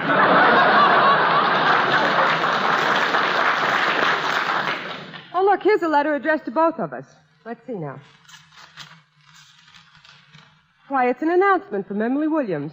She's giving a musicale tomorrow. All right, so what? Them snooty parties she gives ain't for us. Phil, I think we should go to this musicale. Emily always has so many interesting people to talk to. What do you mean, interesting people? I talk to you all the time, don't I? I know, honey, but once in a while I like to get out and hear some two-syllable words. Oh, yeah, look. I know plenty of two-syllable words. Name one. Lum and Abner. Don't tell me. Look, honey, we don't want to go to no swanky parties. I don't know how to act at them affairs. Well, that's no problem. Just be yourself.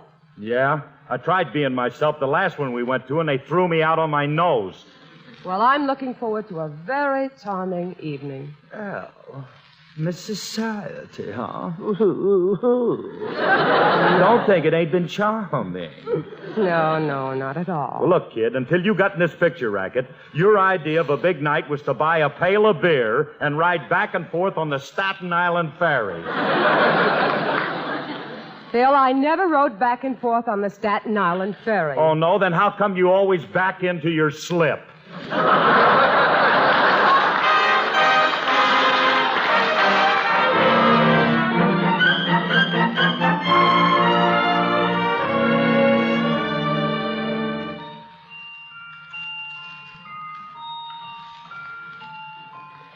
Phil, I covered the children. Why don't you take a last look at them before we turn the light out, huh? Yeah, honey, I'd love to.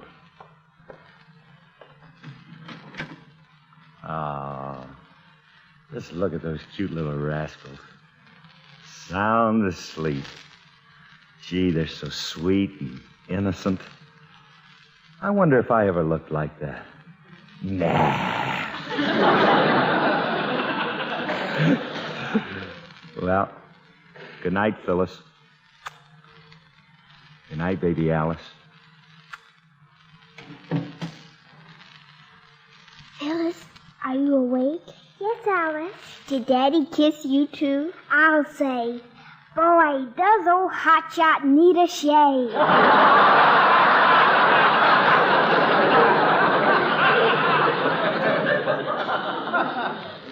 Yes, and he got vanishing cream all over me. Wasn't Daddy cute in his new sleepers? Yes, he is feeding them just like ours. Did you notice Daddy when he tiptoed out? Uh-huh. Why doesn't our sleepers have rhinestone buttons? I wonder what they brought us from Arrowhead. I don't know. If somebody gives me one more woolly panda, I'll scream. We better go to sleep now, Phyllis. All right.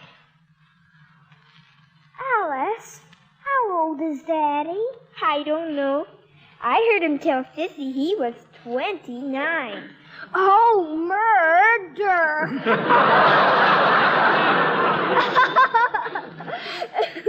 What are you laughing at? 29. That's as high as Daddy can count. Good night, Phyllis. Good night.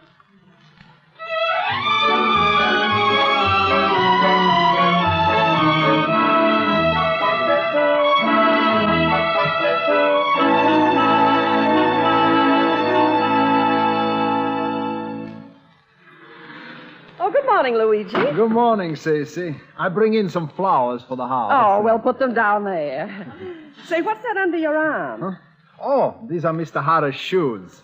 I found them this morning in the car, full of grapes. Yes, they got home from Arrowhead last night. Was he... No, not this time. You know, they are getting around a lot lately. Yes, they are. Luigi, have you ever been to a musicale? A musicale? Oh, yes. That is a gathering at someone's home where the guests are entertained by beautiful music. Well, Mrs. Harris is taking Mr. Harris to one tonight. Oh, murder. That's going to be something. Oh, but Luigi, Mr. Harris is a musician. Musician? Sissy, charity begins at home, but you are overdoing it. Anyway, I don't think he'll go. Oh, he'll be there all right. Mrs. Harris has that "you'll go or I'll cut off your allowance" look in her eye. Maybe so, Sissy, but 5 is going to get you 8. He comes home with his skin nose again. By the way, has Mr. Harris left yet? Oh, yes, he just went off in the car. He had to go downtown.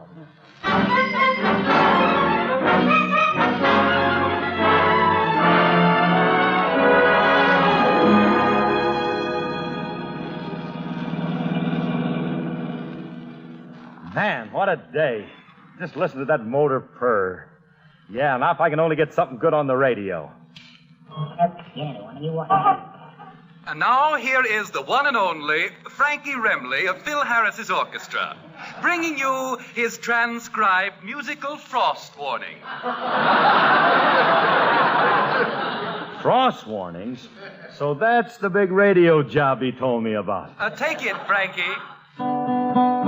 There is no sunshine in old Pomona. The fruit is freezing in Anaheim. So I am warning each orchard owner, get your smudge pots out in time. You are my smudge pot, my only smudge pot. You keep the oranges free from blight. Can't do without you in California, though you stink the air up each night.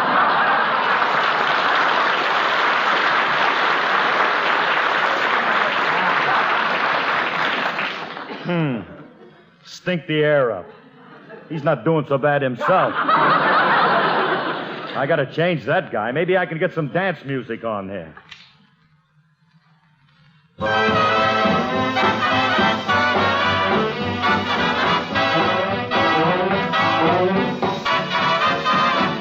Hey, that's more like it. Sure, I remember this one.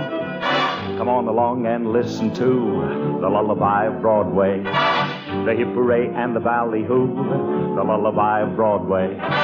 The rumble of that subway train, the rattle of the taxi, the daffodils who entertain at Angelo's and Maxie's when the Broadway baby says goodnight.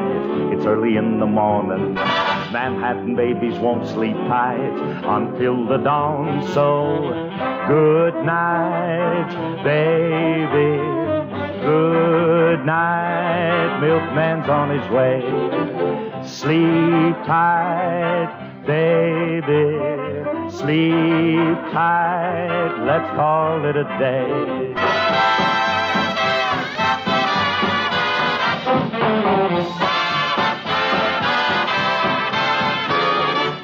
So come along and listen to the lullaby of Broadway. The hidey-ho and the revive-the-doo, the lullaby of Broadway. The band begins to go to town and everyone goes crazy. You rock-a-bye your baby round till everything gets hazy. Hush-a-bye, I'll buy you this and that, you hear a daddy saying. Then baby goes home to her flat to sleep all day. So good night, baby. Good night, old milkman's on his way. Sleep tight, baby. Sleep tight, let's call it a day. Listen to the lullaby of old Broadway.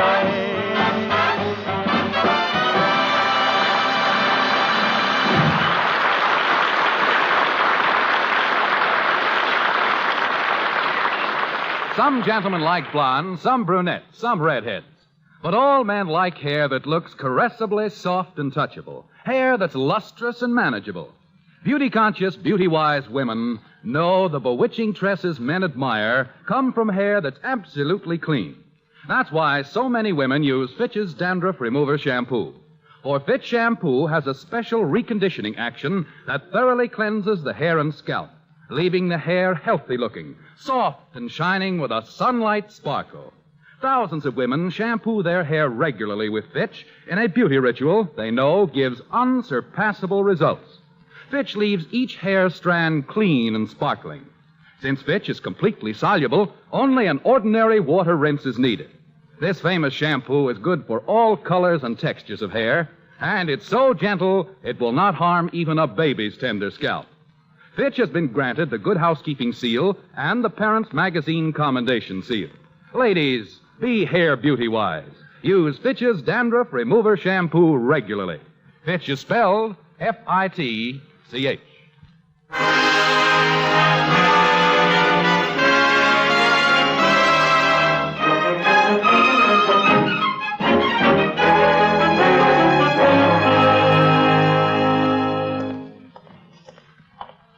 Hey, Curly. Hey, Phil. Hiya, Frankie. Hey, what are you doing standing here on the corner of Vine Street? Waiting for my fiancée. Yeah? What's her name? Leilani. Leilani Schwartz. Leilani Schwartz. Isn't that pretty? Yeah, it's very pretty. Hey, are you really engaged? Sure. Around her neck, she's wearing my guitar pick. Well, gee, Frankie, I'm glad to hear it. Look, come on with me a minute, will you? I want to talk to you. Let's get a cup of coffee. Okay. Huh?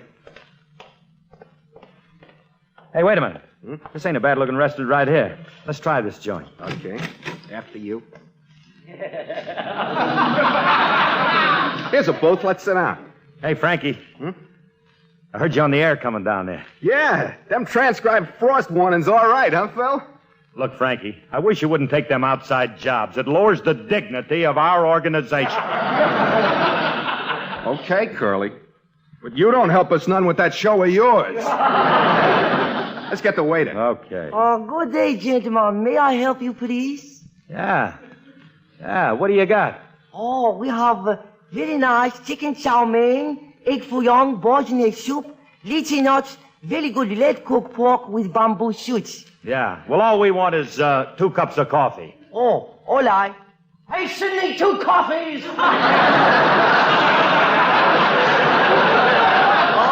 Come to me, my tiny egg-roll baby, cuddle up with soybean sauce. Oh, wait.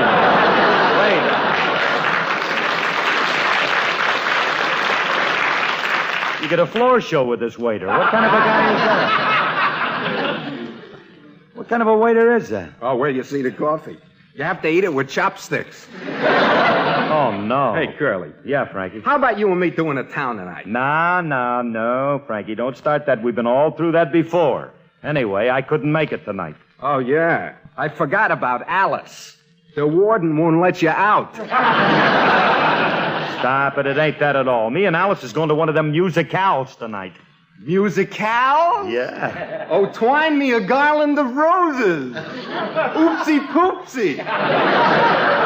Well, don't get so nervous, kid. It's not my idea of it all. I wouldn't be wanting to go. I'm going to hate every minute of it. Oh, now, what do you mean? If you got to go, make the most of it. But, Frankie, I'm going to feel out of place. I won't know how to act with them society apples. Suppose they start bragging to me about their stocks and bonds, and then ask me how much money I got. What am I going to say? Don't say nothing, Phil. Just point to Alice. That'll slow him down. Yeah, but be sure you watch how you eat, though. You mean them guys eat different than we do? Sure, Curly. All them rich people chew their food with lorgnettes. Lorgnettes? What's that? I don't know. I think it's an upper plate with a built-in mix master. Yeah,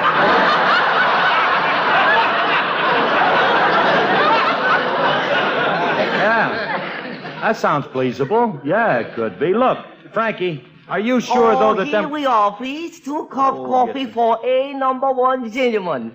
Also, 2 tiny tea biscuits with fortune inside. Oh, fortune inside. Yes. Fortune. Hey, I'm going to look at my fortune. Let me see what I got here. Hey, look, Curly, it's all in Chinese. Yeah. Hey, Bud. Huh? What does it say? Oh, I read it to you. Hold it.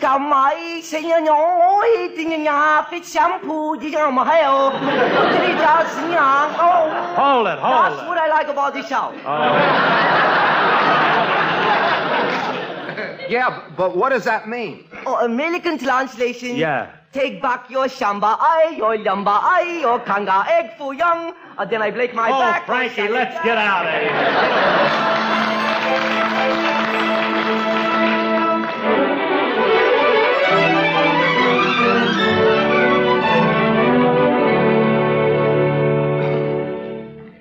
hurry up and get dressed, Phil. We ought to leave for the Williamses in a half an hour. Okay, honey, I'll be ready in a minute. I laid all your clothes out on the bed.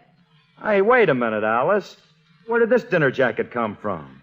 Where's the one I used to wear when I took the band on the road? Oh, Phil, you can't wear that one tonight. It might scare someone, the way those lapels light up. Oh, but honey, I just put the special Christmas bulbs in. Well, I'm sorry you can't wear it, Phil. Besides, the batteries are dead. Okay. Hey, Alice, I can't get into this shirt. Here, I'll help you. Phil, where did you get those awful suspenders? What's wrong with them? Why, look at what it says on them. Souvenir of Atlantic City, 1926. Darn tootin', I'm proud of them, too. That was the year I got honorable mention in the bathing beauty contest. You know what? Stepping out like this, honey, reminds me of that song that you did in one of them pictures a long time ago. Oh, what song? Don't you remember it? Slummin' on Park Avenue. Oh, yes, I remember that.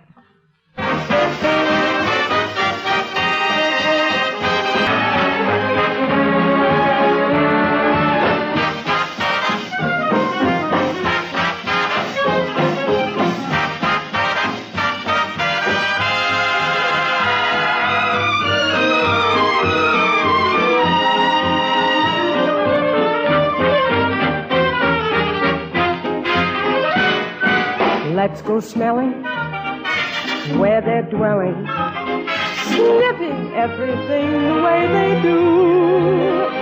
Let us go to it, they do it, why can't we do it too? Let's go slumming, no slumming on Park Avenue.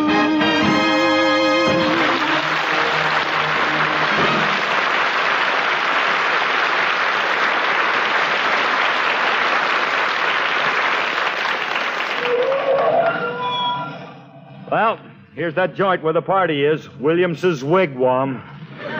Gee, there are a lot of cars parked here. Where are you going to park? Right here, between these two Lincolns. Phil, that space is too small. You'll never get in there. Oh, what are you talking about? I'll make it all right. That'll be as easy as 1, 2, 3. 1, 2.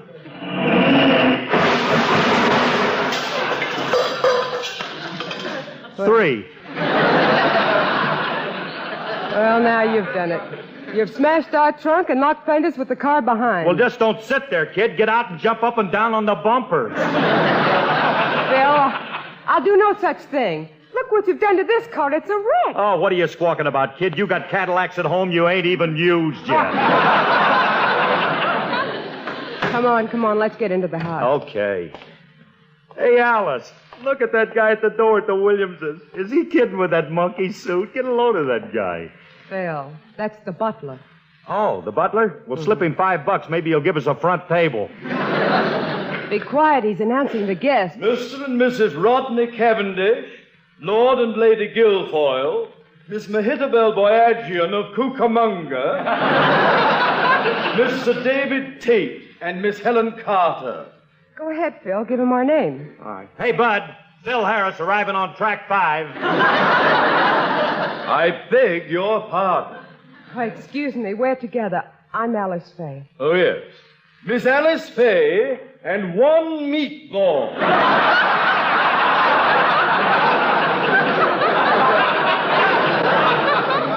You know something else? I'm liable to punch that character right in the nose. Oh, don't be ridiculous. Give him your hat and coat. Yes, if you'll be so kind, sir. May I take your things? Thanks? Yes. Okay. Here. Thank you. Here. Thank you. Here. Thank you. Here. I'm sorry, sir, but we have no facilities for checking undershirts. That's my dinner jacket. Phil Harris, put that jacket back on. What, and hide my Atlantic City suspenders? I'll inform Mr. and Mrs. Williams you're here. They're in the drawing room. Good. Tell her to draw 2 for us.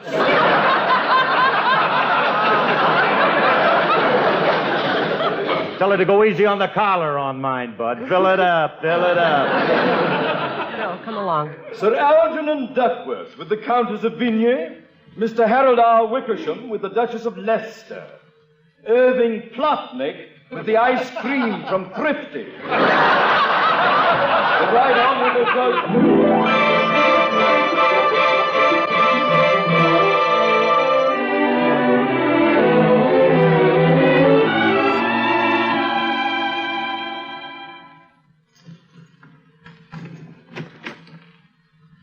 Oh, boy.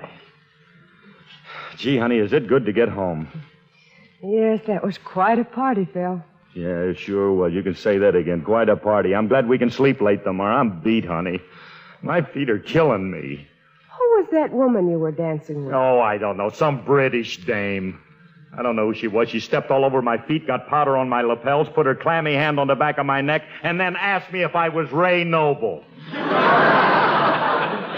You know my coat's longer than that. Well, Phil, I must admit you did pretty well tonight, except for one thing. What's that? After the recital, you went up to that soprano and said, "Look, kid, you'd do all right if you just get rid of that broken-down piano player you got there. There. Right there." Well, what was wrong with that? Oh, nothing. Nothing. Only that broken-down piano player happened to be Jose Iturbe. Jose? Good night. Good night.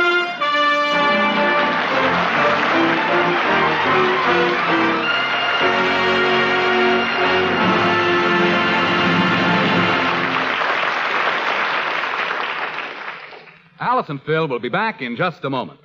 Public enemy number one. That's what dandruff is to the hair and scalp. And yet people need not be bothered with embarrassing, unsightly dandruff if they use Fitch's Dandruff Remover Shampoo. Fitch is the only shampoo made whose guarantee to remove dandruff with the first application is backed by one of the world's largest insurance firms. For over half a century, Fitch shampoo has proved its excellence by its actual performance. Fitch completely removes dandruff with the first application. And satisfied users have continued to shampoo regularly with Fitch to keep their hair and scalp refreshingly clean and dandruff-free. They know from actual experience how Fitch penetrates and cleanses the thousands of tiny hair openings on the scalp, dissolving all traces of dandruff. Then a rich, billowy lather forms to float away the dissolved dandruff. So, folks, if you're bothered with dandruff, do as countless others do. Use Fitch's Dandruff Remover Shampoo regularly. Ask for it at drug or toilet goods counters, or have professional applications at your barber or beauty shop.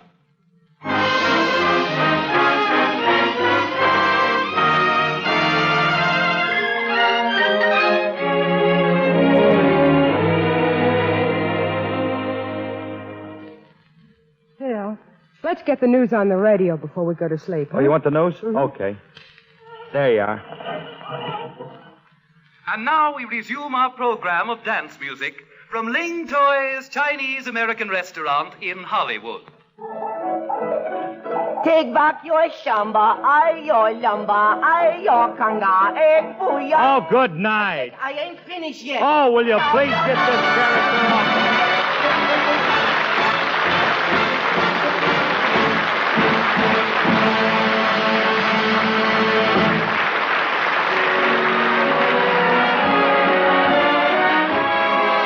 Next week when the F.W. Fitch Company again brings you the Fitch Bandwagon with Alice Faye and Phil Harris. This program is written by Joe Connolly and Bob Mosier, directed by Paul Phillips, with the original music composed and conducted by Walter Sharp. Included in the cast were Janine Roos and Ann Whitfield, Elliot Lewis, Hans Conried, and Myra Marsh. Alice Faye appears through the courtesy of 20th Century Fox. Laugh a while, let a song be your style, use Fitch shampoo. Don't declare, use your head and save your hair, use Fitch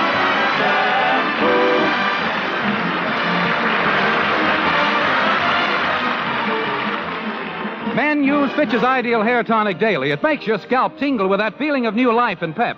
Fitch's Ideal is not sticky or greasy, so pep up your scalp and give your hair that well-groomed look with Fitch's Ideal Hair Tonic. Bill Foreman speaking. This is NBC, the National Broadcasting Company.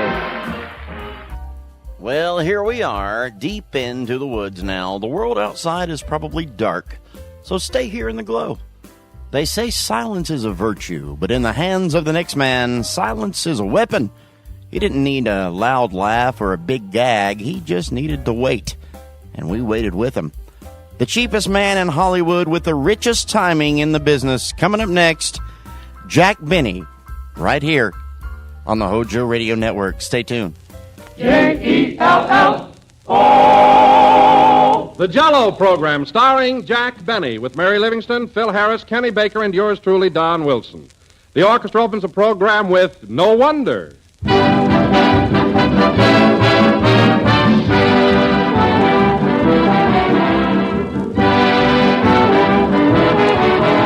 We all know what the words trademark stand for, but just for fun, I looked up the actual definition yesterday and I found something I liked. Well, the dictionary says that by association, the trademark becomes a symbol of goodwill. Well, the name Jell-O is a trademark, and we hope that for you it is a symbol of goodwill and also of good eating. And if you always insist on genuine Jell-O by name, you're sure of good eating every time. Well, that name is the property of General Foods, and it tells you here is the real thing, the one and only Jell-O. It tells you that here's a grand dessert, bright with cheerful color, delicious with extra rich fruit flavor.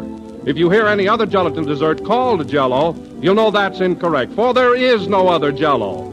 So don't accept any substitutes. Look for the big red letters on the box. They spell Jell-O.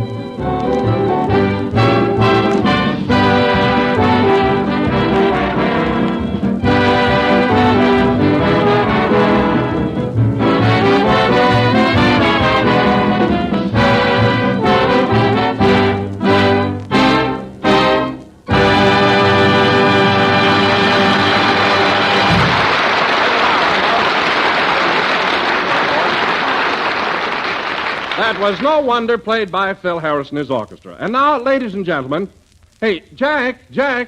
Oh, Phil, where's Jack? I don't know. I got enough trouble taking track of my hillbillies. Oh, I know where Jack is. He's in the next room talking to Barbara Whitney on the telephone. Oh, boy, is he gaga about her. Well, she's beautiful. Yes, but it's a shame the way Jack is falling for her. I think she's nothing but a gold digger. Well, she'll have to use a dredge to get any out of him. Say, fellas, let's open the door and listen in on him. Oh, no, that wouldn't be nice. Ain't that too bad? Open her up, Mary. Yes, Barbara? Yeah? Oh, you don't really mean that. You do? Uh-huh. Uh-huh. Uh-huh. Gee, that was cute. What a sap. Oh, let him alone. He's only young twice. Oh, you know I do, Barbara. I called you 4 times today, didn't I? That's 4 nickels.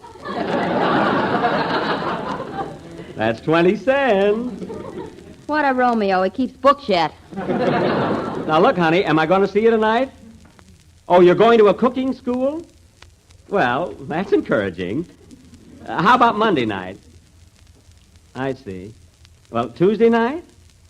Wednesday night? When you get to Friday, it's me. What's that, Barbara? Oh, you can see me Thursday night? Well, that's swell. Shall I bring you some more peanut brittle? Oh, it's no trouble. I insist.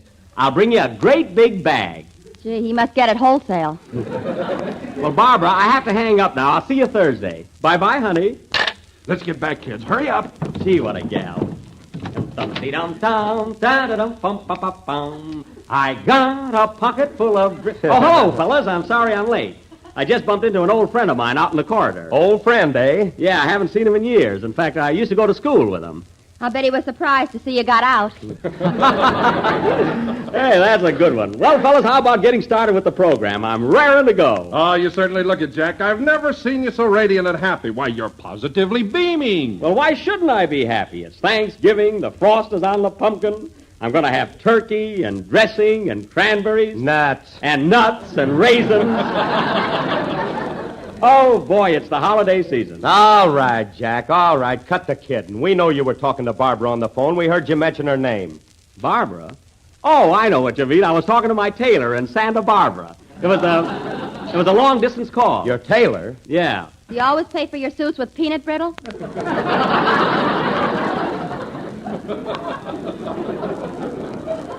Peanut brittle? Oh, I just sent him that for a gag. He's a nice fella, and I like him. You must like him all right. You kept calling him Honey.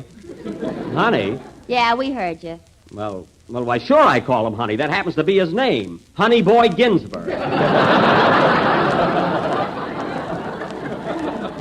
Now, listen, fellas, that was just a business call, so let's forget it. Well, if it was a business call and he's your tailor, why couldn't he see you tonight? Because he's busy. He's working on my suit, that's why. Well, if he's working on your suit, why is he going to cooking school? He's making panties for lamb chops, and shut up.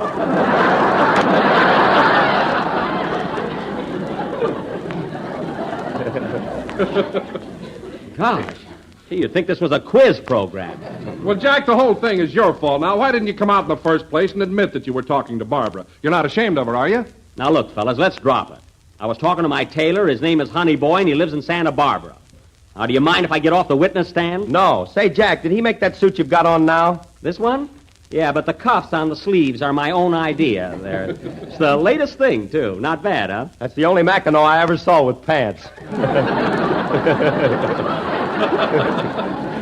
Well, that's just sour grapes. You don't know what you're talking about. Say, Jack, it's not a bad-looking suit at that, but isn't it just a little loose on you? Well, yes, Don, but it's supposed to be. You see, this is an English drape model. It's not supposed to fit snug, you know. Just the same, you look like you were punctured.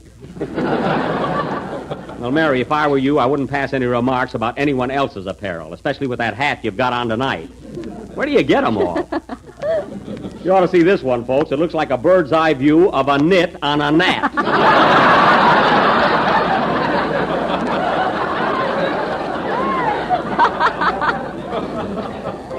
Oh, what a lid.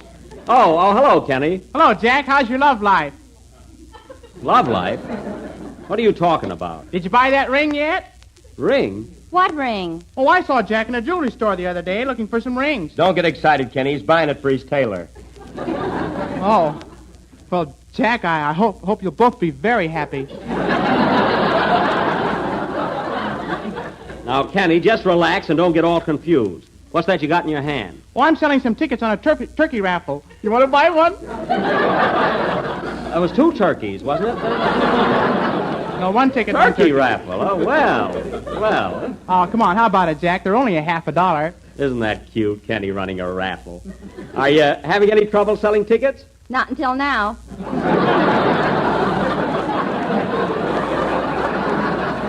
I was talking to Kenny. Kenny, it's time for your song now, and I'll buy a ticket right after you finish. How's that? Oh, buy it now, Jack. What's 3 minutes interest on 50 cents? Mary, I'm not going to interrupt the program for a personal matter. I'll buy a ticket later.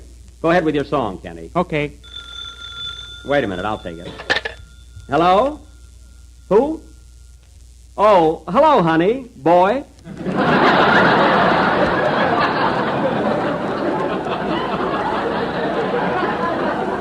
I said, hello, honey. Boy, am I glad to hear from you. Who is it, Jack? My tailor. He's calling from Santa Barbara. What? What's that? You can't make my suit Thursday night? Nice work, Jack. We don't catch on. Mary, quiet. Well, gee, I wish you could make it. I've got reservations at the Coconut Grove. Oh, he dances, too. Well, look, honey, boy. How about Friday night or Saturday night? I smell a rat. Does anybody else? Quiet. Look, Mr. Ginsburg, I'll have to call you back later. What? Yes, I like the suit. All right, I love the suit. What? All right, I love you. Goodbye. Well, sing, Kenny. What are you looking at? Gosh. Well, I gotta have suits, don't I? What am I, a nudist?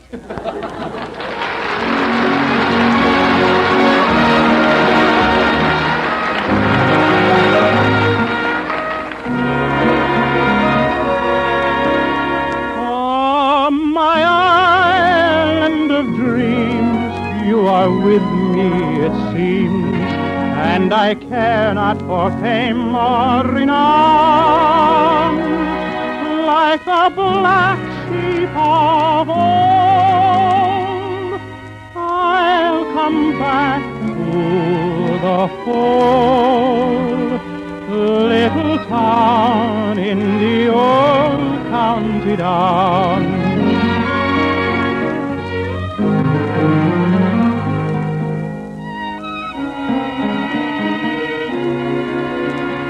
Sure, if I had the wings of a swallow, I would travel far over the sea. Then a rocky old road I would follow to a spot that is heaven to me. When the sun goes to rest way down in the west, then I'll build such a nest in the place I love best. Oh, that dear little town in the old county down, it will linger way down in my heart. Though it never was grand, 'tis my fairyland, just a wonderful world set apart. Oh, my island of dreams, you are with me, it seems, and I care not for fame or renown. Like the black sheep of old, I'll come back to the fold. Little town in the old county.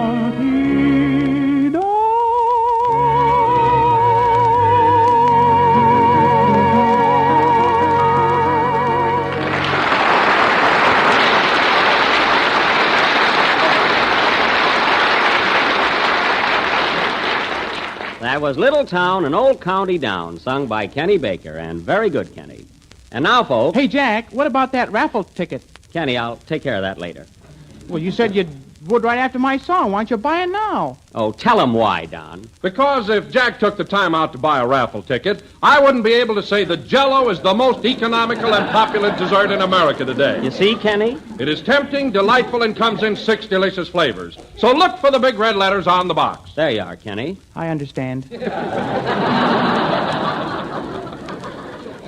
And now, ladies and gentlemen, as our feature attraction for this evening is rather long, tonight the Benny Whiteface Minstrels will present their version of Metro-Goldwyn-Mayer's current film achievement, that stirring drama of newsreel cameramen and their adventures in the jungle, that sensational story, Too Hot to Handle. Thank you. As you may remember, this picture starred Clark Gable and Myrna Loy. Now, I will play the part of that ace cameraman as portrayed on the screen by Mr. Gable. Myrna Loy's role will be enacted... Wait a minute, Jack. Why do you always grab the star part for yourself? Now, Myrna Loy's role will be enacted... One week you're Bob Taylor, this week you're Gable. Why can't I have a part like that? Now, Myrna Loy's role will be enacted by... What am I around here, a stooge? Definitely.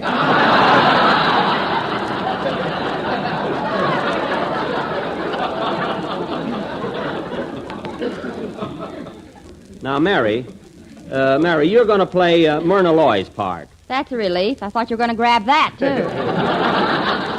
No, that's all yours. Now, you're going to be Myrna Livingston, that daredevil flyer. Now, in this play, you have a brother who is also a flyer. What are we, a trapeze act? Mary, you're an aviatrix. In fact, you're just as much at home in the air as you are on the ground. That's fine. I get dizzy when I eat a 3-decker sandwich. All right, you'll only be acting, and we'll get a better joke for tonight.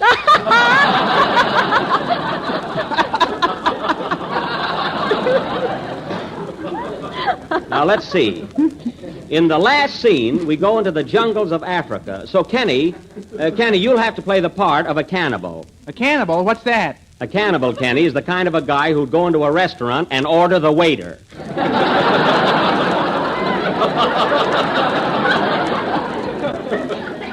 Now, Don, you'll have to be a cannibal, too. Oh, Jack, I don't think I'd like to do that. Cannibals have no class or dignity. Well, Don, we'll let you wear spats.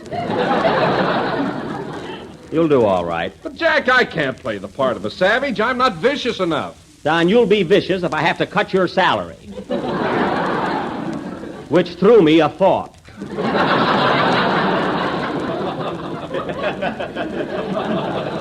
Now, let's see. Who else do we need? Say, Jack. What is it, Kenny? If you cut Don's salary, will you buy a raffle ticket? Maybe. Well, so much for the casting of our play. So now, folks... Say, Jack, not that I care, but is there a part for me in this taffy pull? Oh, yes, Phil. Yeah, you're going to be my boss, the head of the Union Newsreel Company, and your name is Phil Fathead. Fathead? Yes. Well, you better call me by my first name or I'll knock that gold tooth right out of the front row. I haven't got a gold tooth, Smarty. I've been eating salmon.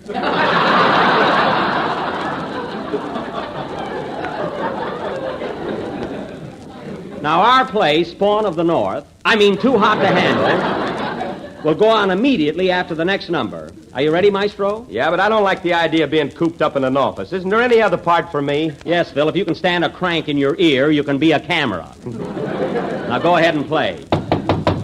Hold it a minute. Come in. Mr. Benny? Yes? Are you going in the jungles tonight to visit the cannibals? Yes, I am. Why? Well, I'll be seeing you. Yum, yum. Fine cannibal. I hope I give him indigestion.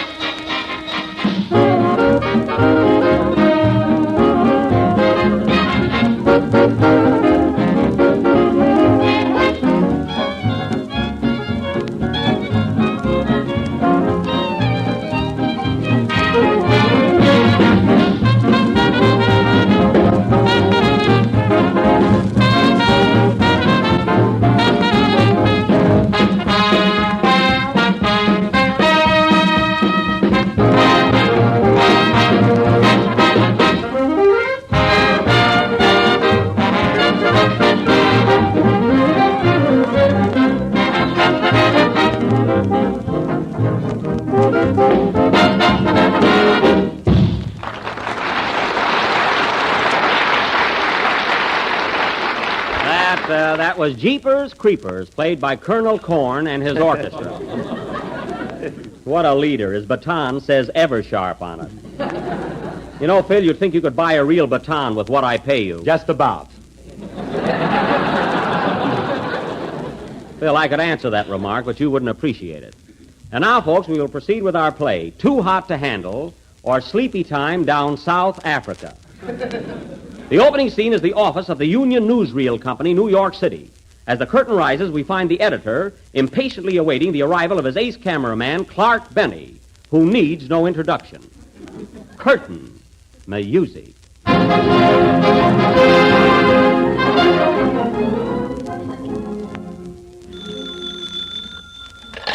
Hello? Union Newsreel Company. Mr. Benny? Well, he's not here. He's in China. Yes, I'll tell him when he gets back. Goodbye. Miss Stewart, who was that calling Benny? His tailor, Barbara Whitney. Oh. Well, Clark better get here today. I sent him to China 5 weeks ago to get some war pictures. We need him right away. Here he comes now. Oh, hiya, Chief, old boy. How's the old kid? Gee, it's good to be back. It's about time you got here. Have you got the pictures with you? Yes, sir, and I got some swell stuff. Boy, did I have a time there. Well, tell me, how did you find things in China? China? That's what on me. I thought you sent me to Chinatown. Well. Chinatown? Why, you blundering idiot. You're fired. Now, calm down, Chief. You don't want to fire me. Well, I'm the best cameraman in the business, and you know it. You call yourself a cameraman? Yeah. Why, you were on the SS Roxbury when it sank last year, and you didn't even get a shot of it. Well, naturally. The captain hollered women and children first, and I felt young. Anyway, if you'd give me a little more dough, I could do better work. More dough? Yeah. My camera has been in the hock shop so much, the soundtrack is coming out in dialect. What do you expect, anyway? I've had enough of your alibis, Clark. You're through. Oh, you can't fire me, Chief. Imagine how my wife and kiddies will feel. You haven't got any wife and kiddies. That's why I said imagine. Anyway, Chief, I've got an idea that'll give us the greatest scoop of the year. What is it? You know, I just ran into Myrna Livingston, the famous flyer. You know, the girl whose brother was lost in the jungles of Africa 4 years ago? Yeah, I remember. Now, here's the dope, Chief. She knows exactly where her brother is. Now, if you let me go down there and save him and get pictures of the rescue, it'll make newsreel history. What do you say? Oh, you couldn't find her, brother. You haven't got one chance in a million. Go on, that's what you said when I bought that ticket on the Irish sweepstakes. Well, you didn't win, did you? No, but I turned green. Now, look, Chief, Myrna will be here in a few minutes, and I don't want to disappoint her. Come on, what do you say? It's a deal, but remember, this is your last chance. Thanks, boss. You'll never regret it. Here she comes now. Hello, Myrna. Hello, Clark. That's Clark.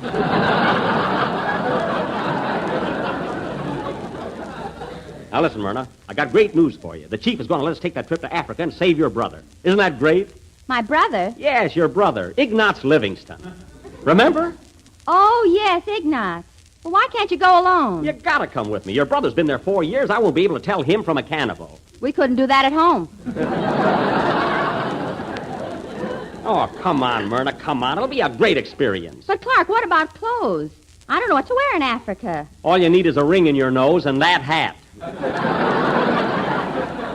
Come on, let's go. Okay. Wait a minute. I'm not taking any chances this time. I'm going with you. Hooray! Attaboy, Chief! Hey, Myrna, where's your airplane? Oh, my charm bracelet. Not that one. Where's the real one, the one that goes up in the air? It's in the elevator rehearsing. Good. Come on, Chief. Come on, Myrna. Come on, Chief. Come on, Myrna. We're off to Africa.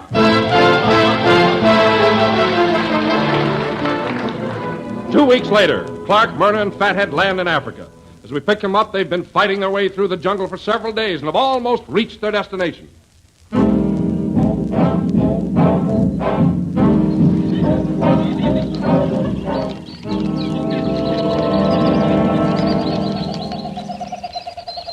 Oh. Gee, I'm tired. I didn't think it was going to be like this. 3 days of walking through this infernal jungle. Yeah, me with snowshoes on.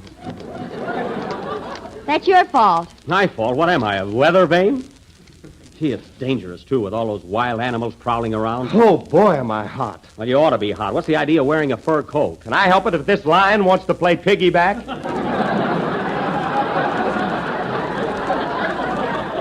Oh. Get off of there, lion. Get off. This wouldn't happen if it wasn't an MGM picture. Gee, I hope we get there pretty soon. Hey, listen to that. Careful, there must be snakes. Could be our audience, you know.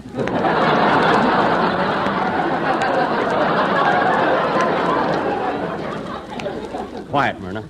Hey, Fathead, what'd you do with the movie camera? Where is it? You know that hippopotamus we passed a little while ago? Yes? Well, he yawned. Oh, that's fine.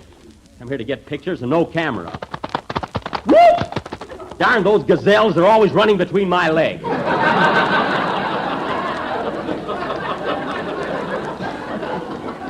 Oh, Clark, look. What's the matter? Look, there's my brother Ignaz. Where? Right over there. That's a baboon. Oh, look at him. Isn't he cute? Hello, baboon. Hello, Uncle Jack. Uncle Jack? Now, that's just a wild guess. Oh, yeah? How's everybody in Waukegan? Oh, a wise guy, eh? Let's get out of here. Relative. That baboon don't look a bit like me, does he, Mary? He would if he'd shave. Oh, you've been reading Darwin. Hey, listen to that. Listen to those tom-toms. We must be almost there. What's that right ahead of us? A village. And there's a whole tribe of natives. Gee, they're fierce looking. Yeah. Here comes one of them this way. Now act nonchalant. Let me do the talking. I can speak their language. Hello there. Goomba. I'll find out where Ignaz is. Uba, Gooba, Lolly, Mono, Ignaz? Ignaz, Gooba, Bula, Kiki, Floy.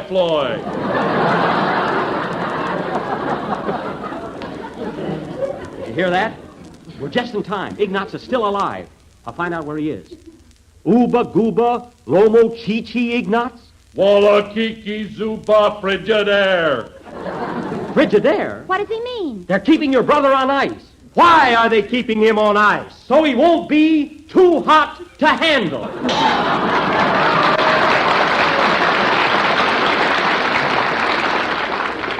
Thanks, nephew. Hey, here they go again.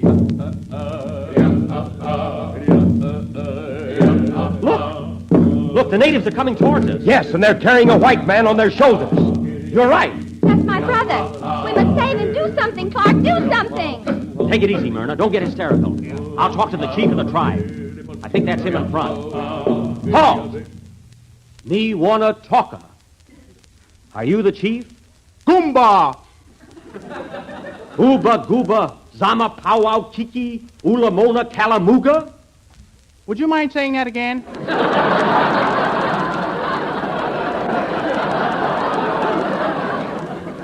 Oh, he talks English. Yes, I went to college, but I came back to the jungle to govern my people. Good, then we can talk. Now listen to me. The white man you are holding prisoner is this girl's brother, and I want you to release him immediately. Oh, no, we're going to eat him. Eat him? Then you're still a cannibal. What good did it do you to go to college? I use a knife and fork now. Now get this, you. We came here to rescue that white man, and he's going back with us. Sorry, old man, but he's on the menu for tonight. Oh, you can't do that. Well, then at least let us talk to him. Oh, please, please. After all, he's my brother. All right, but make it snappy. Come on, Myrna. There he is. Gee, he looks weak. His face is so pale and thin. Oh, brother. Who is it? Ignatz. It's your sister, Myrna. Gee, I'm glad you folks got here. It's been terrible. What happened? What did they do to you? Well, after my plane cracked up, they grabbed me and then they privacy-seated right in my sulfur sandwich horseman. Oh. And they pulled the sandwich and they grabbed me right in my solid and the privacy-seated rib was right with the solid sandwich. Oh, it was ghastly. I can imagine. Why, the brute. What else did they do? You haven't heard the worst. Last night they came and they took my pharmacist right into my cellar. And you know that rounded? Yes. Well, the whole pharmacy was taken right out of the plastic. And the freezer beat my harvestall and the whole freezer. Oh, well, did they rouse friend the did? They certainly did. That's a lie. You keep out of this, Chief. I've had enough from you. Oh, yeah? Wait till I get you in a casserole. I'm not afraid of you. Now, come on, fathead. Let's grab Myrna's brother and go. They're starting again. Stop that noise. Quiet. My people are getting ready for the dance of death. The dance of death. Listen. Bula ma cha-cha!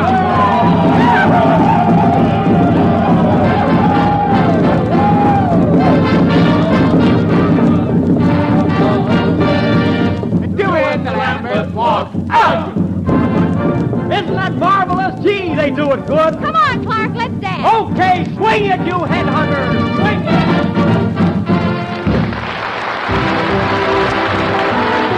You know, the greatest compliment your dinner guest can pay you is to eat with a hearty appetite. And here's a dish they'll all enjoy right down to the last delicious spoonful.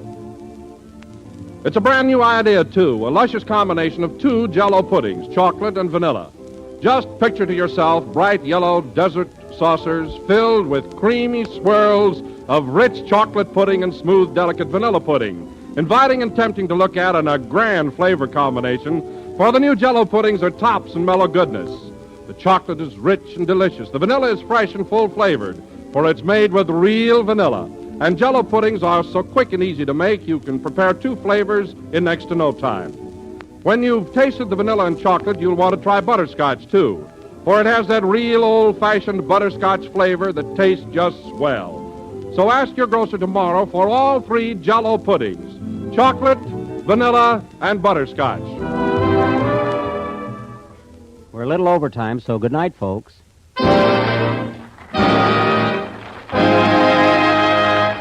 J-E-L-L-O. Penny Baker appears on the Jell-O programs with courtesy of Marvin Leroy Productions. This is the National Broadcasting Company. Stay tuned for more Jack Benny coming up next right here on the Hojo Radio Network. J-E-L-L-O. The Jell-O program starring Jack Benny with Mary Livingston, Phil Harris, Kenny Baker, and yours truly, Don Wilson. The orchestra opens the program with No Wonder.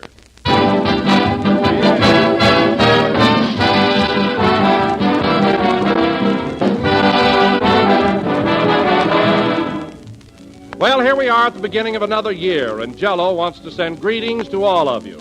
And we've received a letter that makes a swell New Year's greeting for us. It's from a woman who's been using Jell-O year in and year out for the past 37 years. She is Mrs. C.C. Brown of Huntington, West Virginia. And listen to what she writes. We bought our first package of Jell-O in December 1902. We lived in the country then and made few trips to a store, so the Jell-O was a bit of a luxury, saved for the holiday gathering of kin and friends. Needless to say, Jell-O made a hit, and we've used it exclusively ever since. When I had my own home, I wanted something special. Nothing so filled the requirements as Jell-O. In all those 37 years of use, I've never had a package that wasn't perfect, and Jell-O is a prime favorite with my family. Well, thank you, Mrs. Brown. That's a grand letter to start us off on 1939, and to the rest of you, we'd like to say, if you want to give your family their prime favorite dessert, if you want to enjoy that delicious, extra-rich fruit flavor, look for the big red letters on the box. They spell Jell-O.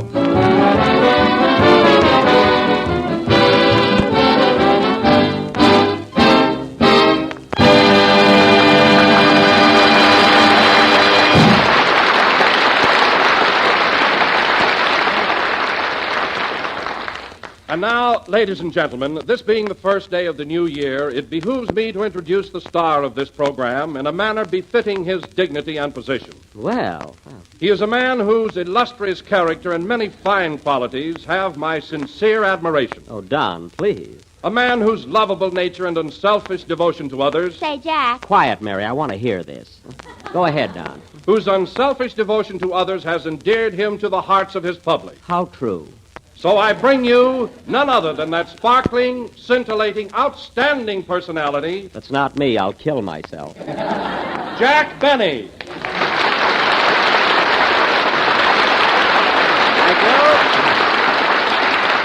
Thank you. Hello again. This is Jack Benny talking, one of the sweetest guys I've ever met. And, Don, I want to thank you for that beautiful introduction. You know, as a rule, a man has to be dead before he gets such a lovely tribute. Well, I wrote it just before the broadcast while you were lying down. Oh, you didn't expect me to get up, eh? Well, I am pretty tired after last night. Hey, by the way, Don, what did you do New Year's Eve? Did you have any fun? Oh, I had a swell time, Jack. Simply wonderful. That's good. First, I took my wife to a movie, and then we went to the Coconut Grove to celebrate. Well, that was nice. First a picture, and then the Coconut Grove. I suppose you danced a lot. No, my wife left her shoes in the movies. Well, there's nothing like relaxing at the cinema. I often slip my shoes off myself, but I'm getting so absent-minded I'm not going to do it anymore. You're not? No, the other night at Grauman's Chinese, I was clear down to my underwear before the usher stopped me. Oh, it was embarrassing. I can imagine. Well, tell me, Jack, how did you spend New Year's Eve? Any excitement last night? Well, I had a fairly good time, Don. I took Mary to the Wilshire Bowl, you know, where Phil Harris is playing. Oh, you did? Yeah. Say, you had a pretty good time in my place last night, didn't you, Jackson? Yes, I had a nice time, Philson. But as long as it was your place, you might have seen that I got a decent table. What are you talking about? Your table wasn't so far away. It wasn't. I was so far from the bandstand, I couldn't even see the circles under your eyes.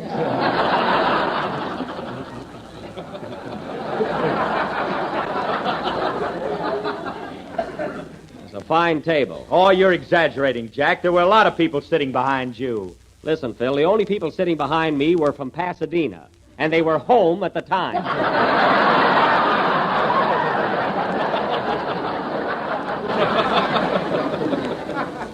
What a New Year's Eve. Well, Jack, maybe Phil couldn't help it. New Year's Eve's a big night, and after all, first come, first serve. That's what burns me up, Don. I was the first one in the place. I got there so early, the manager asked me to help blow up the balloons.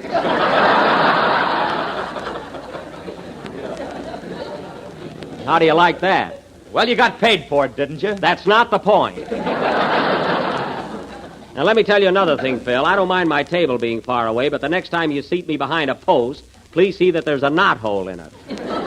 Behind a post? What are you talking about? Oh, never mind. Hello, Jack. Happy New Year. Happy New Year. I was just telling Phil about the fine table he gave us last night. Imagine seating us behind a post.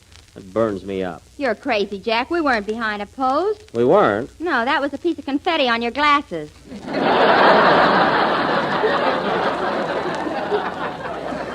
Well, why didn't you tell me? I nearly broke my neck trying to peek around it. Anyway, post or no post, we were certainly sitting far enough away from everything. Well, I'm glad we were. I was so ashamed sitting next to you with that old-fashioned tuxedo you had on. Why don't you buy a new one? Oh, how often do I wear a tuxedo? Besides, it isn't so old. It isn't? No. Go on. I put my hand in your pocket and pulled out a program from Ford's Theater. Listen, Mary, that suit might be a little out of style, but they're still wearing single...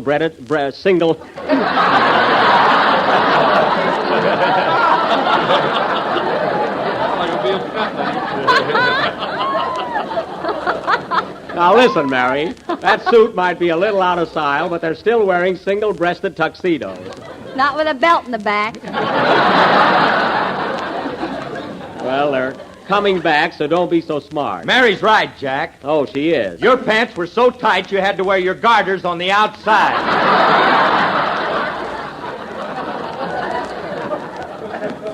Listen, Maestro, one more crack out of you, and you'll be leading the organ on the Lum and Abner program.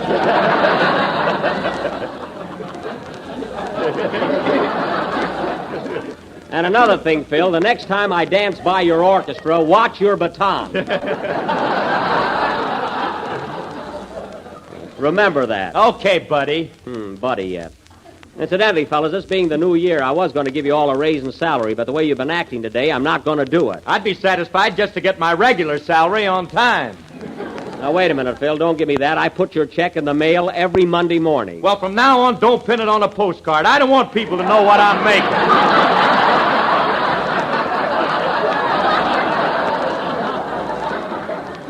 All right, Phil, cut out the beefing. Let's see if we can't inaugurate the new year with a little harmony. Oh, Jack, you want to hear something awful? What, Mary? Here it is, New Year's, and I forgot to write a poem about it. Oh, that's a shame. I'll sit right down and dash one off. Okay, hurry it up. I'll fill in a little time for you, Mary. Ladies and gentlemen, while Miss Livingston is struggling with her latest brainchild, let me remind you that one of the best ways to start out the new year is to have Jell-O for dessert. Darn this pen. It is tempting, delicious, easy to make, and comes in 6 delicious flavors. Hey, Jack, how do you spell knowledge, with an N or a K? With a K. Strawberry, raspberry, cherry. With a capital K? Orange. Yes, a capital K. Lemon and lime, for heaven's sake. I'm sorry, Don. And now, folks, going from the... All right, Jack, I'm all set. Why, Mary, is your poem finished already? Yeah. Gee, you work faster than George Bernard Shaw. Well, his beard gets in his way. Oh, that's right. What's the title of your poem? Goodbye, 1938. Hello, 1939. Well, that covers everything. Go ahead. Oh, Happy New Year, Happy New Year. Please don't be a sad and blue year. These last 12 months have been sublime. So goodbye, 38. Hello, 39. Well, so far, nobody is screaming. You just wait. Oh. I wonder who this coming year will be our favorite movie star. Will it be Garbo or Sonia Heine? So goodbye, 38. Hello, 39. 90? What has this year in store for us? For thee and thou, and thy and thus. Will Don get fatter? Will Phil be gay? Will Kenny get knowledge with a capital K? I doubt it. I'd like to ask you, if I dare, will Jack continue to lose his hair? Mary. And when it's gone, will it stay away? Goodbye, 38. Hello, toupee.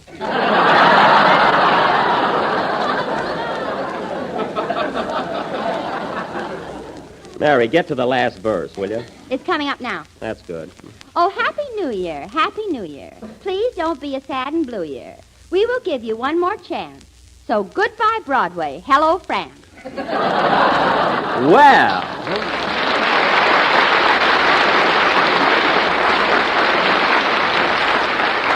Mary, you finally did it. Hey, Phil, do you think you can follow Mary's poem with a number? I'll try. Okay, hit it, boys. Wait a minute. Come in. Mr. Benny? Yes? Oh, Happy New Year, Happy New Year, to the greatest man I know. And I bring you fondest greetings. There's a wagon. I must go. Well, I'm glad they let him out for our program. Play, Phil.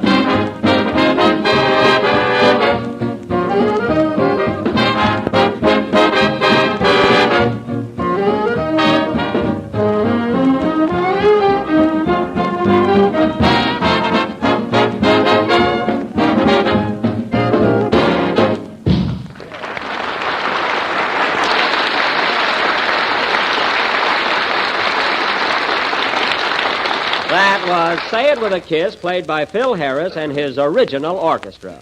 And now, ladies and gentlemen... Original? Yeah. Wait a minute, Jack. This isn't the band I started out with. I don't mean that, Phil. I mean when they look at their music, they still play something original. And speaking of the band, Phil, you'd think that they could start out the new year by dressing a little better. Where'd they get those awful-looking neckties? Aren't they atrocious? They certainly are. Where'd they get them? I gave them to them for Christmas. Oh. And saying that reminds me, Phil, that was some Christmas present you sent me. You must have been under the weather when you bought it. Oh, no, I wasn't. I was sober as a judge when I bought your gift. You were not. I was, too. Then let me ask you something. What use have I got for a porthole?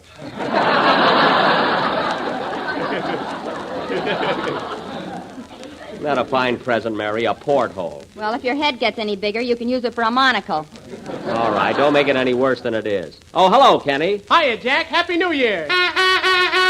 Well, Kenny, I see you're still celebrating. You must have had a good time last night. I'll say. I didn't get to bed until 10 o'clock. Gosh, I'm a wreck.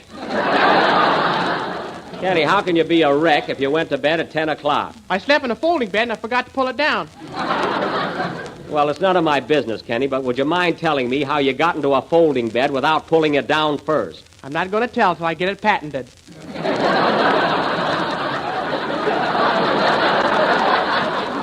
Oh, that's right. Guard your secret carefully. And stop blowing that horn. Well, I'm practicing for the Rose Bowl game at Pasadena tomorrow. Say, are you going, Jack? I certainly am. I wouldn't miss it for anything. Hey, Mary, I got a couple of good seats. You want to go with me? No. I went with you last year, and you were the only one in the stand wearing a raccoon coat and a beanie. Well? And the way you were waving that pennant around, I was so embarrassed. Well, what's wrong with waving a pennant? Yours said Waukegan High School on it. All right, you don't have to go with me. I'll take somebody else. You want to go with me, Kenny? Sure, but I'll have to bring my girl along. Well, I don't see how, Kenny. I've only got 2 seats. Well, I'll invite her anyway. Maybe we can lose her in the crowd.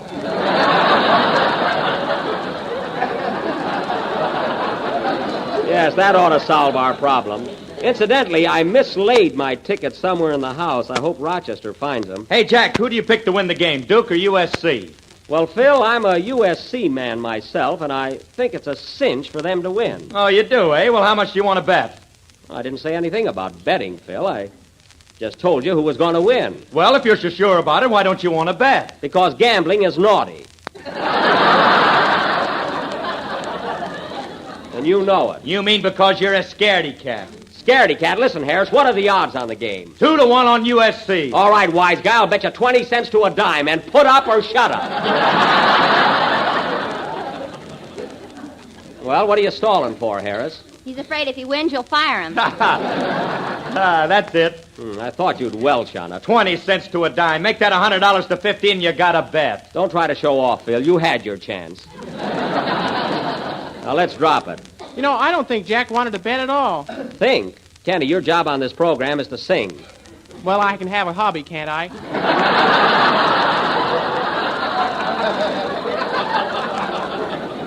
You better stick to stamps, Kenny, and go ahead with your song so we can get to do our play tonight. Okay.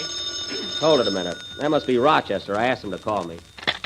Hello? Hello, Mr. Benny. This is Rochester. Yeah, I was waiting for your call. Did you find my 2 tickets for the Rose Bowl game? No, I looked high and low. I can't find them anywhere.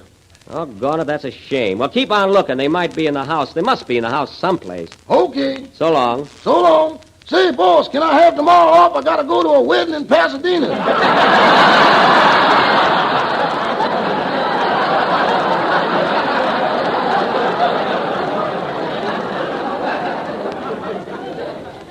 A wedding in Pasadena. Tell me, Rochester, who's getting married? What was that, boss? I said, who's getting married in Pasadena tomorrow? Oh, aunt of mine. An aunt of yours, eh? Who's she marrying? Some fella that's going to be my uncle. Uh-huh, I see. Now, at what time does this wedding take place? They kick off by 1:30. What's that? What did you say? Nothing. Keep quiet, operator. Rochester, there was no operator on the line. Now, you found those Rose Bowl tickets, didn't you? Well, You found those tickets, didn't you? Am I under oath? Answer me. Did you or did you not find those tickets? Sing, Kenny.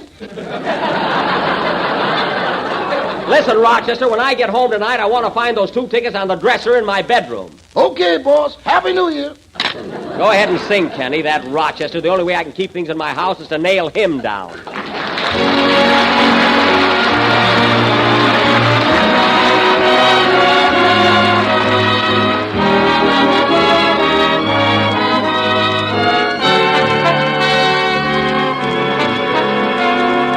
I promise you with heart sincere that I will always love you, dear.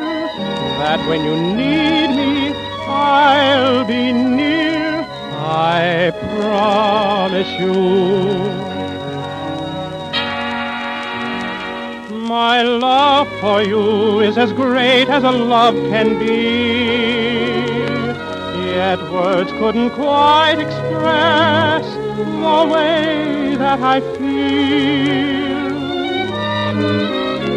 And as we stand at the doorway of days to be, I faithfully take an oath on all that concerns us both.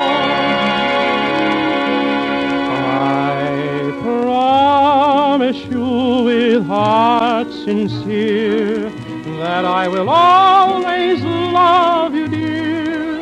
That when you need me, I'll be near. I promise you. I promise you I'll build a shrine where we can keep our love divine until the very end of time. I promise you. With every dawn that I awaken, I know my chances will increase to keep the vow I've taken, to see that your joys never cease. I promise you your heart will sing in what will seem eternal spring. I'll try to bring you everything I promise you.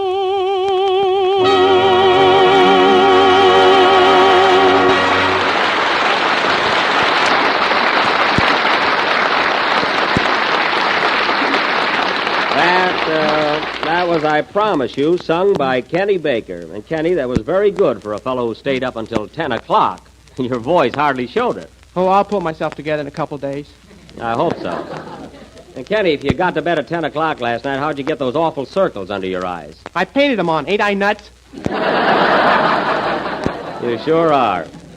And now, ladies and gentlemen, for our feature attraction this evening. I was going to paint wrinkles on my forehead, but my mother wouldn't let me. Well, she was right. And now, ladies and gentlemen. If I was Kenny's mother, I'd trade him in for an Airedale. Now, Mary, Kenny's mother wouldn't do that. And now, folks. We've got an Airedale. All right. If you two will quiet down, I'd like to get on with our play. And now, folks. You know something, Kenny? I never met your mother. Oh, you didn't? Phil, for heaven's sake, who cares? Now, let's get on with the play. Everybody's butting in here but Don. Well, I met Mrs. Baker. Oh. Well, I'm very happy to know it. And now, folks, going from Mrs. Baker to our feature attraction of the evening, this being the first day of the new year, tonight we are going to present an original play, a sort of a New Year's fantasy, entitled The New Tenant, or Goodbye 38, Hello 39. Now, I will... You stole that from my poem. Mary, that was just a coincidence, believe me. Now, in this fantasy, I will play the part of 1938. And Mary... You know, Jack, I read this play 4 times, and I still can't understand it. Well, in the first place, Kenny, our play is a little too deep. And in the second place, you're a little dope. Now, I will be 1938, and Mary will be Mrs. 1938, my loving, loyal wife. And we have 12 children. What are you laughing at? I don't know. It's censored. Then keep still. Now, our play opens in the home of Mr. and Mrs. 1938, who live in a big round house called the Earth. It is almost midnight on December 31st, and their lease is about to expire. Curtain. Music.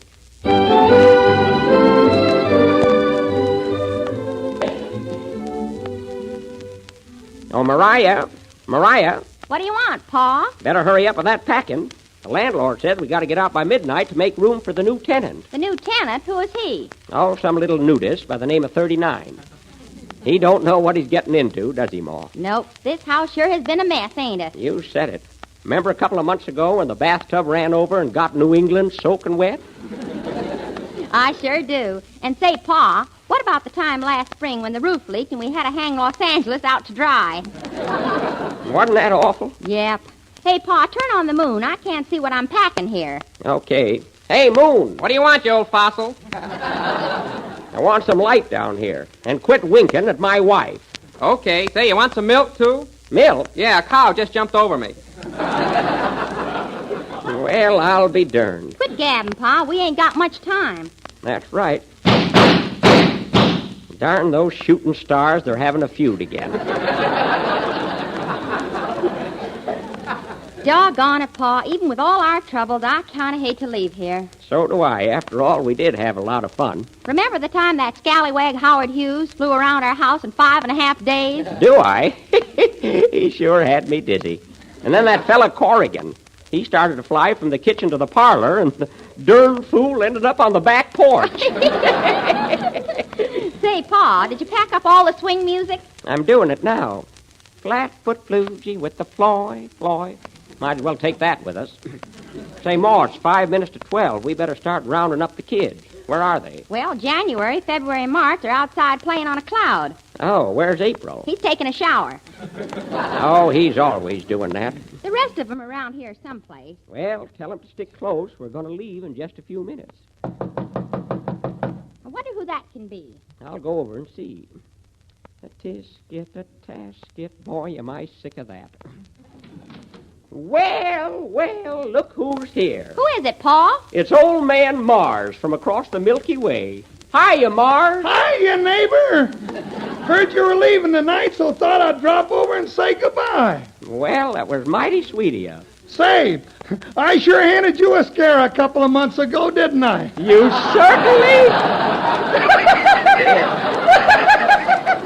Hey, what was the big idea, anyway? Well, I really didn't mean it. I was lighting a cigarette, and I reached down in the Hudson River to put the match out. And what happened? Well, my hand slipped, and I gave New Jersey a hot foot.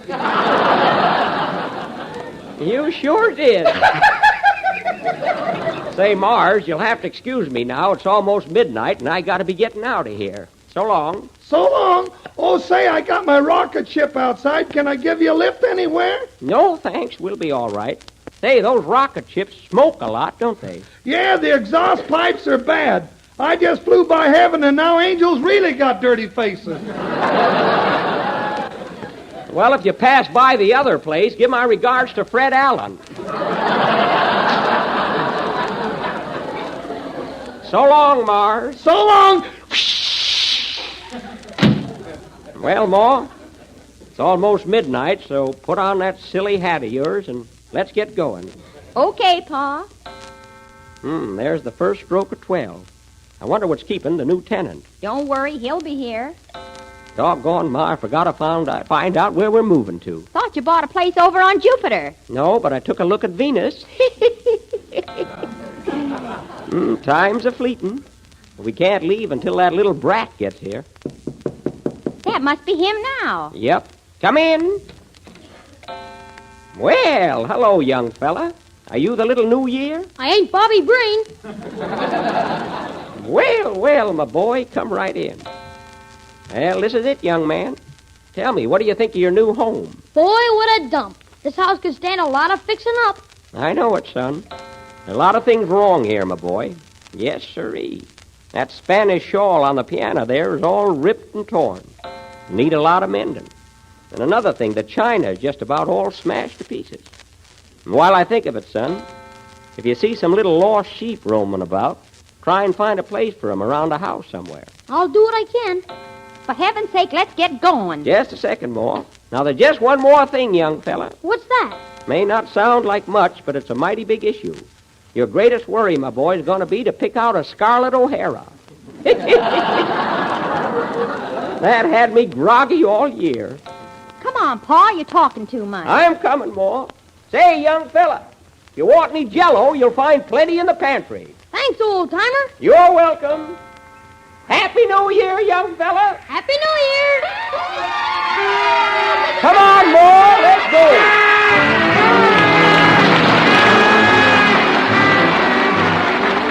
Here's a swell new dessert for the holiday season. It's one the whole family will enjoy, and it's easy to prepare. It's Jell-O butterscotch pudding. And until you've tried it, you don't know just how delicious a pudding dessert can be. Creamy smooth, rich and tasty, with that real old-fashioned butterscotch flavor that will bring the family back for more. Then try the new Jell-O vanilla pudding. Tempting, delicate, and full-flavored. And a Jell-O chocolate pudding, smooth and chocolatey, the kind that Mother used to make, but far quicker and easier.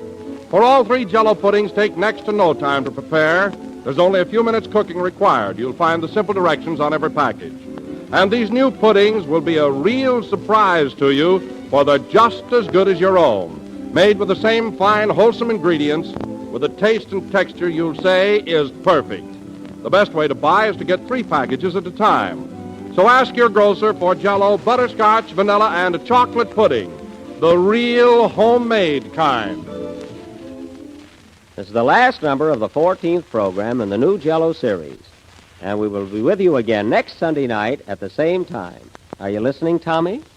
And now, ladies and gentlemen, I would like to announce that in response to many, many requests, and owing to a renewed and timely interest, we are going to present our version of Walt Disney's famous picture, Snow White and the Seven Dwarfs, next Sunday night. So if you missed it the first time, folks, be sure and tune in. And if you heard it, tune in anyway, as we're going to have a brand new Prince Charming. Guess who, folks? Oh, Andy, you gave it away. Good night, folks.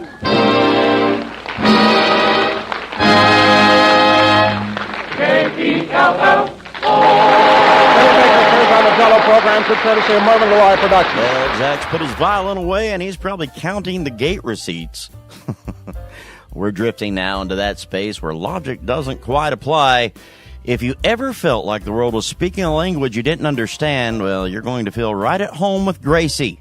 George and Gracie, the long-running conversation that never really makes sense and never really ends. Coming up next, Burns and Allen on the Hojo Radio Network. Stay tuned. Well, hello. Come right in. Oh, George, we've got company.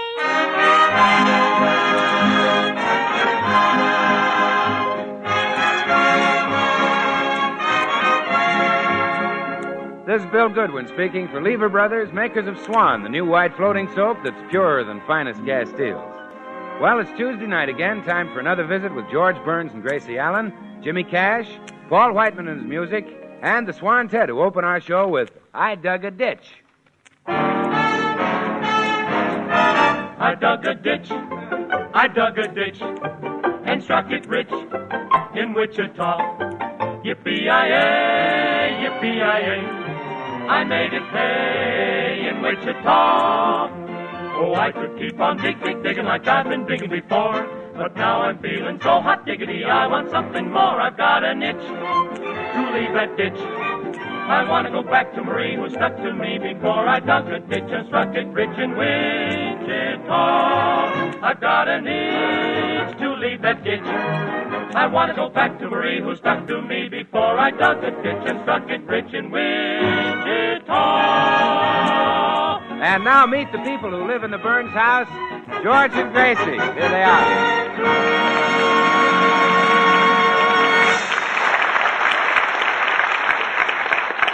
Well, it's early afternoon in the library of the Burns home, where George and Gracie are quietly reading. Gracie finishes the last page of her book and puts it aside. Oh, George, that was beautiful. Huh? What'd you say? I said it was beautiful. Well, you can't buy it. You've got enough hats. Well, I'm not talking about hats. It's this book I just finished reading. I think it's the best thing ever written by Mary Roberts Rumpelmeyer. Mary Roberts Rumpelmeyer? That's right. Well, I never read any of her stuff.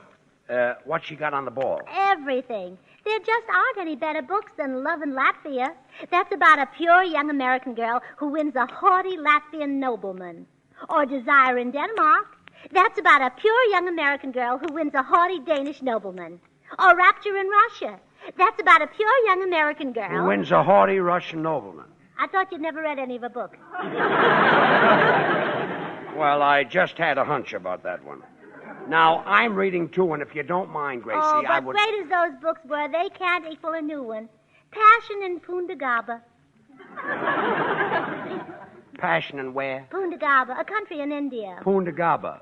It's about a haughty Indian prince whose father leaves him a harem of 250 wives, but the prince is a woman hater. He is, Yeah, so he gives away 50 of the wives.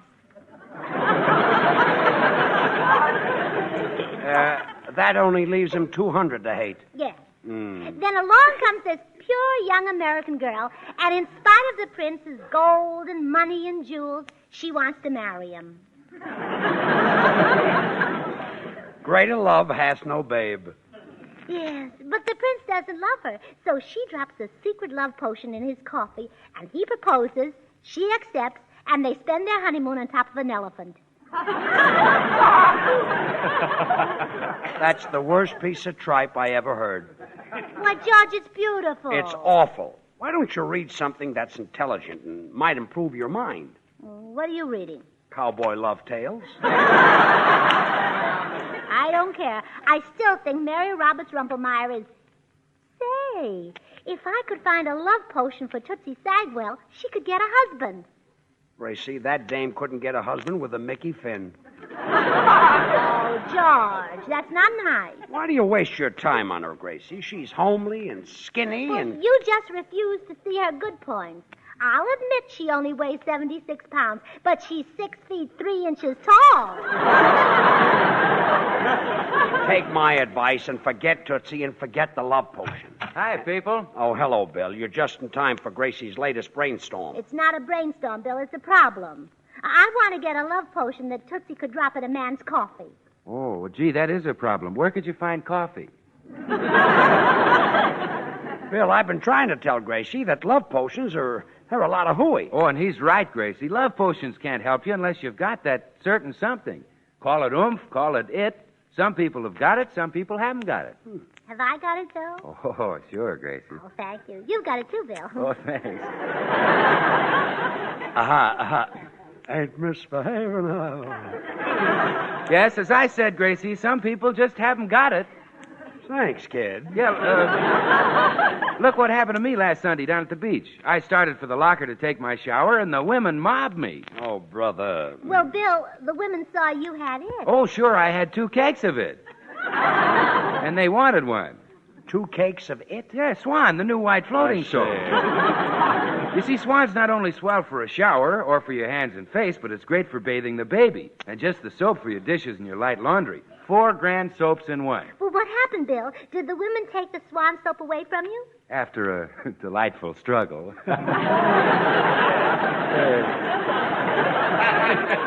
But there wasn't enough to go around even after I broke it in 2. One cute little redhead had to go home empty-handed. Aw. Well, not exactly empty-handed. She took me.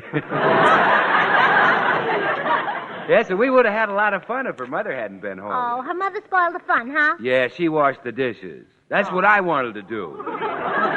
You know how wonderful Swan is for washing the dishes and for laundering fine things, Gracie. You know how fast all-purpose Swan gives you scads of suds. Suds that are so mild and baby gentle, they actually help keep your hands beautiful. Help keep them soft and lovely. Oh, my goodness, Bill. I'm going right out to the kitchen and see if I have plenty of Swan soap. I don't want to miss the fun of doing the dishes tonight. Enjoy yourself, dear. People can't say I don't show my wife a good time. Come in. Well, greetings, friend Burns, and you too, friend Goodwin. Well, the Pool Hall Hamlet. What's up, cue ball? I suppose you want to put the bite on me for a 5-spot, huh? Sir, do you take me for a common beggar? Do you dream that I would humble me pride to borrow $5 from you? And what do you want? $10. I thought so. Nothing doing, cue ball. Oh, gad, but you're a beast, sir. A beast. Friend Goodwin. No use, cue ball. I'm a beast, too. Mr. Goodwin, would you let a mere $10 ruin our friendship? Well, not necessarily. I'd let almost anything ruin it. Oh, it isn't for myself that I need this paltry sum. Mr. Burns, it's for a little old lady that I know. It may be only $10 to you, but without it, I fear that this poor little old lady will do something desperate. You mean? Yes. She will eject me from her boarding house.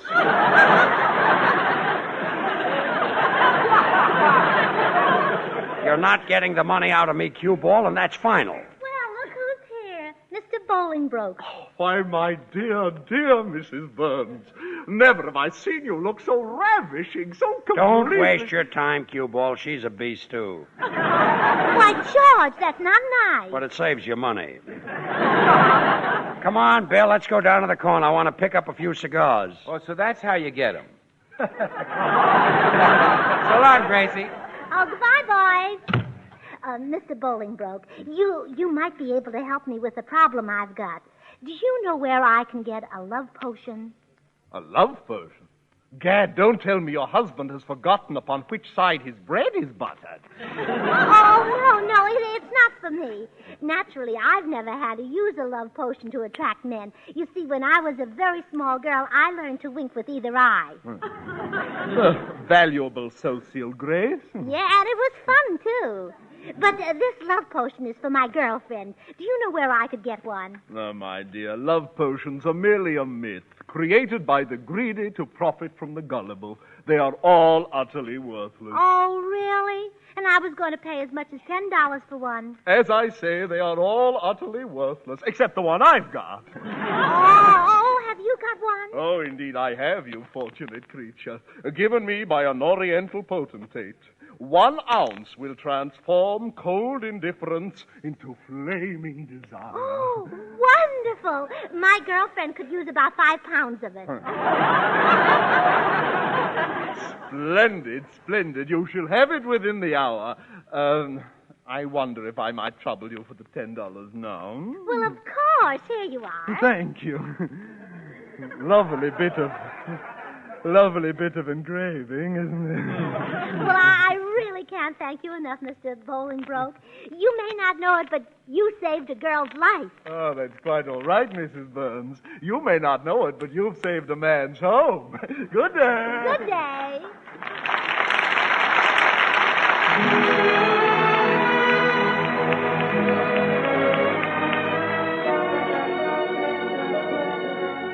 This is Paul Whiteman. Here's a really charming tune that looks like it's going places. It's called Poinciana.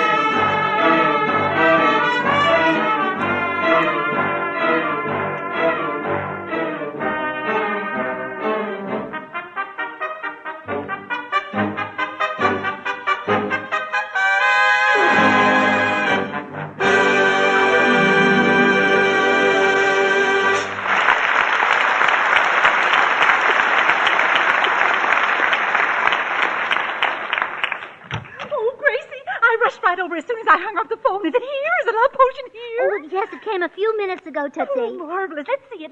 Oh, Tootsie, for goodness sake, get a grip on yourself. I'm tired of getting a grip on myself. I want to get a grip on a man. Where's the love potion? Well, this is it right in this can. It's just a powder. But I hear only 1 ounce will make a man want to kiss you and kiss you. You say Mr. Bolingbroke got it from an Oriental potentate? Well, I guess he was even bigger than a potentate. Really? Oh, sure. Look what it says on the can. He was a bicarbonate. Oh, I just can't wait to try it out. What time does the next bus leave for the Navy Yard? Oh, that isn't the way to use it. No. Pick out one man you'd like to marry, and we'll give it to him. Well, let's see. How about Alan Ladd? Oh, Alan Ladd. Tootsie, you don't want to rob the cradle. I do if Alan Ladd's in it. Well, I think you'd better take someone more mature. How about Victor? Oh, I love Victor Mature. Oh, I know just the husband for you. How do you like Humphrey Bogart? Oh, I'm mad about the boy. Oh, how I loved him in action in the North Atlantic. Yeah. Hey, if he puts his arms around you, there'll be action in Beverly Hills. Oh, yes. But he's so tough, I don't think we could get him to swallow the potion. Oh, that is a problem. Say, I know how we could get Charles Boyer to swallow some. How? Put it on Irene Dunn's neck. But then he'd fall for her. Oh, yeah, I guess so. What about Walter Pigeon? Don't even ask. Just give it to him. You know, Tootsie, your husband doesn't necessarily have to be an actor. I'm very happy with George. Well, I kind of like actors. Oh, my, it's so hard to decide. Alan Ladd, Humphrey Bogart, Charles Boyer, Walter Pigeon. Would you rather have a nice butcher? No, I think one of those will do. Say, we're not even absolutely certain this love potion will work. Maybe we ought to try it out first, huh? That's a wonderful idea, Gracie. Who can we try it on? Well, Oh, it's my precious little ducky. Gracie, why don't we try a dose of the you-know-what potion on Herman? Oh, well, that's silly. He's too young to know anything about you-know-what.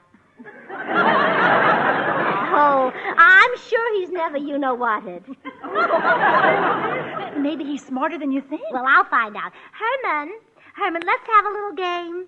Now, suppose you were out in the yard playing with your rubber fish. Uh-huh.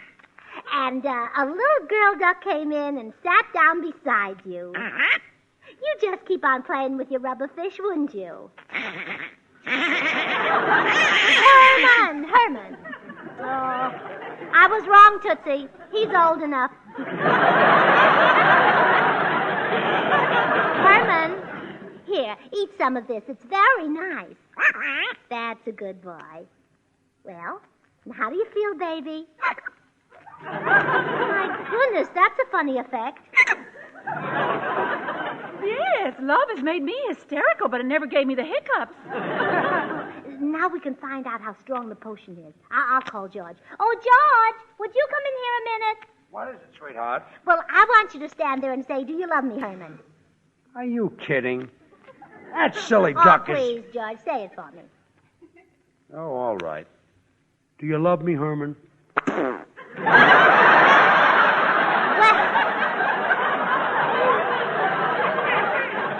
that's that. Run along, Herman. Yeah, run along before I kick you in the giblets. Go on, beat it. Go on.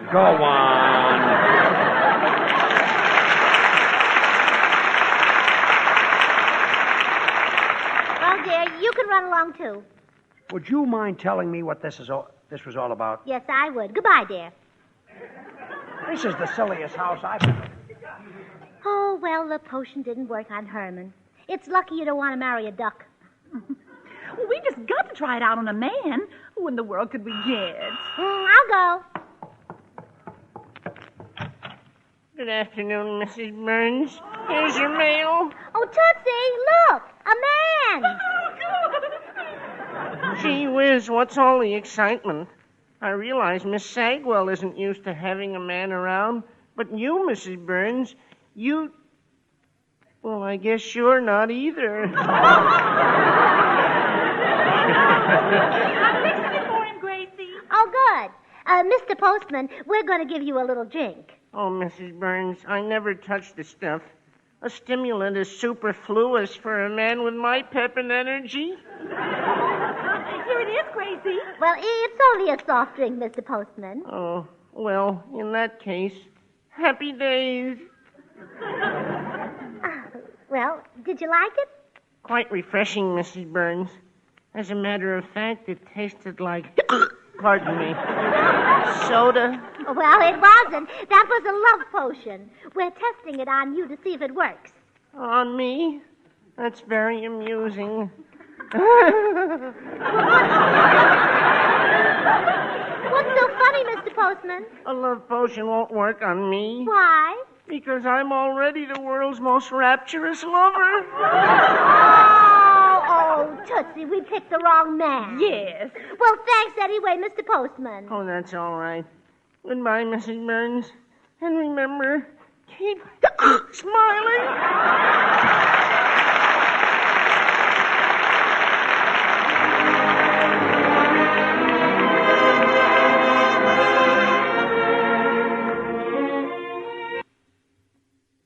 Jimmy Cash comes up with a mighty pretty contender for the all-time long title. You rhyme with everything that's beautiful.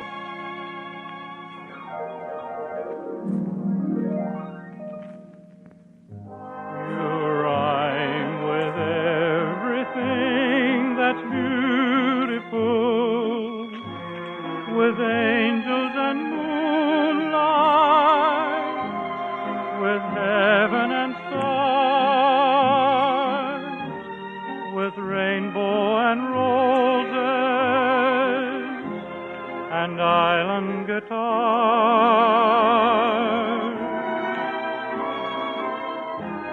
You are a perfect rhyme with all these things. You rhyme with everything that's beautiful, with summer, with springtime, with sunsets that glow. I'm not a great poet, but this much I know. You rhyme with everything that's beautiful, with summer, with springtime, with sunsets that glow. I'm not a great poet, but this much I know. You rhyme with everything, everything.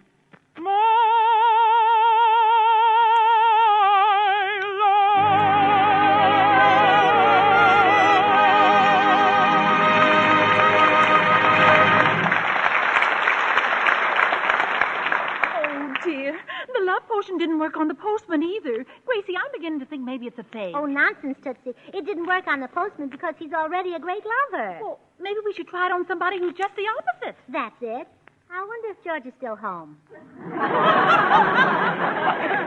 But how will you get George to swallow it? Oh, well, I'll get him to take a drink of something and slip it into the drink when he isn't looking. Oh, Gracie, you're wonderful. You're even going to give your own husband a love potion for me. Well, to tell the truth, Tootsie, it isn't altogether for you. Oh, I see. Well, while you're trying it on George, I'll phone Bill Goodwin to come over. Bill Goodwin? Yes. If the love potion works and you and George start snuggling, I want to have somebody to fall back on. Well, if you want someone to fall back, I'll call Paul Whiteman. He's softier and roomier. No, I'll call Bill. All right. And I'll get George to take a drink and then slip the love potion in it. Sweetheart. Yeah? Oh, you look hot. How about a nice glass of ice-cold water? No, thanks. Well, it would taste wonderful on a hot day like this. Cold drinks aren't good for you on a hot day. Oh. Well, how about a nice glass of hot water? Don't be silly. Would you like a glass of ginger ale? No. Root beer? No. 7-Up? Gracie, what are you up to? Coca-Cola. Have some? No, now don't bother me. A glass of milk, maybe. Look, I don't want to drink a glass of anything. Well, I could put it in a saucer and let you lap it up. Gracie, are you trying to talk me into something? No, I'm trying to talk something into you. Gracie, try to understand. I'm not thirsty. You're not? No, I'm not. Oh, George, picture yourself out on the desert. You've been walking for miles. The sun is blistering. There's sand in your mouth, and on you walk in that terrible heat. Now, how do you feel? My feet hurt. Dear, I guess I didn't get enough sand in your mouth. Gracie, will you please explain what this is all about? Well, of course, dear. Let's discuss it over a bottle of celery tart. Oh, stop. Why all this talk about something to drink? You'd think I was out in a dust bowl without a drop of water. Dust filling my lungs, choking me. Half crazed from thirst. Wandering around in the... Wait a minute, I think I will have a drink. Oh, that's fine, dear. I'll be back in a second. Hurry up, will you? This thirst is killing me. Coming, dear. Oh, water. I must have water. Here, dear. Nice cold glass of sauerkraut juice. Let's have it. Say, what's this white powder in the bottom? That's sauerkraut. Well, here goes. Now, don't drink too much of it, George. You're not as young as you used to be. Gee, that was good. Well, do you feel any different, dear? Different? No. Well, do you love me more than you ever did? You know I do. Well, I can't tell if that came from the heart or a little further down. Huh? Oh, excuse me, dear. Well, did it work, Gracie? Oh, gee, I don't know, Tootsie. Hello, girls. Why'd you send for me? Oh, here, Bill, drink this. Huh? Drink it. Tootsie fixed it for you. Tootsie? Well, okay. Tootsie, here's how. She just wants to know when.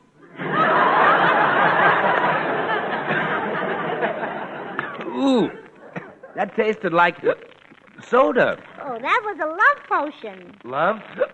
Potion? Yeah. Oh, Tootsie, he drank it. Now he'll fall in love with you. Swan, the new white floating soap. That's 4 swell soaps in one. The soap for dishes or for light laundry. Tootsie, what are you doing? This time I'm helping the potion along. Swan, the wonderful baby soap, the perfect complexion soap. 4 soaps in one. Look, Tootsie. Bill's getting a wild look on his face. Tootsie, it's happened. I didn't think it was possible, but it's happened. What, Bill? What? I love Swan even more than I used to. Oh, I had to open my big mouth. Oh, Swan, it's so wonderful for bathing the baby. Swan is so mild and sudsy. Swan is purer than finest Castiles. Swan is so kind to a baby's tender skin. And because it's so mild and gentle, Swan's not only great for baby, it's great for anybody's hands and face, tub or shower. Bill, if you love Swan soap, you ought to love me. I can do anything Swan can do. Wash the dishes, bathe the baby. Say, I believe you're right, Tootsie. And I know you'd break in two with a twist of the wrist. Yeah. And she's long enough so you could put half of her in the bathroom and half in the kitchen. Yeah. So I'll slip into a cool green wrapper and let's get married. Gee, I believe the love potion really is working. Yeah, Tootsie, let's get married. You mean it, Bill? Sure, right away. Get the preacher, get the license. Hurry up. Stop! What happened? It wore off. Goodbye.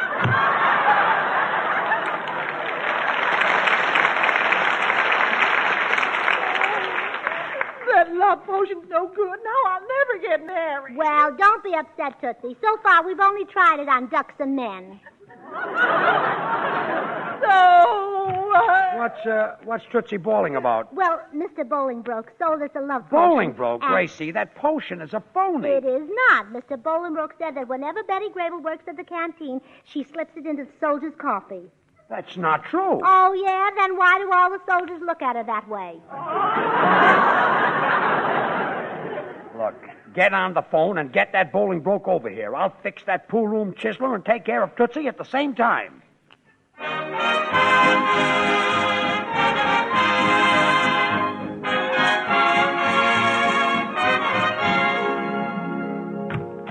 You wish to see me, friend Burns? Yes, I do, Cue Ball.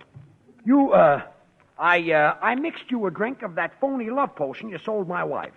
And if it doesn't work, you go to jail. Jail? Yes. Drink it. Why, of course, certainly.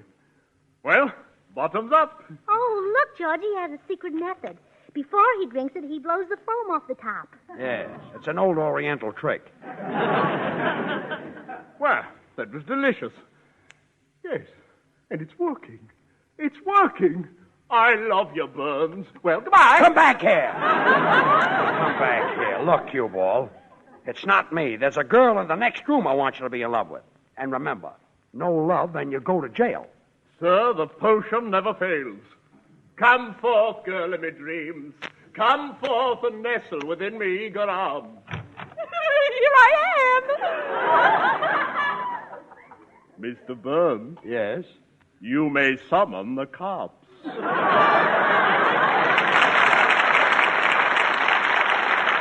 Well, folks, I'm just going to take a second to tell you why Swan is such a great wartime buy.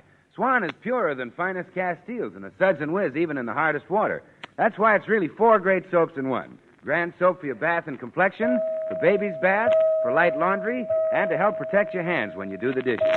Yes, ma'am, no need to buy expensive toilet soap, special baby soaps, or easily wasted package soaps when you use Swan, the soap that's really 4 great soaps in one.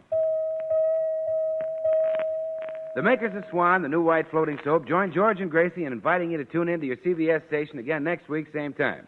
Remember, George Burns and Gracie Allen, CBS next Tuesday night. Don't forget to listen to Swan's other show, Tommy Riggs and Betty Lou, next Friday night over another network. And now till next week, this is Bill Goodwin saying, well, I, Swan, how about you? Good night.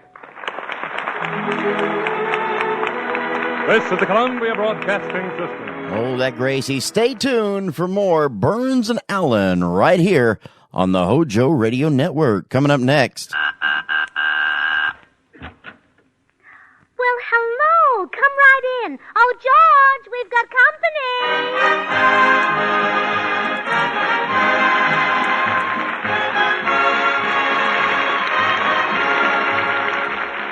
This is Bill Goodwin speaking for Lever Brothers, makers of Swan, the new white floating soap that's purer than finest Castiles. Well, it's Tuesday night again. Time for another pleasant visit with George Burns and Gracie Allen, Jimmy Cash, Paul Whiteman and his music, and the Swantet, who open our show with Goodbye, Sue. Goodbye, Sue. All the best of luck to you. You've been my only gal. What's more, my best pal. Please don't cry. Smile until the clouds roll by. Don't kiss me, dear, just walk away. For I could never, ever say goodbye. Goodbye, Sue. Don't kiss me, dear, just walk away. For I could never, ever say goodbye. Goodbye, Sue. And now meet the people who live in the Burns house, George and Gracie.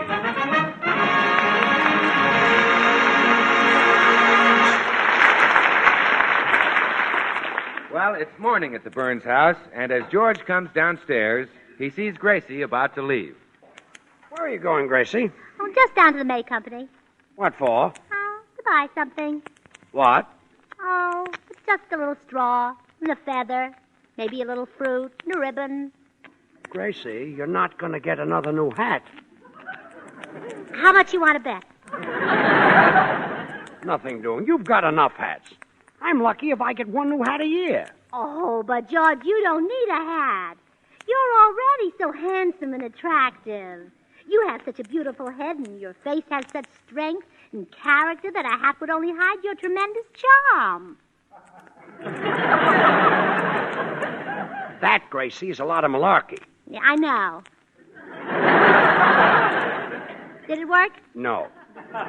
Gracie, you're staying home. Just give me the car keys. Oh, all right. Here, they're in my purse. Let me have it. Oh, wait, I'll just empty it out on the table. Okay.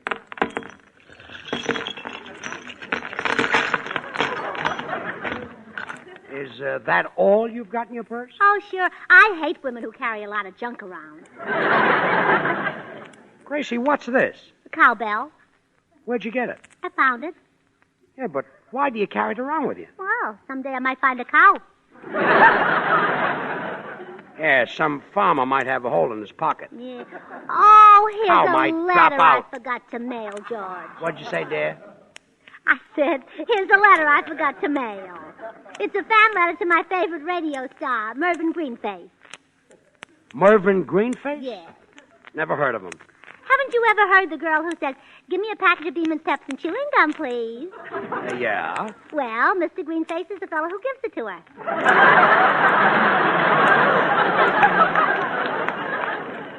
Must get Mervyn's autograph. It's the postman. You answer it, dear, and I'll look for the key. No, you answer it. That guy drives me crazy when he says, "Good morning, Mrs. Burns."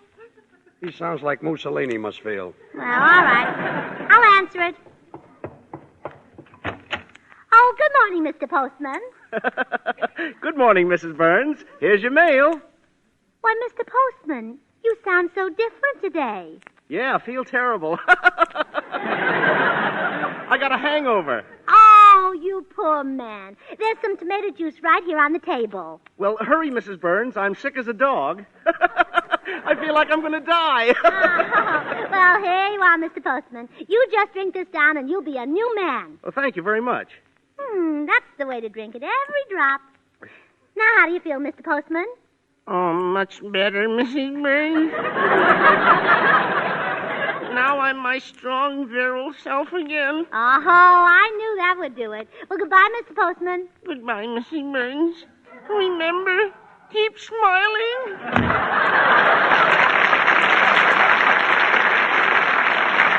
Oh, dear. Here's the mail, a letter for you. Thanks. Say, it's lucky you didn't take the car out before this notice came. The insurance is lapsed. Oh, you mean we carry insurance on our automobile? Of course we do. Well, that's a wonderful idea. We collect every time the motor dies, huh? Yes. Look, I'm going down. I better run downtown and take care of the insurance. And I want you to remember, don't touch the car until I get it straightened out. All right. Oh, hello, George. Goodbye, Tootsie. Gracie, has George got a chip on his shoulder? No, that's padding. The tailor tries to make him look healthy. Well, Gracie, the reason I rushed by, you know that cute little hat you were looking at the May Company? Yes. It's been reduced. No. Yes. It was $7, and now it's only $6.95. My goodness, at that price, it'll be snapped up. Yeah. If you want it, you better drive right down there. Oh, I can't, Tootsie. George won't let me take the car. You see, our insurance Hi, is... Gracie. Hello, Tootsie. Oh, hello, Bill. Bill, would you drive Tootsie and me down to the May Company? Well, gee, I'd love to, Gracie, but my car isn't running. Your car was all right last night, Bill. I saw you parked on that dark street. Oh, well, sure, I had to park, Gracie. My car got out of whack. Oh, Wack got out of your car, too. Oh, Gracie, she wasn't a whack. That girl was a woos. Oh, a whoosh? Yeah, that's right. WWUS, Women Who Use Swan. Oh, I see. Wooses. Yeah. What about men who use Swan? Are they mooses? No, Gracie, they're geniuses. Because Swan is the perfect soap for a man's shower or tub. And, of course, every woman knows that Swan's not only a great toilet soap, but it's also the soap for bathing the baby or for doing your dishes and light laundry. Swan is actually 4 swell soaps in one. Well, Bill, look, if you'll excuse me, I just have to rush over to the May Company and get a hat. Why don't you and Tootsie stay here and have some fun? Have fun doing what? That's what I'm afraid of. I'm sorry, girls. I want to see Bubbles at 10 o'clock. Bubbles? Is that the whoosh you were with last night? Oh, no. At 10, Mother's going to wash the dishes with Swan, and I want to see Bubbles. Have you ever noticed how fast all-purpose Swan gives you scads of suds? That's why Swan's so swell for dishes or for laundering your fine things. And say, those Swan suds are so mild and baby gentle, they actually give your hands a beauty treatment. Help keep them soft and lovely. Well, I'll see you later, girls. Oh, wait, Bill. Tonight after dinner, I'm going to be alone. You said it, Tootsie. Goodbye.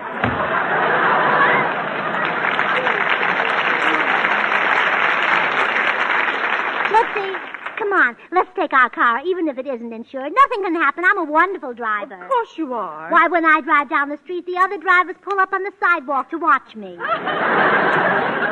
Yeah, I know, but if George said you couldn't drive... Wait a minute. He didn't say you couldn't drive. Come on. Okay. Oh, but wait, Gracie. I have one weakness. I just can't back out of a garage. Oh, I'll back out for you. Come on.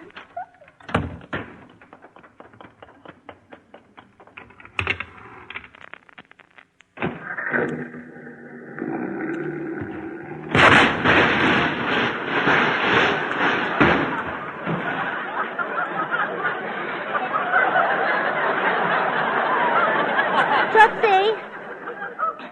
Yes? We both have the same weakness.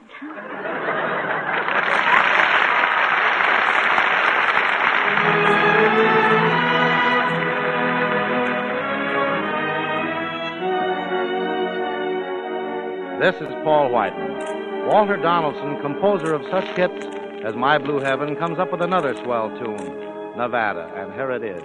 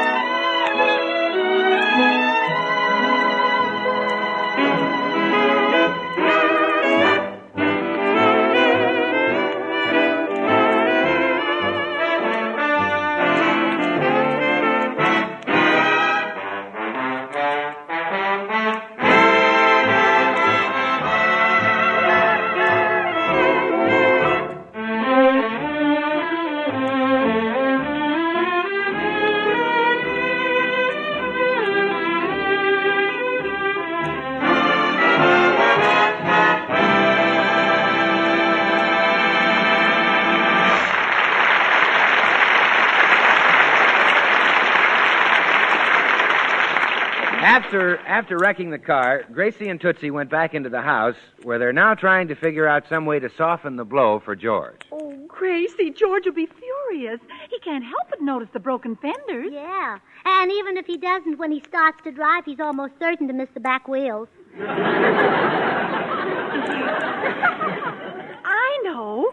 We can't keep him from seeing what happened, but we might try to take his mind off it. See, that's a wonderful idea. For instance, I might try to allure him. I could put on a very sheer negligee. Oh, wonderful. Or we might try to frighten him. You could put on the negligee.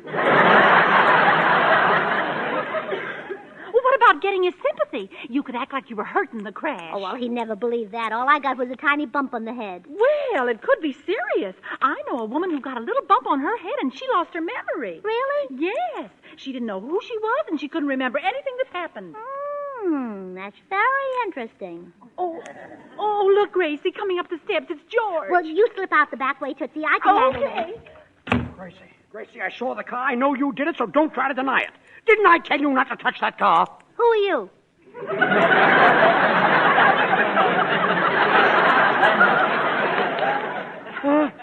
are you? What are you doing in this house? I live here. Then what am I doing in this house? For Pete's sake, what's wrong with you, sweetheart? How dare you call me sweetheart, stranger? Stranger, have you gone crazy? I don't know. There was a crash. I hit my head. That's all I remember. You hit your head? And you don't remember me? I don't even know your name. Amnesia, that's what it is. Amnesia. How do you do, Mr. Amnesia?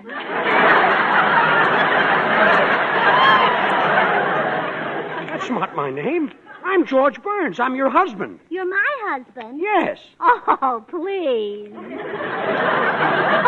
This is awful. Look, isn't there something about me that's familiar? No, and there better not be, stranger.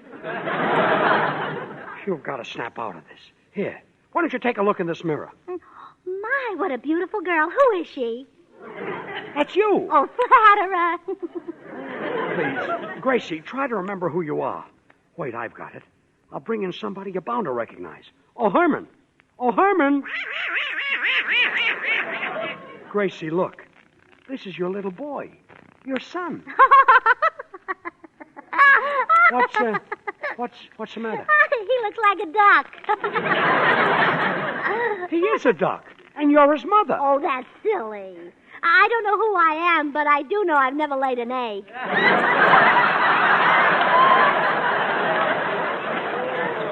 This is awful. Herman, say something to your mama. Doesn't that bring back anything to you, Gracie? Don't you remember how you always protected him when I got sore? Don't you remember how you always kept me from serving him for dinner? No, I don't. Your mother has lost her memory, Herman. Try talking to her just once more. I'm sorry, but I've never seen him before. Oh, the poor little thing. Well, don't worry, Herman. After all, you've still got me.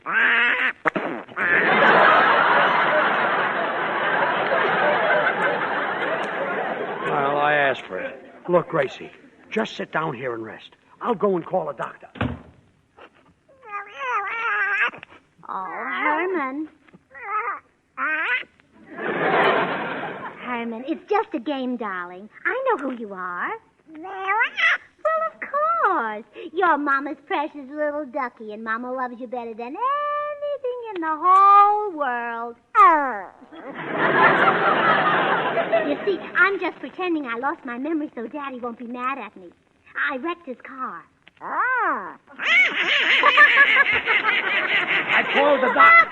Hey, you're laughing together. Gracie, your memory is back. Now, about the car. Who are you? Oh, you stay here, darling. I'll answer it.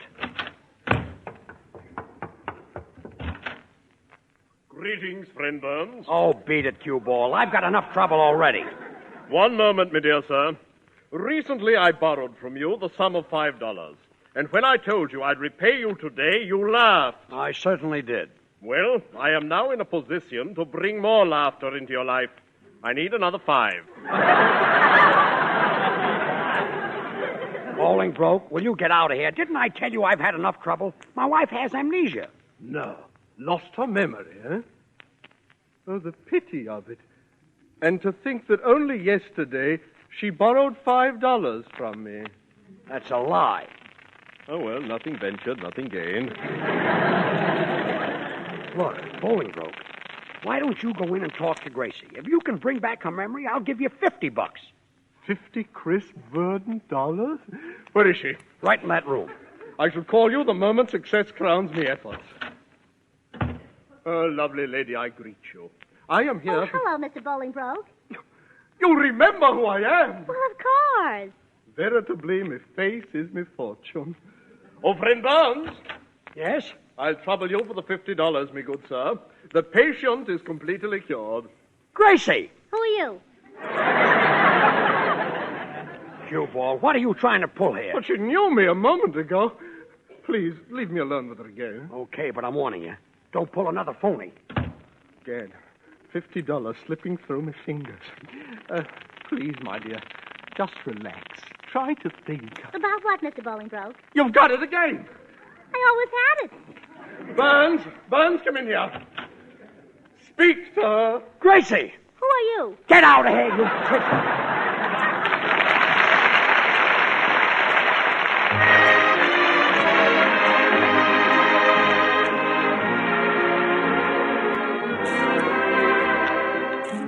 If you've got the jitters, here's Jimmy Cash with some good advice. Don't worry. Okay, Jimmy?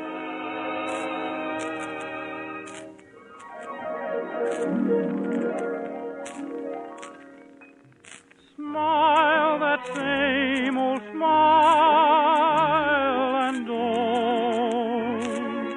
worry, even though the skies are gray. Beyond the dark horizon, a rainbow's all aglow.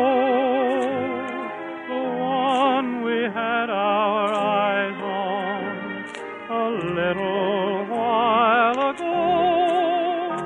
So dream that same old dream and don't worry.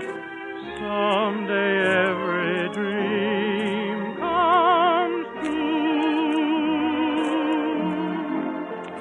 And when we're far apart, don't worry, I'll save that same old love for you.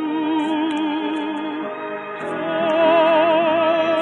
dream that same old dream and don't worry, someday every dream comes true. And when we're far apart, don't worry, I'll save that same old love for you.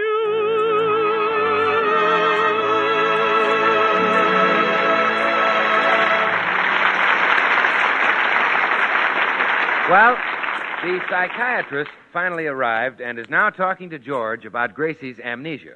Now, Mr. Burns, if we can just stimulate your wife's memory, perhaps we can effect a cure. Tell me, what did she do before she was married? We were in vaudeville together. Ah, that may be it. Can you remember your old act? Why, sure. I'd come out alone at the opening and I'd sing, How do Mr. and Mrs. Audience? It is now my time to perform, and I'll present to you a little review in style, originality, and form. Then Gracie would come out. Rather risky after a thing like that, wasn't it? Why, it was great. And then we'd tell a few jokes. I'd say to her, what's the easiest way to raise corned beef and cabbage? And she'd say, with a knife and fork, and the audience would die. Suicide, no doubt. Well, at any rate, I think we're on the right track. Now go into your wife's room and go right into your opening number. It may bring her memory back as suddenly as she lost it. Swell, Doc. Gee, I hope it works. How do, Mr. and Mrs. Audience? It is now my time to perform, and I'll present to you a little review in style, originality, and form. Well? Who are you? I'm your husband. Don't you remember our old vaudeville days? Don't you remember that we got married while we were playing Poughkeepsie? Oh, you must have the wrong girl. I don't know how to play Poughkeepsie. Gracie, I'm talking about the stage. Don't you remember that your father sent you to dramatic school at the age of 8? My, I had a young father, didn't I? Gracie, what's the easiest way to raise corned beef and cabbage? Oh, well, now you're just being silly. I used to ask you that on the stage, and you'd say with a knife and fork. Why would I say a thing like that? To make the people laugh. I'll bet it didn't work. Well, I give up. I'll be back in a little while. Any luck, Mr. Burns? None at all. She keeps asking me who I am. She doesn't even know I'm her husband. Possibly you could recall her honeymoon to her. If you could make her remember those glorious 2 weeks or 3 weeks or whatever it was. Doc, we were in vaudeville. It was a half a day. Oh, I see. Well, no matter. That's something a woman always remembers, even if it's only subconsciously. You've got to bring that honeymoon back. Okay, I'll try. Gracie, I want you to think very hard. Does the Hotel St. Elmo mean anything to you? The Hotel St. Elmo. Yes. A little hotel in a small town? Yes. Red carpeting on the stairs? Yes. Room 206? That's right. A man. I remember a man. That's it. Who are you? Oh, Gracie, don't you remember? I was the man in your hotel room. You were? Yes. Ouch. Well, next time don't get so fresh. This is murder. It's no use, Doc. The honeymoon didn't work either. Well, don't give up, Mr. Burns. There must be a way. Do any members of her family live here? No, but here's an album full of their pictures. Good. Take it into her and let her look at them. Okay. Gracie, I've got some pictures to show you. Look, here's your sister Bessie. Oh, I like her. What a sweet, shy, old-fashioned girl. Yes. And I like the sailor whose lap she's sitting on. Yes. And I like the Marine who's sitting on her lap. Yes. Do you remember her? No. Well, here's a picture of your brother Willie's grammar school graduation class. He's the one on the end of the front row. Oh, my, doesn't he stand out? The rest of the class is just ordinary, but he looks so distinguished with his cigar and gray hair. Great kid. Remember him? No. But you must remember. They're your brother and sister. Oh, how do I know they are? Because I told you so. Who are you? Oh, what's the use? Well, Doc, that one. Oh, hello, Bill. Hey, George, what's the trouble? What's the doctor doing here? Oh, Gracie's got amnesia. She bumped her head that made her forget that I'm her husband. Well, let her alone, George. If you cure her, she'll only hit herself on the head again. Bill, this is serious. Really? Oh, well, don't worry, George. I'll bring Gracie's memory back. I'll just mention Swan and remind her it's the new white floating soap that's 4 swell soaps in one. The soap for dishes, for light laundry, for hands and face, or for bathing the baby. Purer than finest Castiles, too. I'll bring her memory back. You seem quite confident, young man. Are you a psychiatrist? Am I a psychiatrist? Mayo brother? No, Lever Brothers. Oh. Come on, George. Hi, Gracie. Well, hello, good looking. Say, I'll bet the girls are crazy about you. And you thought she wouldn't know me. I'm still not convinced. Go ahead, Gracie. Tell them about Swan soap. What's that? What's that? Oh, Gracie, listen. What's white and floats and is swell for bathing the baby? A big fat nurse? No, Gracie, it's Swan. Swan's wonderful for bathing the baby because it's so mild and sudsy. And if it's so mild and gentle it's kind to a baby's tender skin, then Swan's great for anybody's hands and face, tub or shower. Now, do you remember Swan? Uh-uh. Gracie, I know what'll bring it back to you. You must remember this. A kiss is still a kiss? No. Swan breaks in two with a twist of the wrist so you can use half in the kitchen for dishes and light laundry and half in the bathroom for your hands and face. Oh, I like the other song better. Oh, this is terrible. Gracie, I can understand you forgetting who you're married to. I can understand you forgetting your friends. But how can you forget that glorious white stuff you wash with?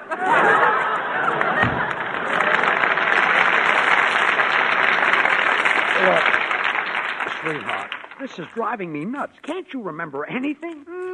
Just something about a car and somebody who was going to be mad at me, that's all. Who cares about the car? If you got your memory back, you could wreck a dozen cars.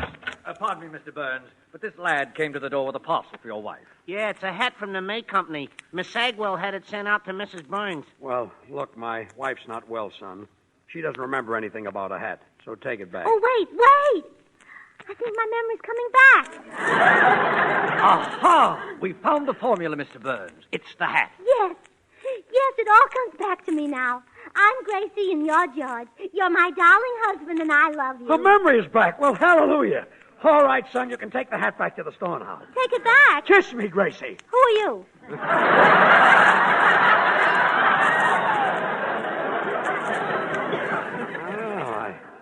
I think I see when the hat leaves, the memory goes with it. Son, bring that hat back again. Oh, yes, my memory's coming back again. You're my husband and I love you. Pay him for my hat, George. Who are you?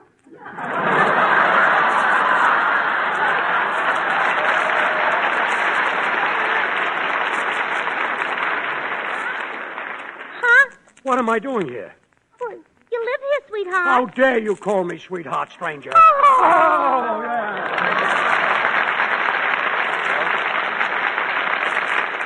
George and Gracie will be right back. Meanwhile, I'm going to stick my chin out. Remind some of you girls that it's a bit silly to spend a fortune for high-priced toilet soaps in fancy packages when you can buy Swan instead. Just try Swan for your hands and face, for your bath. Remember, doctors recommend Swan for babies, so you know Swan must be mild and gentle. And when it comes to loads of creamy, smooth lather, Swan will give you all you need and then some. So why not help yourself to a beautiful complexion and save money doing it? Buy Swan, the soap that's purer than finest Castiles. A great buy anytime, an even greater buy in wartime. Well, here they are again, George and Gracie. Well, folks, this ends our season. This is our last show. Yes, now we're going out to play some army camp. But I'll be back on the air again for Swan in 8 weeks. And I'll be with you, Gracie. Who are you? Mervyn Greenface. Good night. The makers of Swan, the new white floating soap, join George and Gracie, inviting you to tune into your CBS station when we return to the air on August 31st. Meantime, we'd like to wish you a very pleasant summer. Don't forget to listen to Swan's other show, Tommy Riggs and Betty Lou, every Friday night over another network. Now, this is Bill Goodwin saying, well, I, Swan, how about you? Good night. This is the Columbia Broadcasting System. Well, here we are. The fog is thick now, and we're almost home. We're finishing our journey tonight in a place of absolute safety. Before the television screens changed the face of the American family, the radio gave us the version that felt like a warm blanket. It's simple, it's idealistic, and on a Tuesday night, in the middle of a complicated century, it's exactly what we need. Let's spend an hour with the Andersons, with Father Knows Best, next on Hojo Radio. Stay tuned. Mother, is Maxwell House really the only coffee in the world? Well, your father says so, and your father knows best.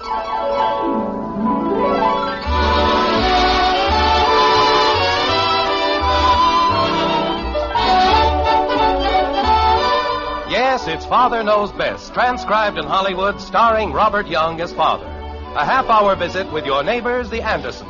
Brought to you by America's favorite coffee, Maxwell House. The coffee that's always good to the last drop.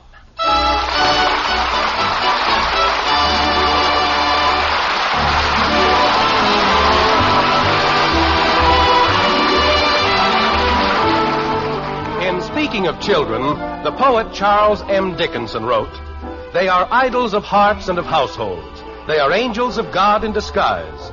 The sunlight still sleeps in their tresses. His glory still gleams in their eyes." Well, it seems like a pretty good bet that Mr. Dickinson never spent any appreciable time in Springfield, especially in a certain white frame house on Maple Street. If he did, it's a cinch that he never stayed for dinner, where the conversation generally goes something like this. But, Dad, I won't get my allowance until Monday, and I've only got 20 cents. That's very interesting. Kathy, stop playing with your mashed potatoes. Yes, Daddy. It isn't as if I needed a whole lot. Heck, what's 50 cents? Well, lately I've heard it referred to as a 1950 nickel. That was a joke, Margaret. 50 cents, 1950 nickel. You see, I heard you, Jim. Oh, well, I just thought. Bud, will you please pass the bread? Gosh, if you needed 50 cents and I had 50 cents, you know I'd be only too glad to lend it to you. Well, that's very noble of you. You mean I can have it? No. That's wonderful gravy, Margaret. Well, thank you, dear. Would you mind passing it, Betty, please? Here you are, Father. Thank you. Say, Mom. Your mother's not going to lend you the 50 cents either, Bud, so stop bothering her. I wasn't bothering her, Dad. I just thought... Jim, if Bud really needs the money... This is Thursday, Margaret. He got his allowance only 3 days ago. Well, how did I know she was going to be a pig? Who? Marion Swift. Believe me, it'll be a long time before I invite her in for another malt. All I said was, would you like a malt? And you know what she ordered? A triple-decker sandwich and a hot fudge sundae. With nuts. That is one of the unfortunate things about life, Bud. All women are born hungry. Why, Jim. Especially beautiful women. I hope she gets a stomachache. Bud. I'll teach her. Kathy, if you're quite finished with that construction job, may I suggest that you put your potatoes to the use for which they were intended? Huh? Eat your dinner. Oh. Oh, what? Okay. Go ahead, dear. Say, Betty. Don't ask me for any money. I'm broke. She wouldn't even give any to Billy Smith. Kathy. Wait a minute. You mean Billy Smith asked you for money? Well, he said he needed 80 cents in a hurry. Margaret, what's gotten into these kids anyway? Imagine a boy asking a girl for money. Well, they've been friends for such a long time. It's outrageous, that's what it is. Just plain outrageous. I think it is, too. Creepers, it's only been 3 days since I borrowed it from him. What were you saying, Jim? I was just, how are you getting along in school these days, Kathy? Oh, pretty good. How about 30 cents? That isn't much. Bud, please, I was talking to your sister. What were you saying about school, Kathy? I wasn't saying anything. Well, say something. About what? About anything. Okay. I didn't win the spelling contest today. Well, that's nice. Was there anything else you didn't win? Well, how did I know there wasn't any K in civics? I don't even know what civics are. You don't know what civics is. That's what I said. You said you don't know what civics are. Well, I don't. Kathy, the point Betty is trying to make is that civics is in the singular, not the plural. They are? Not they are, they is.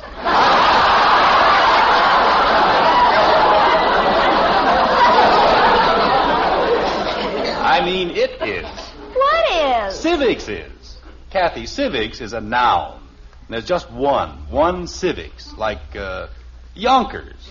There's only one Yonkers. What are they? Yonkers is a town. It's a place where people live.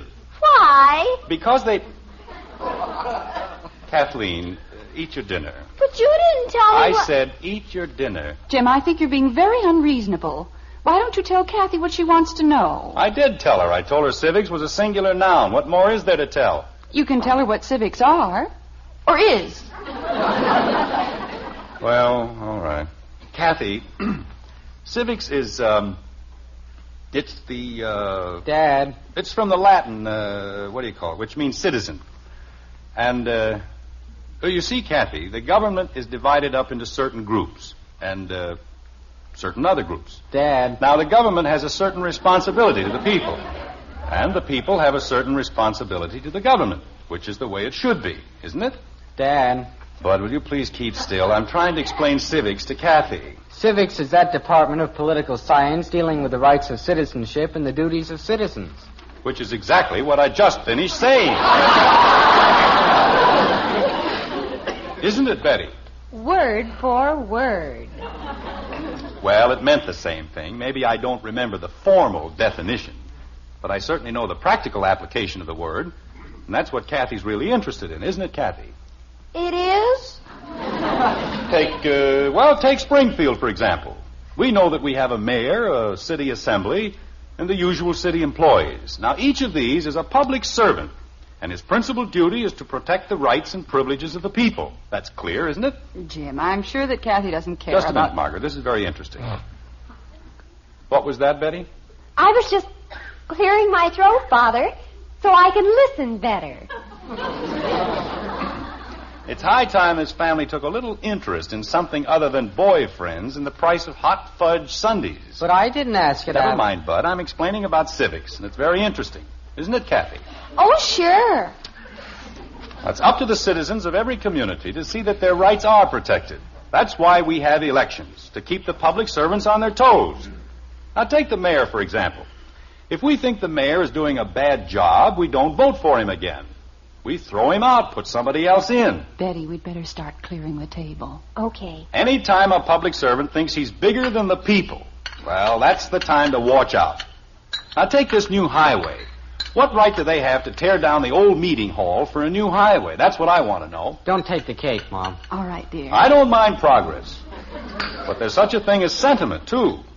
That building is a monument, and it holds precious memories for everyone in Springfield. But do they care? No. They're going to tear it down, build a road. And they didn't even have the decency to ask the people if that's what they wanted. Margaret. Go ahead, dear. We're listening. We've taken just about all we're going to take from that bunch of incompetents in the city hall. After the next election, they'll be out selling pencils on the street corners. And if they think... Kathy, will you please stop fidgeting? But I don't understand something. Well, I've made it perfectly clear. I know, but what are Yonkers?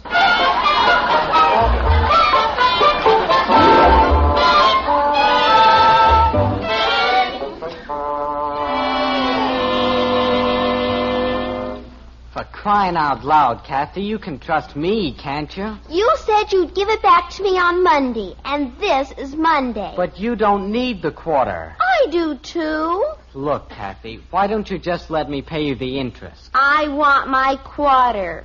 And next Monday, I'll give you the quarter and another nickel for interest. I want my quarter. Of all the stubborn... It's Daddy. Now we'll see about... Wait a minute. Daddy! Hello, sweetheart. Here's your quarter. How about the interest? And another nickel, miser.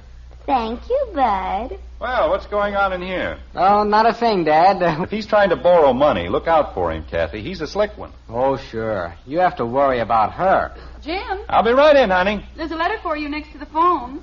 Oh, yes, I see it. Well, now, what do you suppose the mayor wants?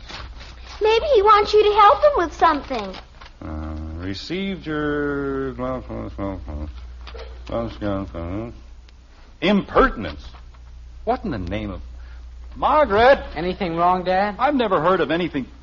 Margaret! I'm coming, Jim. Margaret, this is the most ridiculous thing I've ever heard. Just a moment, dear. Betty, Yes, Mother? be sure the peas don't boil over. Okay. How can you worry about peas at a time like this? I've been ordered to appear in the mayor's office tomorrow afternoon. You've been ordered? Yes, ordered. To explain the impertinence in my letter. What letter? I don't know. I didn't write any letter. Daddy, What is it, Kathy? maybe he means my letter. You mean you wrote a letter to the mayor? Well, you said he had no right to tear down the meeting hall without asking you. Oh, dear. Bud, tell Betty to turn the light off under the peas. We'll probably be quite a while. Okay, Mom. Kathy, why do you do things like that? Well, I just said what you said. I don't care what you said or I said. Little girls don't write letters to the mayor. It isn't done. Why? Because he's a busy man. He's got too many other things on his mind. But you said he shouldn't build the road. I know what I said, and I still say... Jim, I'm sure you can straighten the whole thing out. Can't you? I don't know. Why does he address it to me in the first place? I didn't write the letter. Daddy. If he wants me to speak to Kathy, I'll be glad to. The way he talks, you think I wrote it. Daddy. Yes, Kathleen. Do mayors pay any attention to little girls? Of course not. They don't even have time to pay attention to big girls. That's what I thought. What do you mean, that's what you thought? Well, after after I wrote the letter, I figured maybe if he found out I was only 9 years old, he wouldn't pay any attention to it. So? So, I signed your name. Oh, no.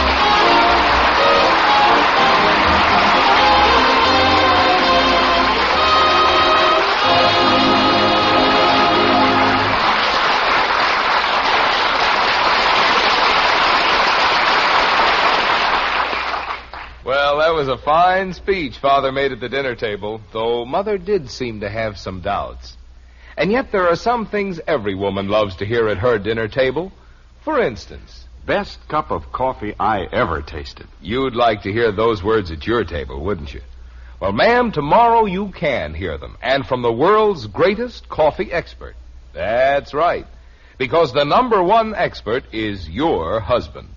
Of course, to the coffee trade, we're experts, too. After all, more people enjoy our Maxwell House coffee than any other brand. But the expert with the final say-so, he's that man of yours. And if you'll fill his cup with Maxwell House, we're mighty sure he'll say, best coffee I ever tasted. In fact, if he doesn't, we'll give you your money back. That's how sure we are. You see, we know no coffee tastes like Maxwell House because no coffee's made like Maxwell House. That famous good to the last drop flavor comes from just one thing, our recipe. A recipe demanding certain fine coffees blended just so. And only Maxwell House has that recipe. So get a pound of Maxwell House tomorrow. Serve it to your husband.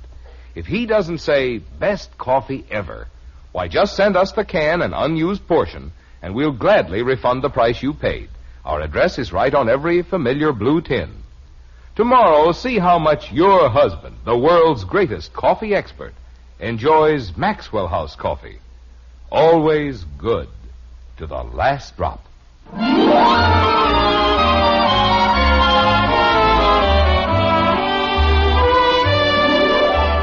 An ancient Greek named Euripides is supposed to have said, "The gods visit the sins of the father upon the children." If that's what he said, Mr. Euripides had rocks in his head, or else he'd never run across a family named Anderson. With them, the shoe is generally on the other foot. And now, as they wait in the corridor outside the mayor's office, the shoe is definitely beginning to pinch, like this. Jim, the entire idea is completely ridiculous. It is no such thing. Making us drop everything we were doing just to come down here and sit. Margaret, if he sees me in the bosom of my family... Yes? Well, maybe you'd rather visit me in the local jail. Jim. And bring me chocolate-covered hacksaws. Jim Anderson, no one said you were going to be sent to jail. How do you know? How can anybody know until we find out what that genius put in the letter? All you have to do is explain to the mayor. Kathy! Did you call me, Daddy? Oh, what are you doing? I was reading a comic book. Why? No, I was just, never mind. Say, did you hear that, Dad? They're blasting for the new road. Boy, that was a pip, wasn't it? Yes, it was fine. Where's Betty? She's around someplace. Betty! Bud! Well, I just thought... Bud, I brought you all along to prove that I'm a man of character and substance. But if you're going to stand outside the mayor's office and scream at the top of your lungs... Did somebody call me? Dad wants you. Bud, please. Margaret, I think they allow visitors in the jail on Wednesday. Are we going in, Father? No, we're not going in. I'm beginning to think your mother was right in the first place. I'll stand a much better chance if I go in alone. What did we do? Nothing. Nobody in this family ever does anything. You can get into more trouble than any 10 kids in Springfield, but it's a very strange thing. Nobody ever does anything. I went down to the end of the hall to get a drink. What's wrong with that? I didn't say there was anything wrong with it. I merely said... I'm thirsty. You stay right where you are. But Betty got a drink and you didn't tell her. Kathy. She couldn't. Margaret, in one more I'll minute... speak to them, dear.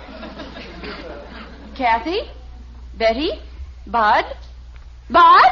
Bud, come back here. I just want to look out the window. I said come back here. Holy cow. All we do is sit around this old hall. How long do we have to stay here, anyway? I haven't the faintest idea. Now, look, you may all think that this is very funny, but it isn't. I'm in a very serious predicament. Why, Jim, as soon as you tell him that Kathy wrote the letter... He's going to ask where she picked up the ideas. Don't you understand, honey? The mayor isn't a stupid man. He knows that children don't have political opinions. They're like parrots. They repeat whatever they hear. Well, why don't you tell him I heard it on the radio? You heard what on the radio? That he's a crook.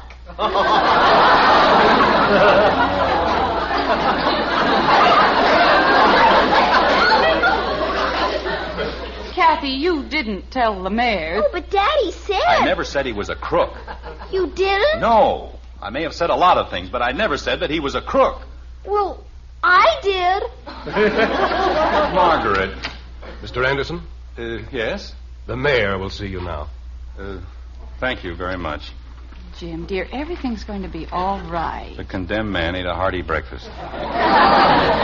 Well, let's go. Father. Please, Betty, let's not say a word. Not even if he asks us something? Nobody's going to ask you anything. Just try to look human.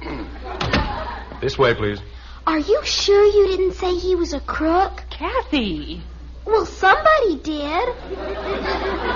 I think. That's the trouble with this family. Too many people try to think. Your Honor? Yes? James Anderson and family. Oh, come in. Come right in. Your Honor. Well, this is a very pleasant surprise. I hadn't anticipated 5 Andersons. You see, Your Honor... That will be all, Bill. Thank you. Yes, sir. Well, now shall we all sit down and be comfortable? Oh, well, thank you, Your Honor. You're very kind. All right, children. Your Honor. Your Honor, my father's a wonderful man. But... And every time he's been arrested, it hasn't been his fault.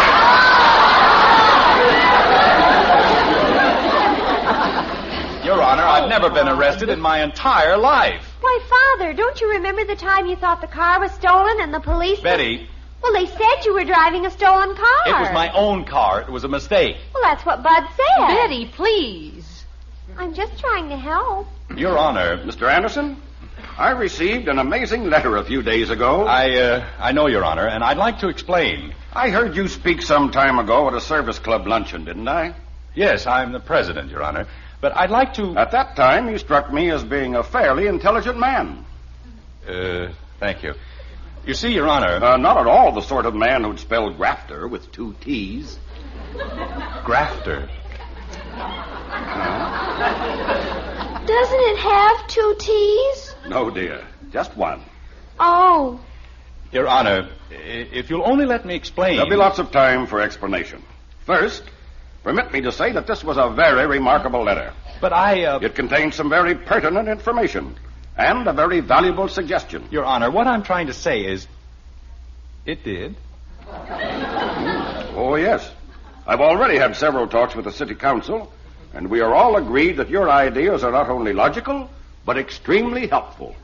Well, I wouldn't go quite that far, Your Honor. Aren't you going to tell him Kathleen, be quiet. But Daddy said... Kathy. Gee whiz. Now, for example, let's take the first point in your letter. The first point? Yes. Now, there is a very wise suggestion. Your Honor, about the letter... Daddy, he means the part about changing the meeting hall into a museum. Oh, that part. Well, it was merely... Outside of the miserable spelling, the atrocious punctuation, and the weirdest grammar I have ever encountered, the point was very well made. Your Honor, what my husband has been trying to say... Of course, the letter was obviously written by a child. How does he know that?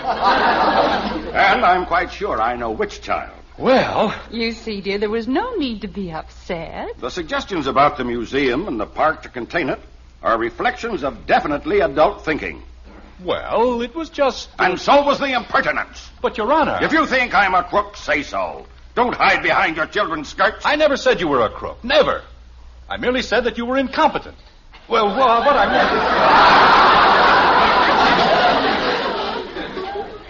Oh, you did you? Well, Your Honor... That's what it was. He said you were incompetent, and you ought to be out selling pencils. Kathy!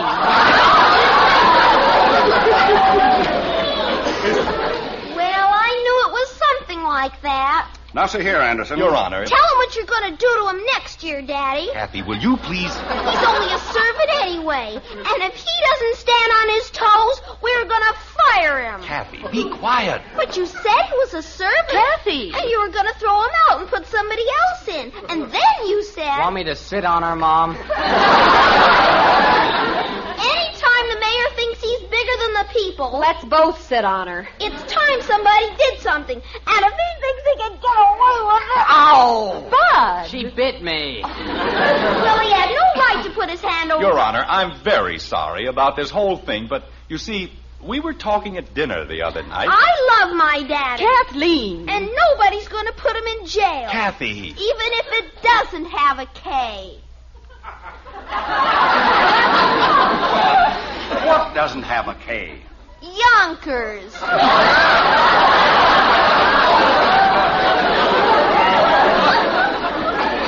I'm beginning to be slightly confused. Well, with my family, that's an occupational hazard. We've confused more people to the square inch than any 10 families in town. But I'd still like to explain. There's only one thing I want you to explain. Why didn't you write this letter? What? You obviously had a great deal to say. Why didn't you say it to me? Well, Your Honor, I wouldn't presume Presume my foot. Your Honor. That's what I said, my foot. People vote for you, expect you to do a job for them, and then what do? Nothing. But we didn't think it was our place to... Well, whose place did you think it was? How can we do anything for you if you don't tell us what you want done? Well, you were elected on a certain platform. And I've held to it. You wanted a progressive administration, and you've had it. Yeah, we didn't want you to tear Springfield apart. Then say so. Don't tell your children. Tell us. Go ahead and tell him, Pop. Well, go ahead. All right. What do you want to know? Why don't you like the new road? I do. It's just that, well, when I was a boy, I played on the steps of the old meeting hall. So did my father when he was a boy. You're tearing down more than just a building. You're destroying a whole page of Springfield's memory.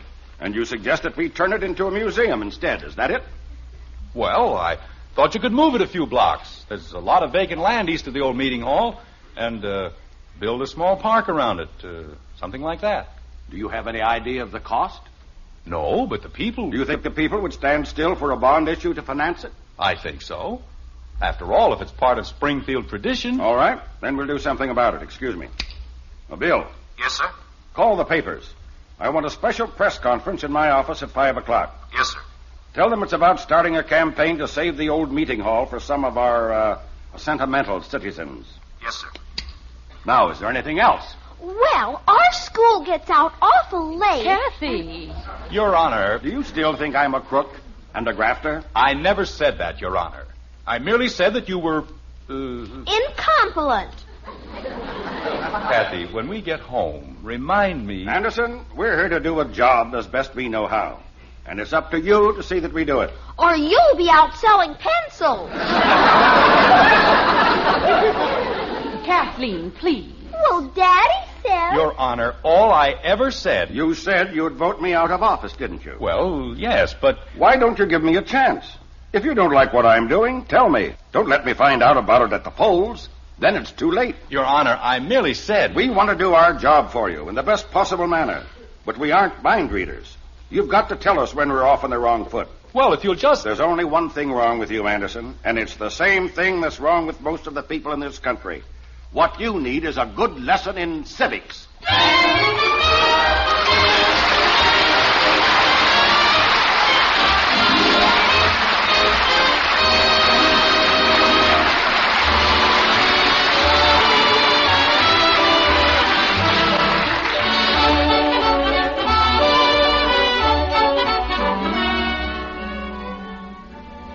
During the year ahead, every pound of coffee you buy, be sure of one thing. Be sure that you get the most in flavor for your money. And that's something the world's greatest coffee expert can help you find. Your husband. He's the expert we mean. Just serve him a cup of Maxwell House coffee. Then when he smiles and says, "Best coffee I ever tasted," you'll know Maxwell House has the flavor, that it's your coffee buy. Find out tomorrow. Bring home a friendly blue tin of Maxwell House coffee. Serve it to your husband. Listen to him praise that famous flavor. And then count all the truly good cups of coffee you get from each pound.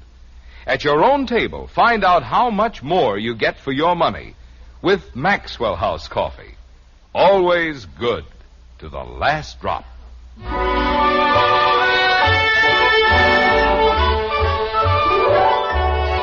Time goes by as time has a habit of doing. And once again, it's the dinner hour in the white frame house on Maple Street. Considering that it's the Andersons, things are pretty calm. Well, for the moment at any rate. Like this. Let me see. Bread, butter, cream. Betty! Yes, Mother? You'd better bring in some more spoons, dear. Okay. Dinner about ready, honey? Just about. Come on, Bud. Let's go upstairs and wash. You bet. Say, Dad, you don't suppose they'll put our pictures in the paper, do you? Why should they? Well, I mean, after all the mayor said about the park. Bud, I'm perfectly happy just staying out of jail. Hi, everybody. Kathy, where on earth have you been? I was out. Why, is dinner ready? Young lady, when you know it's dinner time, why don't you stay where we can find you? But I had to go down to the corner. What for? I had to mail a letter to the president. Oh, no.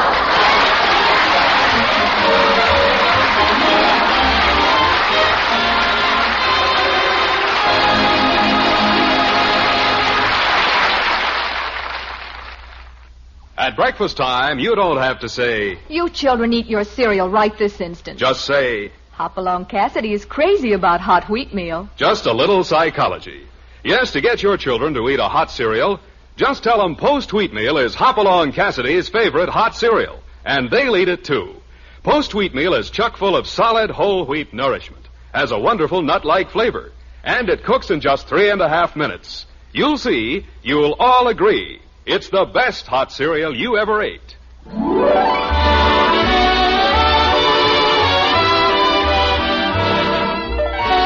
Join us again next week when we'll be back with Father Knows Best, starring Robert Young as Jim Anderson, with Roy Bargy and the Maxwell House Orchestra, and yours truly, Bill Foreman. So until next Thursday, good night and good luck from the makers of Maxwell House, America's favorite brand of coffee. Always good to the last drop. Father Knows Best was transcribed in Hollywood and written by Ed James. Now stay tuned in for Dragnet, which follows immediately over most of these stations.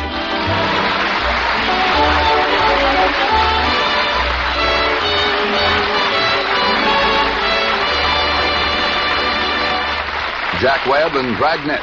Good listening next on NBC. Stay tuned right here to Hojo Radio for more Father Knows Best next. Mother, is Maxwell House the best coffee in the whole world? Well, your father says so, and your father knows best.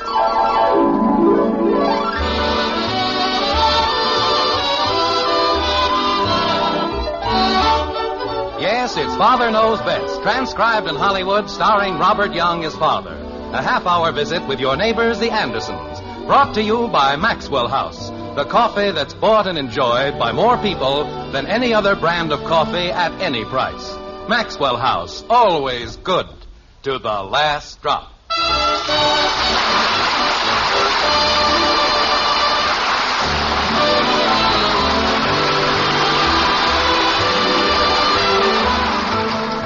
Dame Fortune is a fickle gypsy, always blind and often tipsy. Sometimes for years and years together, she'll bless you with the sunniest weather. Then in a moment, presto, pass. Your joys are like the withered grass. Well, I don't know about you, but that's the way it is with me. And that's the way it is with the Jim Andersons of Springfield. In the white frame house on Maple Street, fortune is definitely a sometime thing. And good or bad, the Andersons never know quite what to expect. Like this. Jim, have you seen this part of the paper? Oh, yes. I've read all the ones that are on the floor. Just help yourself. Well, thank you, dear. You're very kind. Oh, it's practically nothing. I don't know why they don't pass some laws or something. Look at this, honey. 3 more accidents. 2 people killed just because everybody's in such an all-fired hurry. Where are they going, anyway? Who, dear? The drivers. Go tearing around, knocking people down. Oh, Jim, look at this. They're recovering upholstered chairs at the Interior House for $35.50. Good for them.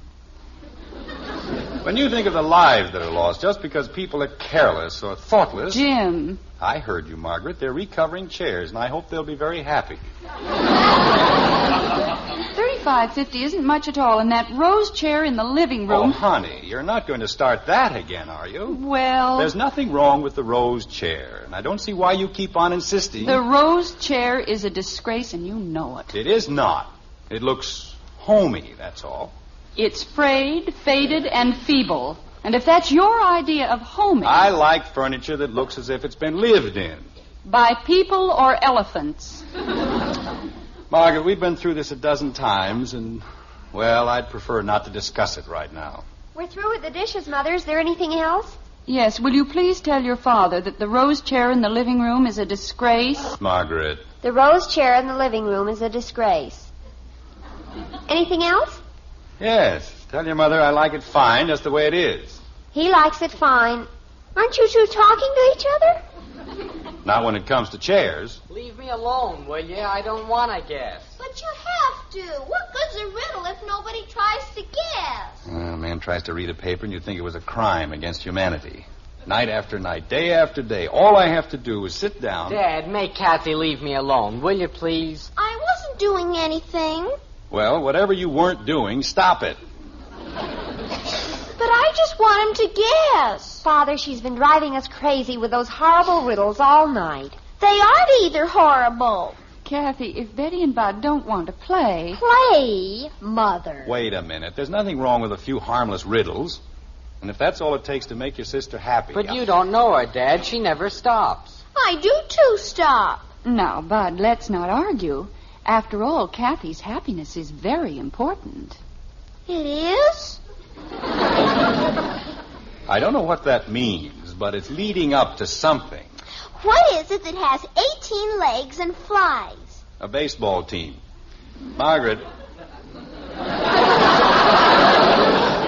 Exactly what did you mean by that last crack? You aren't supposed to guess it right away. Not now, Kathy. But... I said not now. Gee whiz. One riddle and he quits. Never mind, Bud. Well? What, dear? What was the deep significance behind that last remark? About Kathy? Mm-hmm. Why, not a thing, dear. I think it's wonderful of you to be so concerned over her happiness, that's all. That's all, huh? Of course. Naturally, making other people happy isn't important. Margaret. Even if it takes only a small thing like having the rose chair recovered. But I've explained to you 1,000 times... Are we going to have that old chair recovered? No, dear. We like it just as it is. What's black and white and red all over? Margaret, if it means that much to you, have it recovered. Why, Jim? Have everything recovered. Can I get a new bed, Mom? What's black and white and red all over? Mine goes way down in the middle. If he's going to get a new bed, why can't I?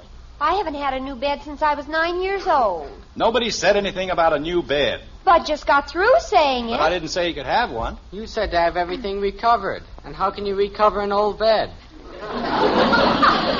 What's black and white and red all over? A newspaper. But not around here. Couldn't you guess something else before you guess newspaper? Bud? It sags so much in the middle, I'm practically sleeping on the floor. The doorbell rang. Joe Phillips had a book on physical culture, and you know what it said? Bud. It said you can't get any sleep in a bed that sags in the middle. And mine sags in the middle.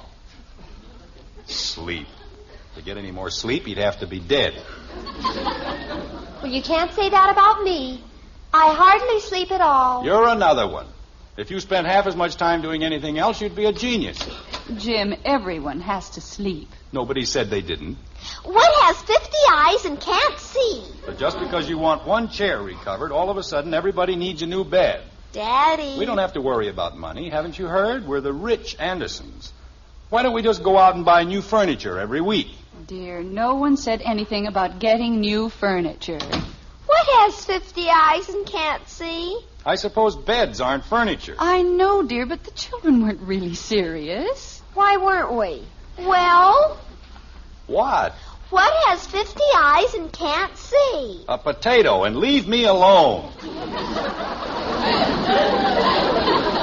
Gee whiz. Who was it, Bud? It was a moving man. He said he wanted to move the furniture. Oh, that's fine. You've already called the moving man. We did no such thing. It's okay, Dad. He said he guessed he had the wrong house. I don't know. It's gotten so that... Kathy, what are you doing? Turning on the radio. Well, turn it off. Don't you think it's noisy enough around here? But I want to hear people are foolish. Actually, they aren't moving men at all. They're two Kathy, contestants your father's right. Please. Wait a minute, set out to Margaret. see But what you said... Honey, please. They have a regular moving van with them, and they're going to try to talk somebody out of his or her furniture. Jim. Margaret, listen. For every piece of furniture these contestants succeed in moving out of the house, our sponsors, the Fuller Furniture Company, will pay $10. And to the lucky and unsuspecting householder, now listen to this. We're listening. The Fuller Furniture Company will replace each and every article removed with a brand new piece from its $1 million stock of quality furnishings. Yes, sir. Jim, where are you going? Those were the moving men. They were just here. But what are you going to do? You can stop worrying about the rose chair, honey. We're going to get new furniture for the whole house. Hey!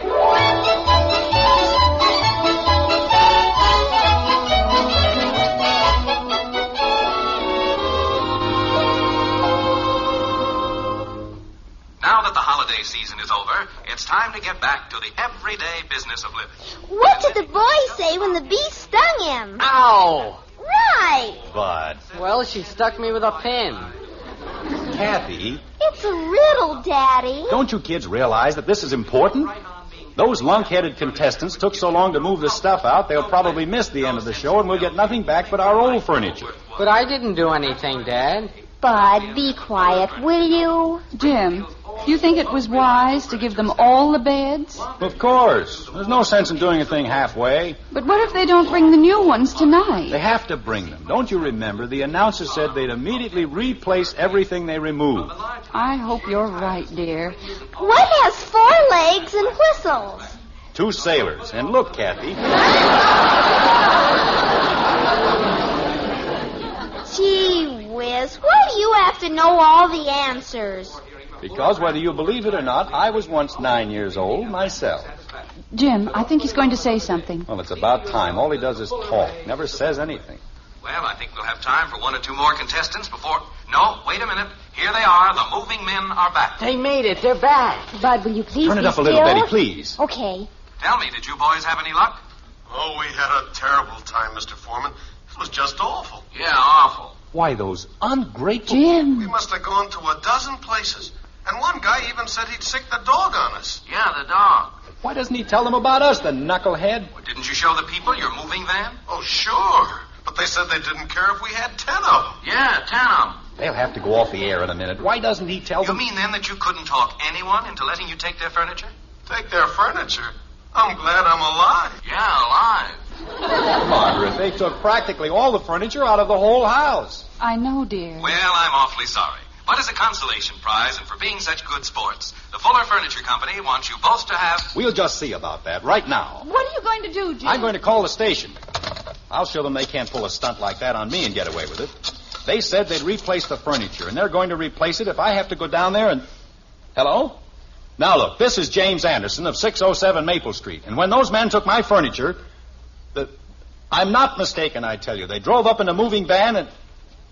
Well, no, they didn't say they were from the station. They gave me some cockeyed story about losing the slip, and... You did? I see. Well, thank you very much. What did he say, Jim? It's, well, the man said he traveled with the 2 contestants the whole time, and, Yes? Well, they never came near Maple Street. Oh, no. Jim. Holy cow. I got a riddle I bet you can't answer. What happened to our furniture?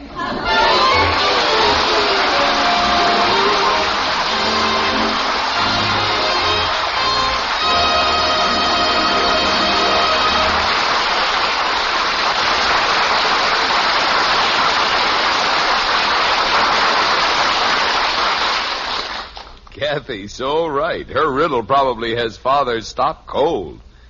And yet there are times when the man of the house does have the answers. For instance, ladies, when it comes to coffee, that husband of yours is the world's greatest expert. Yes, the number one expert on coffee is that man of yours.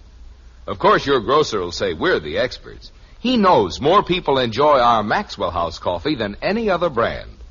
But when you pour the coffee, the expert you want to please is your husband.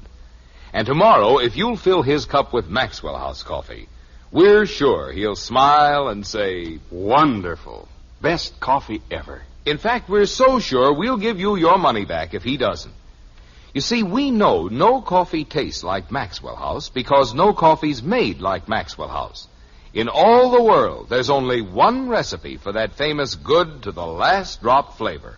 A recipe demanding certain coffees blended just so. And only Maxwell House has that recipe. With this in mind, get Maxwell House tomorrow. Serve it to your husband. If he doesn't say, "Best coffee ever," just send us the can and unused portion, and we'll gladly refund the price you paid. Our address is right on every familiar blue tin. Fair enough, isn't it? So tomorrow, serve the world's greatest expert coffee we're sure he's bound to enjoy. Tomorrow, serve your husband Maxwell House coffee. Always good to the last drop.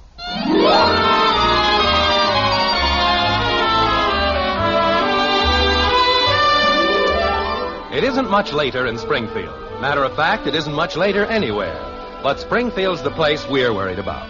You see, the white frame house on Maple Street has never seemed roomier or more spacious. But then houses always seem roomier and more spacious when most of the furniture is missing, don't they? Now, just a minute, Margaret. Let's all calm down and see if we can't figure this thing out. I knew something was going to happen. I just knew it. That's always a great help. If you knew something was going to happen, why didn't you tell me? Why keep it a secret? I'm sorry, dear. I shouldn't have said that. Women always know what's going to happen, right after it happens. I said I was sorry. There's a perfectly simple solution to the whole thing. We'll just call the moving company and have them bring the stuff back. What moving company? The one that took the furniture. What if they were crooks? Oh, Kathy. What if they were hijackers and they're peddling hot furniture all over town? Kathy, go to bed. But how can I said go to bed. What bed?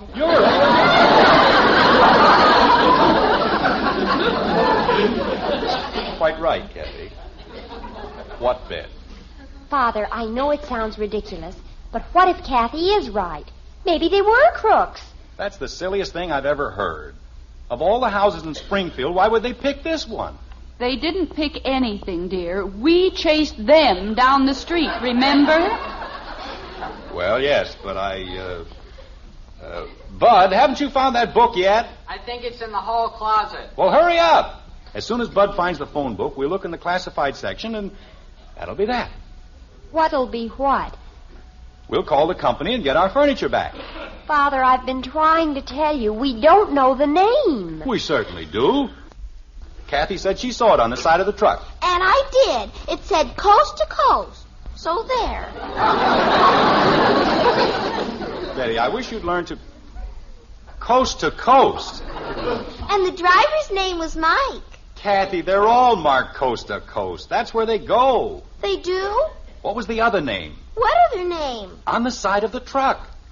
Oh! I don't know. Good grief. Well, at least there's one bright side to the picture. We'll get brand new furniture from the insurance company, won't we, dear? I've been thinking about that, Margaret, and it isn't quite as bright as you might think. We do have burglary insurance, don't we? Oh, yes, but where was the burglary? Why, those men just marched right in here and took the whole... They didn't take anything, honey. We gave it to them. We practically pushed it out the door. You mean we can't put in a claim?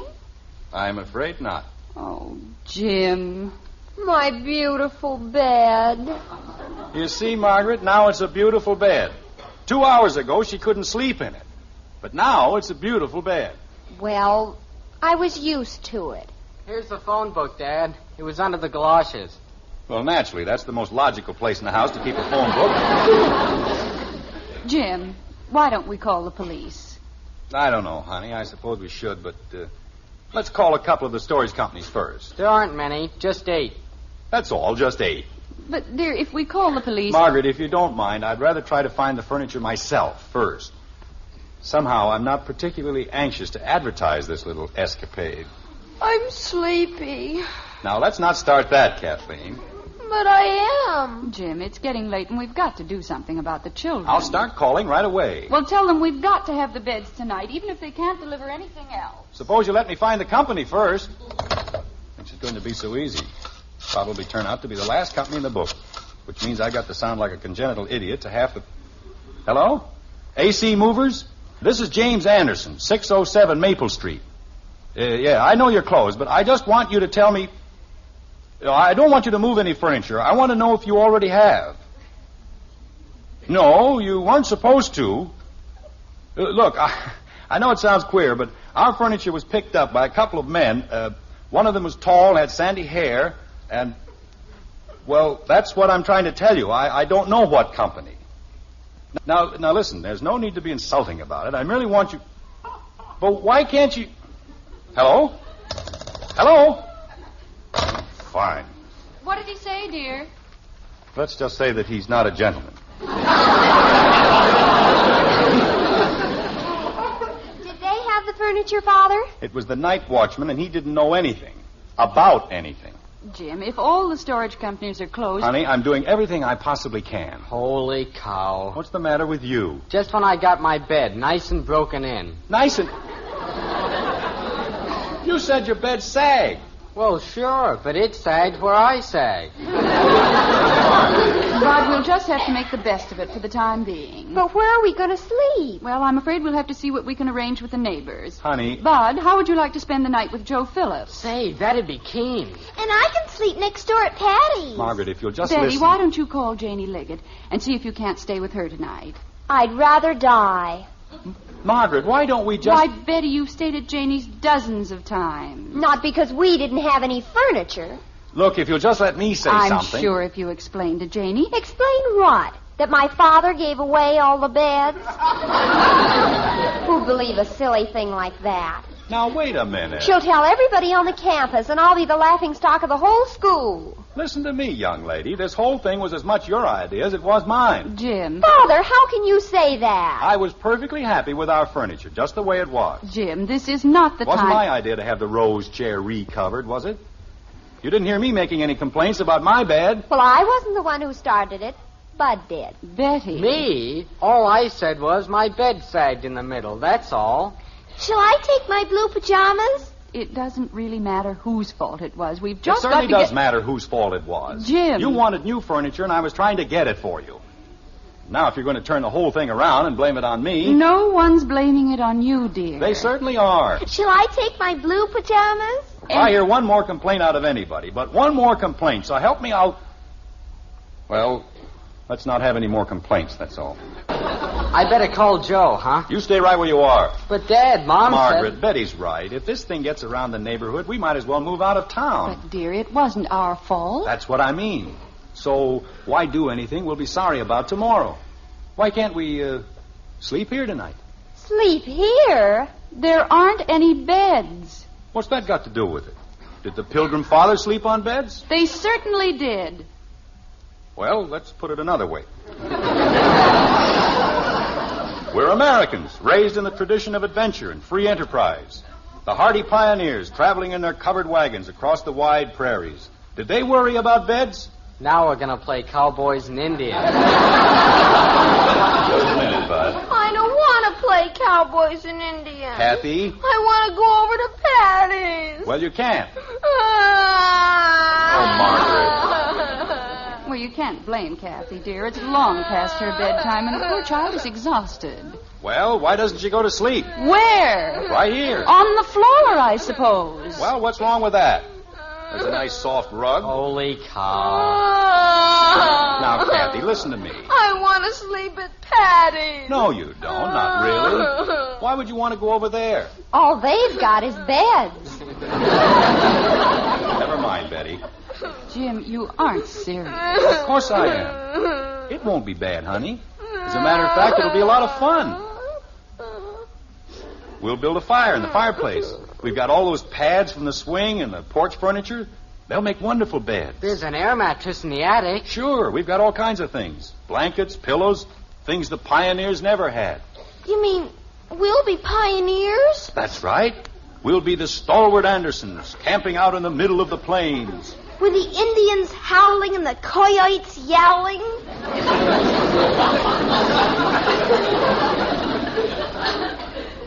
Kathy, go upstairs and get your blue pajamas. And the deer and the antelope playing? Bud, call Joe and tell him you'll be right over. But Dad Margaret, said... if you'll just listen. I've done all the listening I intend to. But there's no And reason. I have no intention of sleeping on the floor. Honey, I guarantee that after the first 5 minutes... Bud, will you please do as I ask? I have to answer the door. Well, answer it. That's what I was going to do. Mother, couldn't we please? We are not going to sleep on the floor like a bunch of savages. Just because you and your father have a ridiculous notion about false pride. Pride has nothing to do with it. Why, we hadn't the faintest idea. Back, Dad. Huh? The furniture's back. Jim! There, you see? I told you there was nothing to worry about. Mr. Anderson? We're right in here. Jim, I'm so relieved. I'm going outside, Dad. Wait for me, Bud. I want to help, too. Creepers, now I have to sleep in that old bed again. Betty, if I hear one more word... Mr. Anderson, I gotta hand it to you. What a joker. Well, why don't we talk about it while we're bringing in the... Yeah, I've been moving furniture for 20 years. And this is the first time I ever pick up the wrong load. It's very amusing. Yeah, we drove it clear out to Plainville. And when we got there, the guy tells me I got the wrong stuff. Look, if we can just... Laugh, I tell you, I almost died. 28 miles, and we got the wrong furniture.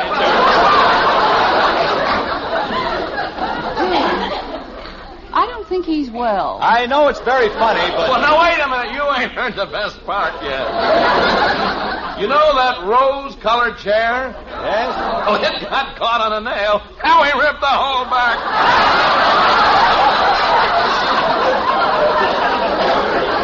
Oh, no. He probably has hysterics at a funeral. But you don't have to worry. We got insurance. We'll have the whole thing fixed up, and it won't cost you a dime. Well, that's more like it. Oh, here's your bill. Bill? For what? Look at it. It's the silliest looking bill I ever made out in all my life.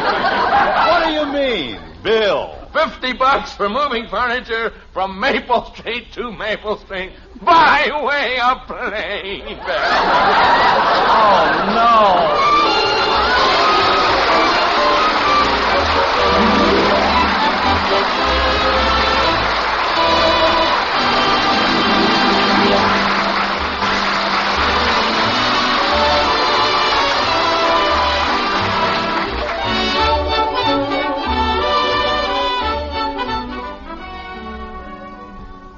Tomorrow or Saturday, the very next time you buy coffee, set your mind on one thing, on coffee that gives you the most in flavor for your money.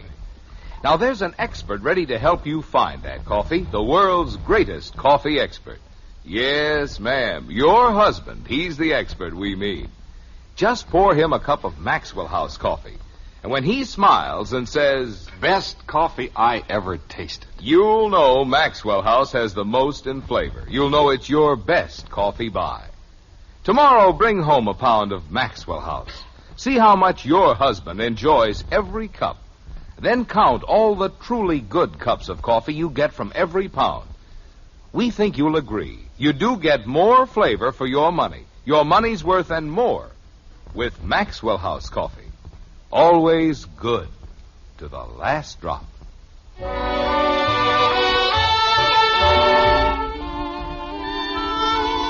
It's midnight now in the Anderson household, and events lead us to venture a small bit of philosophy. Children are hard to understand. For that matter, so are girls. But when you come up with a girl child, brother, that's it. Like this. Mother, I can't do a thing with her. She just sits there and yowls. Poor angel. This whole thing's been too much for her. She needs a couple of good whacks. That's what she needs. Never mind, Bud. Margaret, what's going on up there? Oh, it's all right, dear. We just have a little problem with Kathy. See if you can do something. She'll wake up the whole neighborhood. Jim, maybe you'd better speak to her. All right, if you think it'll do any good. All this excitement tonight. I'm afraid she's emotionally upset. She needs a couple of good whacks. That's what she needs. You just said that. Well, she does. Why aren't you kids in bed? Who can sleep with that? Jim, we've tried everything, and all she does is wail. She won't even stay in bed. Okay. Give me my chair and a whip, and I'll see what I can do. Well, what seems to be the trouble up here, young lady? She doesn't seem to have a fever. Everything's going to be all right, sweetheart. Just tell Daddy what it's all about. I want to be a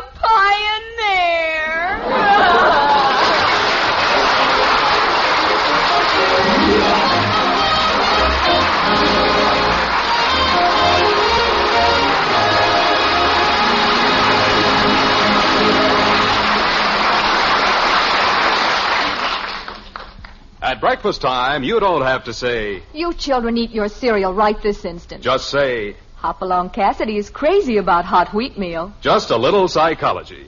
Yes, to get your children to eat a hot cereal, just tell them Post Wheat Meal is Hopalong Cassidy's favorite hot cereal, and they'll eat it too. Post Wheat Meal is chock full of solid whole wheat nourishment, has a wonderful nut-like flavor, and it cooks in just 3.5 minutes. You'll see, you'll all agree, it's the best hot cereal you ever ate.